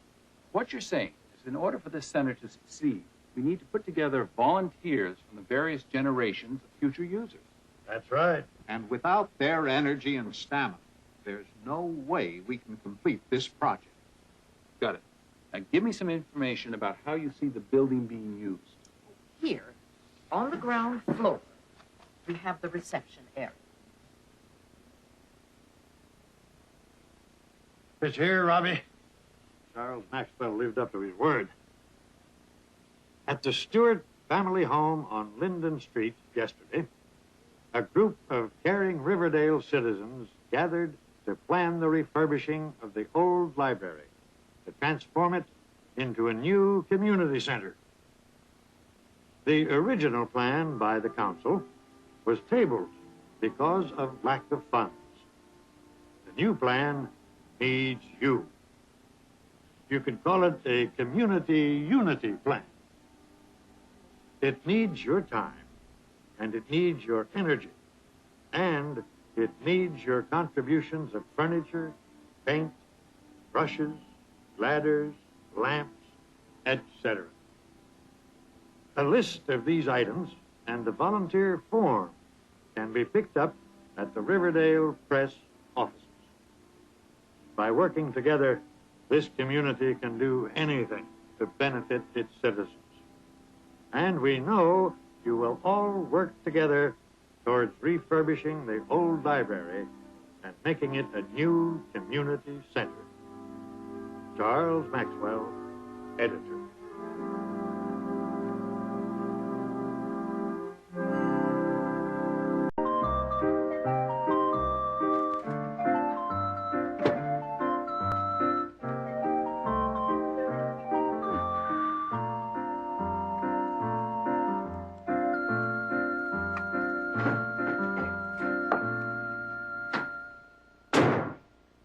Hi, Mom. Hi, Robbie. You're home from school early. Yeah, they're getting the assembly hall ready for graduation ceremony, so we all got to go home early. Too noisy to study. Well, now that you're here, you can help me with dinner. I need those potatoes peeled and sliced. Mom, give me a break. Alexandra's coming over to help me study for my math final. Ah. In that case, you can wash the dishes and clean up after dinner. Can I invite Alexandra to stay for dinner? Of course. Thanks, Mom. You and Alexandra have become good friends, haven't you? Yes, I like her. She's a terrific person. I'm going to miss her when she goes back to Greece. Would you like to give her a little farewell party? Mom, that would be terrific. Maybe we could make it a surprise. Oh, I don't know. Surprise parties don't always work out. Well, we could tell her it's a graduation party for me. When Alexandra arrives, we'll surprise her. I suppose that might work. I'd like to give her a nice going away present. Fine. There's only one problem. What's that? I'm broke. I should have saved some money. I'm sure Alexandra would be happy with something simple, Robbie. I know.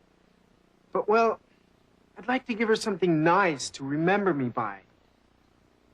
Maybe I could borrow some money from you and Dad. Well, it's all right with me if it's all right with your dad. Thanks, Mom. I'll talk to him. Is he still in his office? I think so. Thanks, Mom.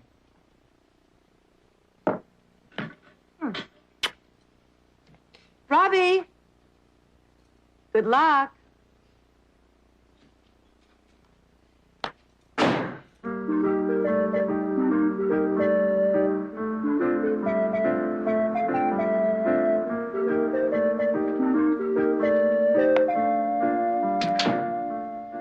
Here are the x-rays you wanted, Dr. Stewart. Oh, thank you, Wally. Yeah, let me check them.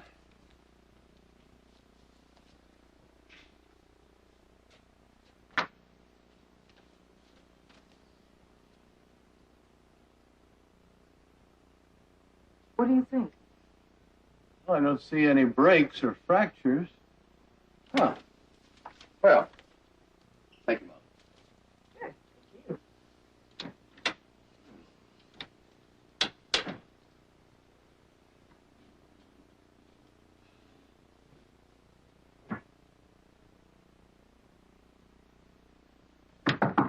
Come in. Oh, hi, son. Hi, Dad. Am I interrupting you? No. What's up? Can we talk? Sure.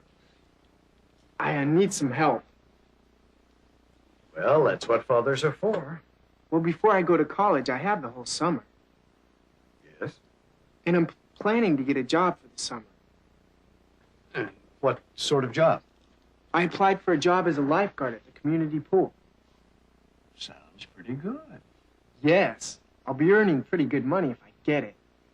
But right now, I'm kind of short of cash. Who is it? And my friend Alexandra is going back to Greece. Nice girl. We'll all miss her. Mom says we can give her a going-away surprise party.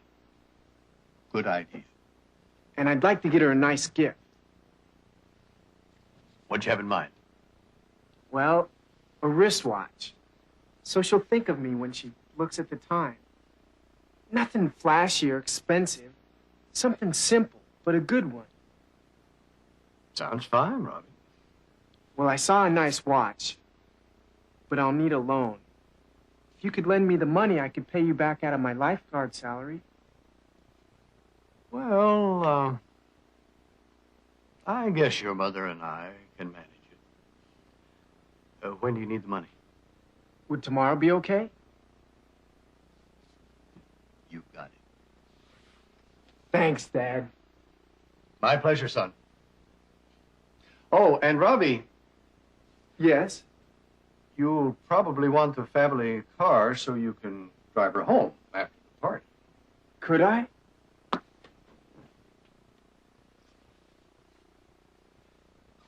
If you drive carefully. I will. Thanks, Dad. My pleasure. You're okay, Dad. You're not so bad yourself, son.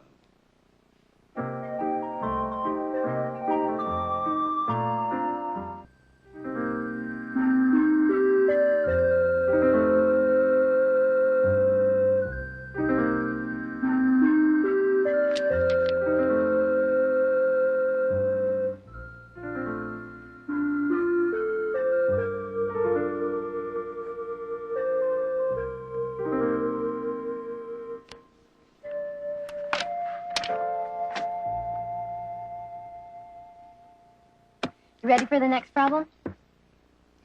You know what? I can't look at another number. How about a lemonade break? Sure. Oh, by the way, when is your plane reservation for your flight to Athens? Sunday? Why? Would you be able to come over Saturday night? Yes. I should be finished packing by then. My folks are giving me a little graduation party. Terrific. I'll pick you up. That isn't necessary. My dad's letting me borrow the car. Oh, well, that would be very nice. About 8 o'clock? 8 o'clock is fine. Great. It's a date. Who's going to be there? Just my friend Mike and a few kids from school. I'm going to miss all of you. You've been like a second family to me. We're going to miss you. Maybe you could come to visit me in Greece. I'm counting on it. Wonderful. Are you excited about graduating from high school? Sure. And a little scared. Scared? Why? Aren't you a little scared? I was when I first came to the United States. I'd never been away from home, and I didn't know what it would be like. But then I found out that people are the same everywhere once you get to know them. I'm glad I got to know you. Thank you. I'm glad I got to know you and your family. Wouldn't it be nice if we could skip the examinations and get right to the graduation party? It would be very nice. But that isn't the way it works. So, back to work.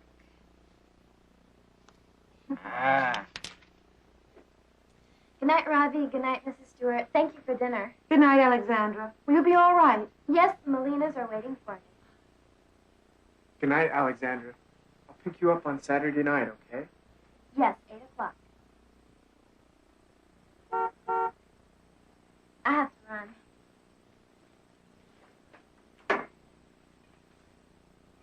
Good night, Robbie.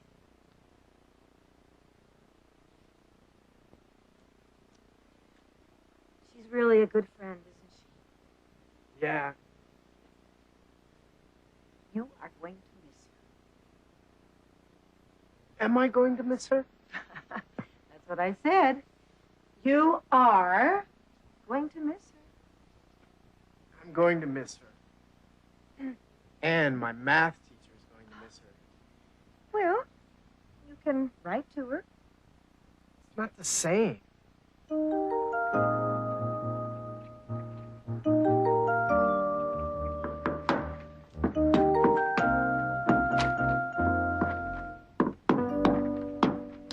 How does that look, Rob? Great. Pass me the hammer. You got it. You're sure Alexandra's going to be surprised? Absolutely.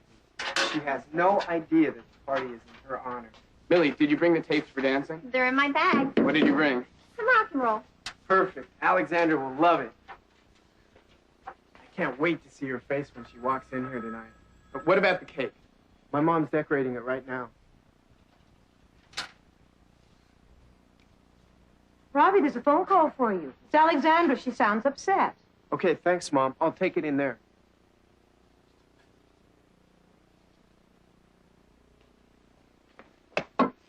Hi, Alexandra. What? You what? Oh, no.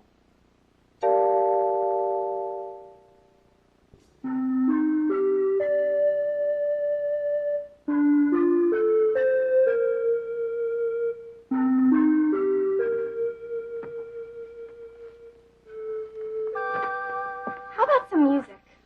No, let's wait till Robbie gets back from the airport. Did she say why she had to leave today? She told Robbie that her flight tomorrow was canceled, so she had to take an earlier flight today. This is terrible. Well, that must be him. Why is he blowing his horn like that? I don't know. Maybe he's angry.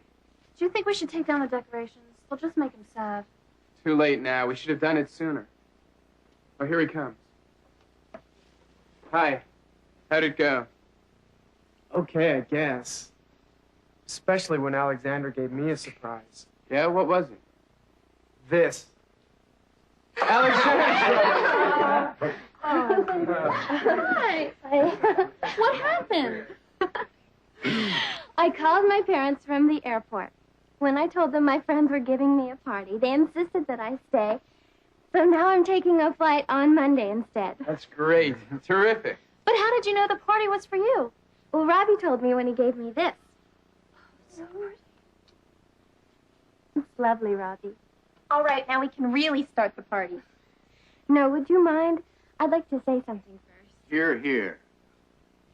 I would just like to thank all of you, my friends, who have made my stay in the United States so wonderful. And to Robbie and the Stewart family for opening their home to me. We should thank you. You're a real friend. And I also have a little surprise for you, Robbie. A little going-away present. Thank you. Open it, please. I think you might be amused. Okay. I can't believe it. I guess we were thinking of the same thought. You had it engraved. Read it, Robbie. In friendship always, Alexandra. I knew we thought alike, but this is too much. Thank you. All right, let's have some music. All right.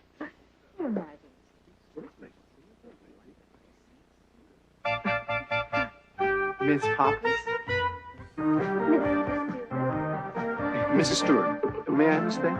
My pleasure, Doctor.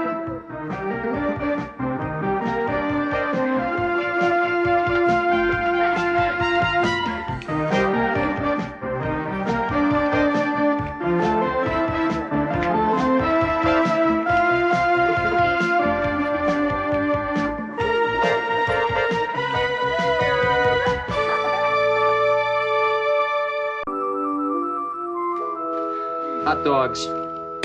I love hot dogs. But there is nothing better than a hot dog in the country. Hot dogs and mustard.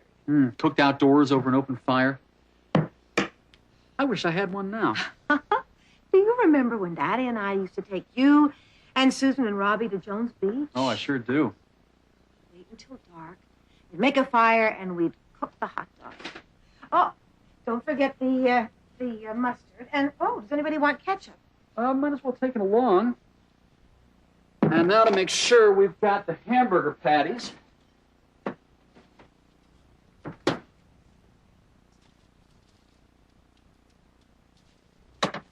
I have to remember to put them in the bag tomorrow morning before we leave. I'll remind you, Richard. Mom, we really appreciate your taking care of Max for the weekend, giving up your free time.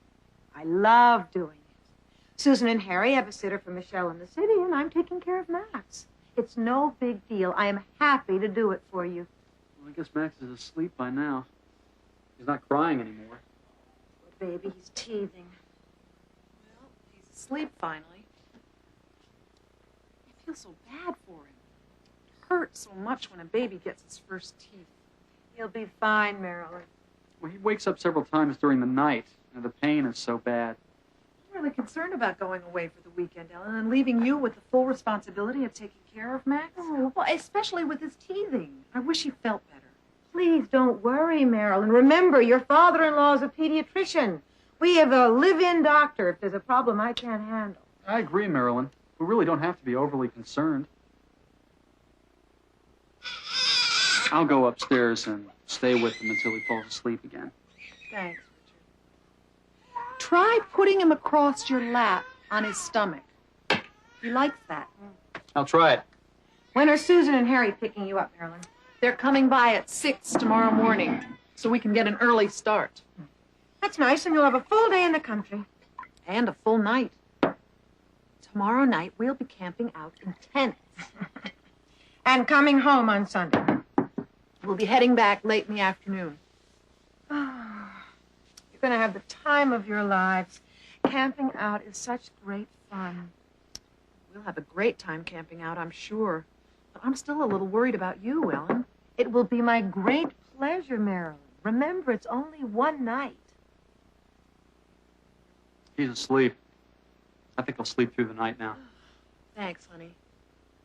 I hope he's good when we're away. Well, so do I. Now, to check the list of things we need for the camping trip, we need to bring a flashlight. It's in the right-hand drawer next to the bottle opener. Do we have a bottle opener on the list, Marilyn? No. No bottle opener. Is that one of the things Susan and Harry are bringing? No. And we're bringing the ketchup, mustard, relish, all that stuff, and the cooking utensils. Well, here's the bottle opener, and here's the flashlight. Matches. Matches? Yes, of course, for when we build our campfire. I can't build a fire by rubbing two pieces of wood together. And don't forget your camera and film, Richard. All packed and ready. And let's not forget our cassette player and some tapes. Ah. Some music tapes and some blank tapes so that we can record our thoughts about the trip. Well, that's a nice idea. An audio diary. That's what I thought. Got it. The cassette player and the tapes.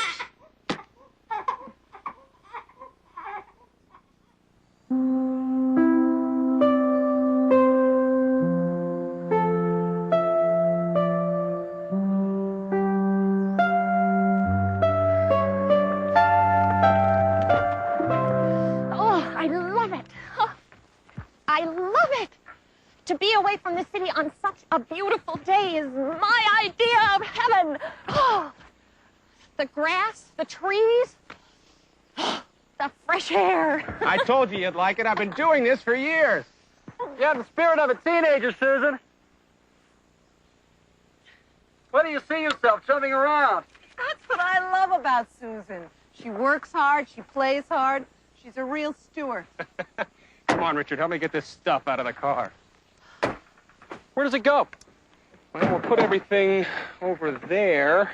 We'll set up our tents over there by the edge of the woods, and we'll be able to make our fire there where it's safe. Oh, there's our table and benches, all set for eating. That's what makes this spot so good. Is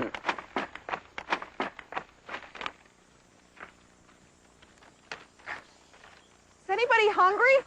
I am. Just got here. When you're out in the fresh air like this, it makes you hungry. Aren't you hungry, Marilyn? I sure am. How about you, Richard? Starving. You guys are like 3 kids. Aren't you hungry, Harry? Well, yeah, now that you mention it, I guess I am. I mean, how could a guy not be hungry with all this talk about eating? Where's the bag with the chicken salad sandwiches? Right here, next to the ice packs. Here, put the tablecloth on the picnic table, and I will bring the cola and the plastic cups. Well, how do you like it so far? Never been more relaxed. Me neither. I wish we had brought Michelle, Harry. She would have loved it. Oh, you're right. I wish we'd brought Max. Marilyn, Susan, let's not begin to worry about Michelle and Max. We're having a good time, and they're in good hands. Richard is right. Are you having a good time, Susan? You haven't answered my question. I am having a good time, Harry. I promise not to think about the city. We're in the country. Let's all just enjoy this wonderful place and this wonderful weather. Good.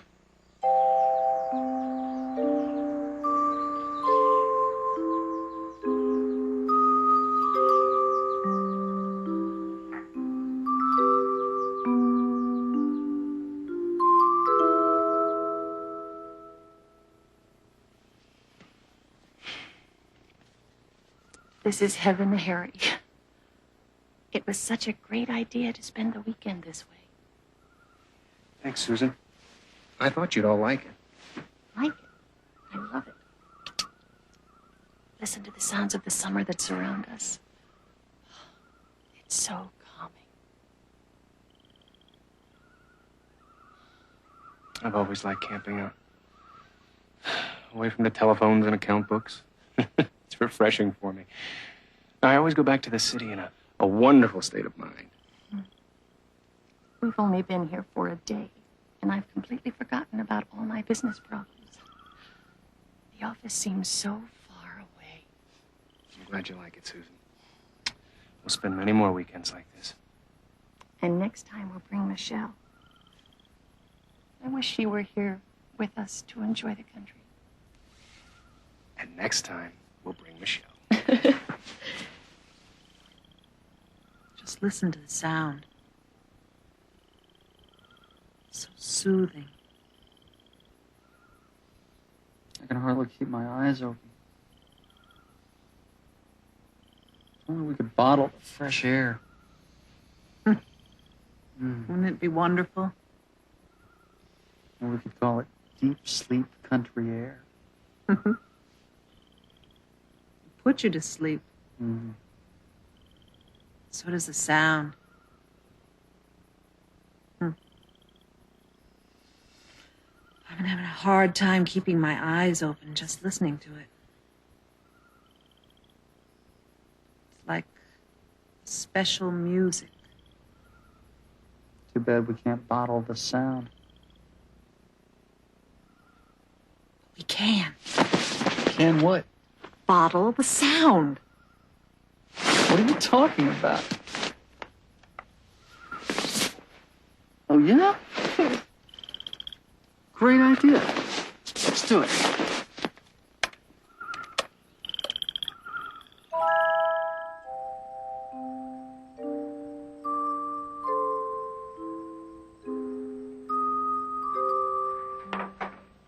So glad everyone is asleep.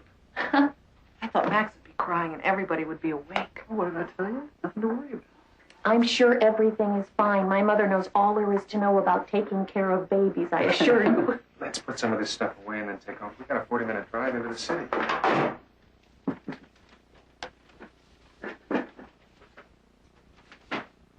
Oh, welcome home, and I do mean welcome home. Oh. Something wrong? Oh, nothing's wrong, Richard. Believe me, Max is fine. But his teeth hurt, and he just can't get to sleep, poor dear. Neither can you. Oh, I feel so bad. Oh, I'm fine. How was your weekend? We had a great time, Mom. It was wonderful. The weather couldn't have been better. It was nice here, too. Did you get a chance to get outside at all? Oh, yes. Grandpa helped me yesterday afternoon. I went to the supermarket to get a few things, and I stayed out an extra half hour. The village was filled with people. The weather was so nice. Harry's a professional camper, Mom. He knows all there is to know, and he made the weekend very easy for us to enjoy. Come on, you all helped. You were wonderful, Harry. Why don't you go to your room, Mom, and get some sleep? Tell me more about your weekend. Did you do anything special? Lots of special country things. We picked flowers. And we brought some home for you. Oh. So nice to be out in the country.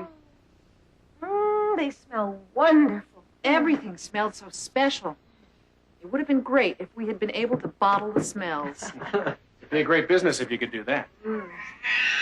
Oh. We're home now, Ellen. We'll take care of it. I'll take care of it. Let's see if it works. What's that? A little special country music. Oh. I think we'd better head home. It's getting late and we have a bit of a drive. Well, all your things are inside. There's your sleeping bag. Oh, thanks, Harry. Say goodbye to Richard. We'll call you all tomorrow night. Bye. Bye, Mom. Bye-bye. Bye.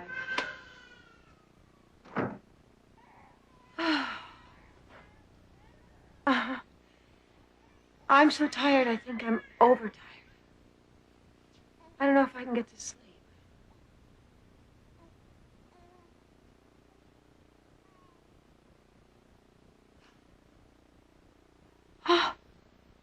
Max has stopped crying. Yes. It works. It works. What works? This.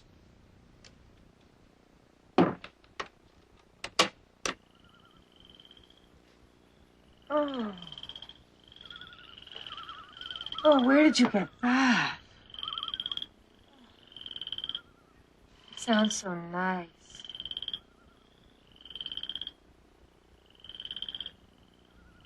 I think I'm falling asleep.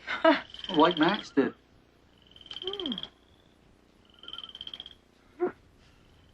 Night. Night.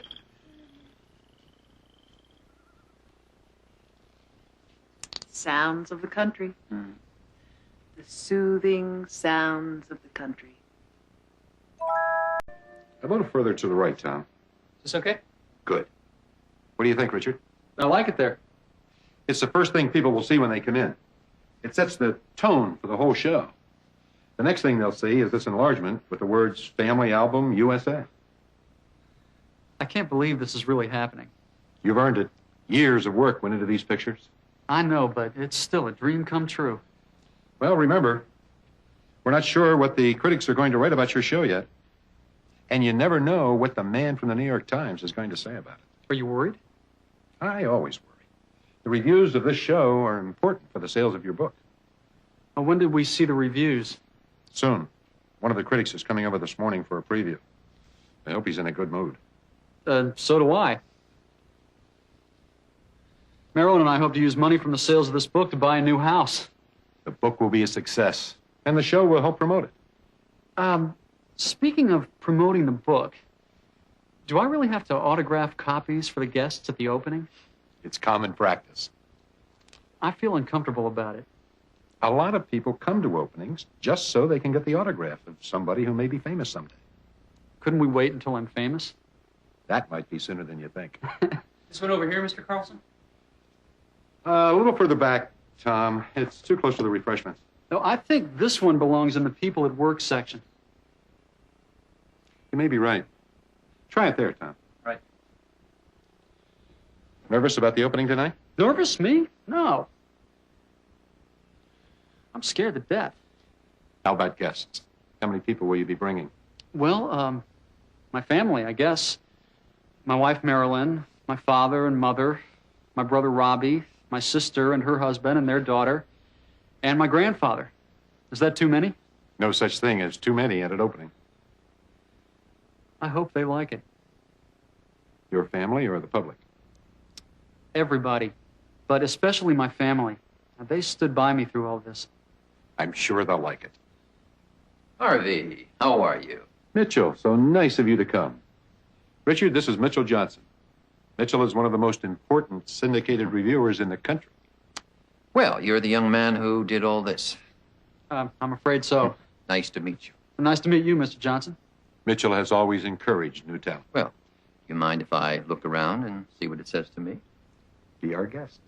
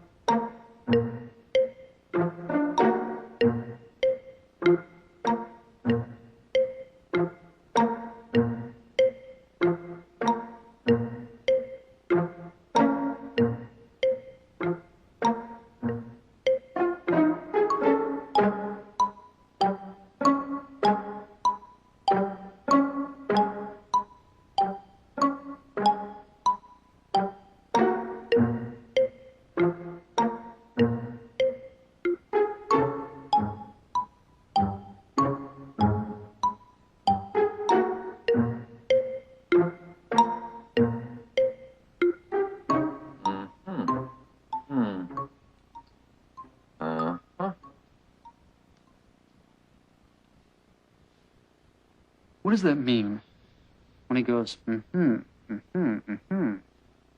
It probably means he's clearing his throat. I don't know. I don't care what the critics say, Mr. Stewart. Your work is brilliant.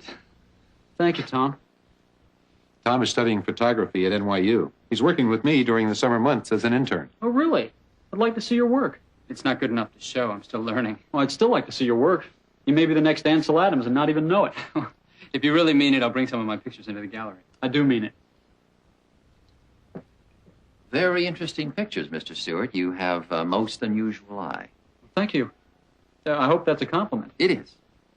Are you going to be reviewing the show, Mitchell? Oh, yes. It's definitely worth reviewing. Favorably? Well, you know I never answer that question, Harvey. I'd like an advance copy of the book, though, so I can study it. I have an autographed one in my office. Tom, would you give Mr. Johnson the copy of Richard's book on my desk? Just follow me, Mr. Johnson. Do you think he liked my photographs? We'll know when tonight's papers come out. Keep your fingers crossed.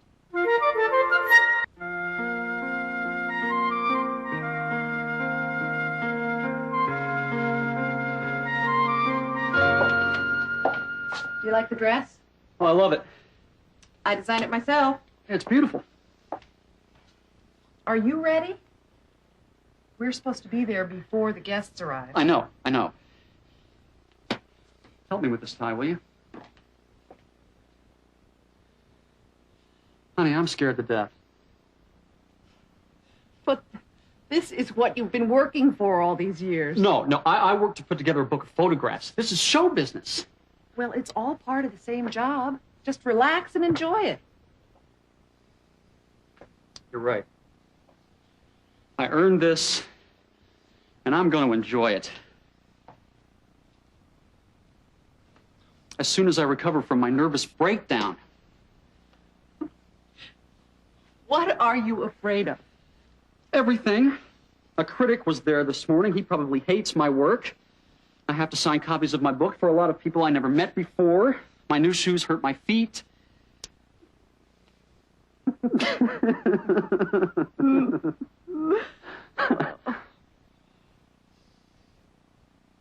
You're going to be a great success. Are you ready? As soon as I get these cufflinks on. Here, let me help. Mom and Dad are already on their way down to the gallery.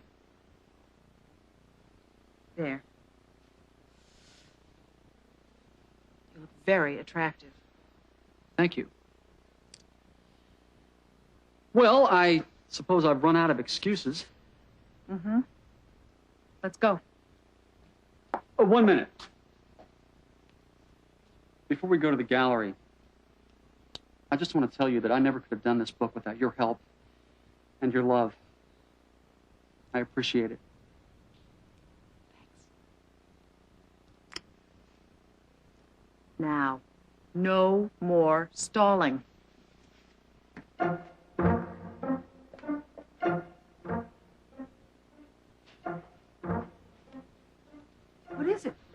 There's nobody here. Of course not, Richard. Your show doesn't begin until 8:30. Oh. Right.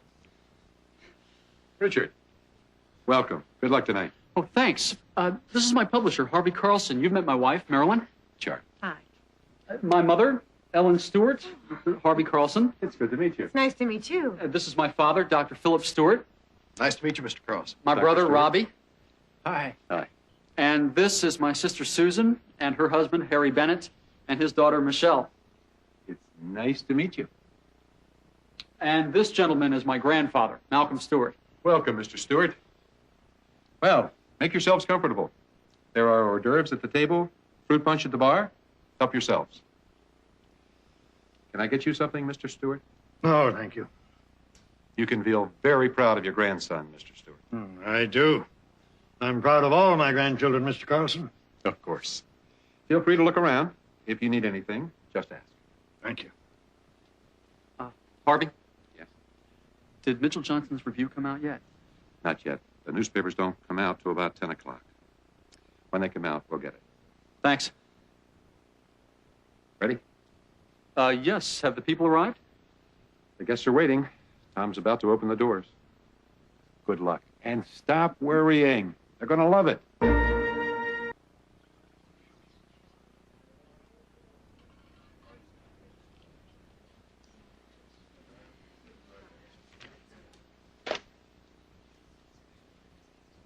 What's this? Read it. I can't. Would you read it, Marilyn? Richard Stewart's show at the Carlson Gallery is a collection of photographs from his new book entitled Family Album USA. There is power and beauty in Mr. Stewart's work, and his book introduces us to a remarkable new talent. Oh, Richard, it's wonderful. Congratulations. Wow. I'm overwhelmed. Ladies and gentlemen, if I may have your attention for a moment, please. I hope you're all enjoying the exhibition. I know that I am. And I would like to introduce the young man who spent the last 5 years taking these remarkable pictures and writing the background for Family Album USA, Mr. Richard Stewart.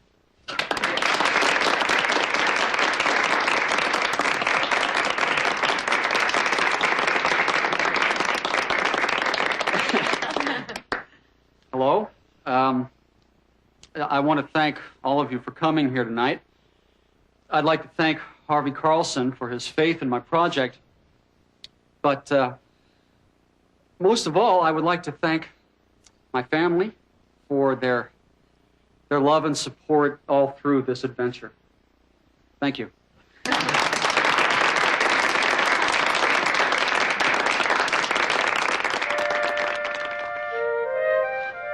Oh, I'm glad that's over.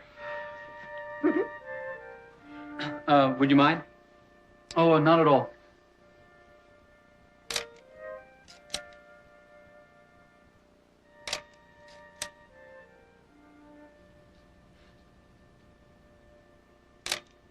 Thanks. Our pleasure. Hope it wins a Pulitzer Prize. I'll settle for an A in my photography course.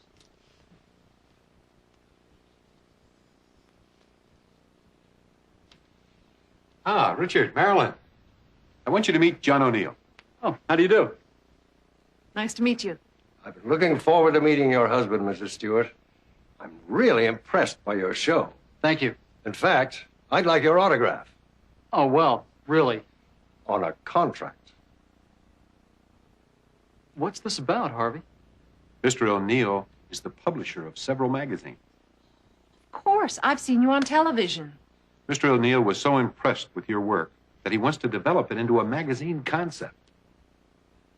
Well, that sounds very exciting. But where would I fit into the plan? I'd like you to be the photo editor of the magazine. Oh, Richard, how exciting. It's a wonderful opportunity, Richard. Hold on. Wait a minute, please. What's the problem, Richard? The problem is that I'm a photographer, not an editor. I like what I do. In fact, I love what I do, which is going out with a camera and a roll of film and seeing the wonder of humanity. Now, I appreciate your offer, but I've worked so hard on Family Album USA, and I'm giving some thought to a new book on a different subject. I'm flattered, but I enjoy taking pictures, and I want to continue doing that. Thank you, but I'm happy being a photographer. I understand, Richard. Richard, I know your next book will be a success. Congratulations. Thanks.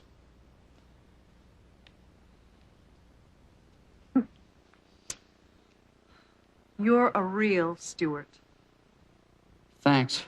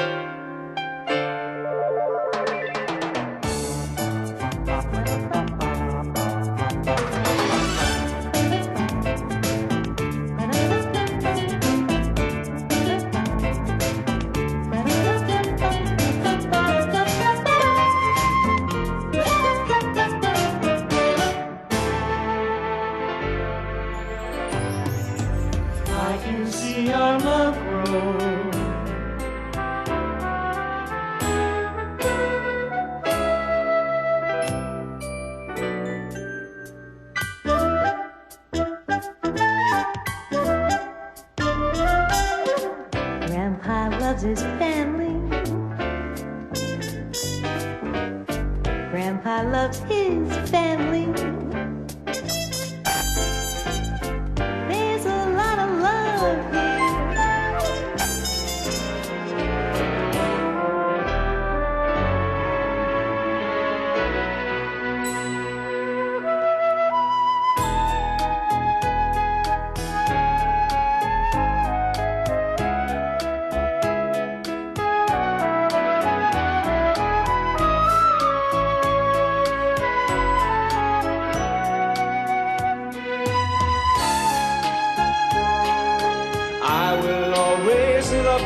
And I'll try to make you happy every day.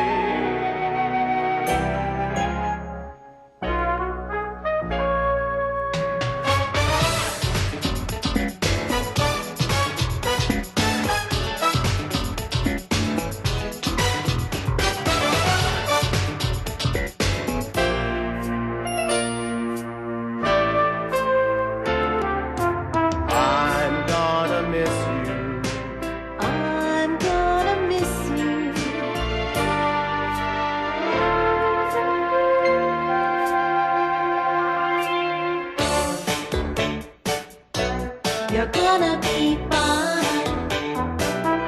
We need some quality time together.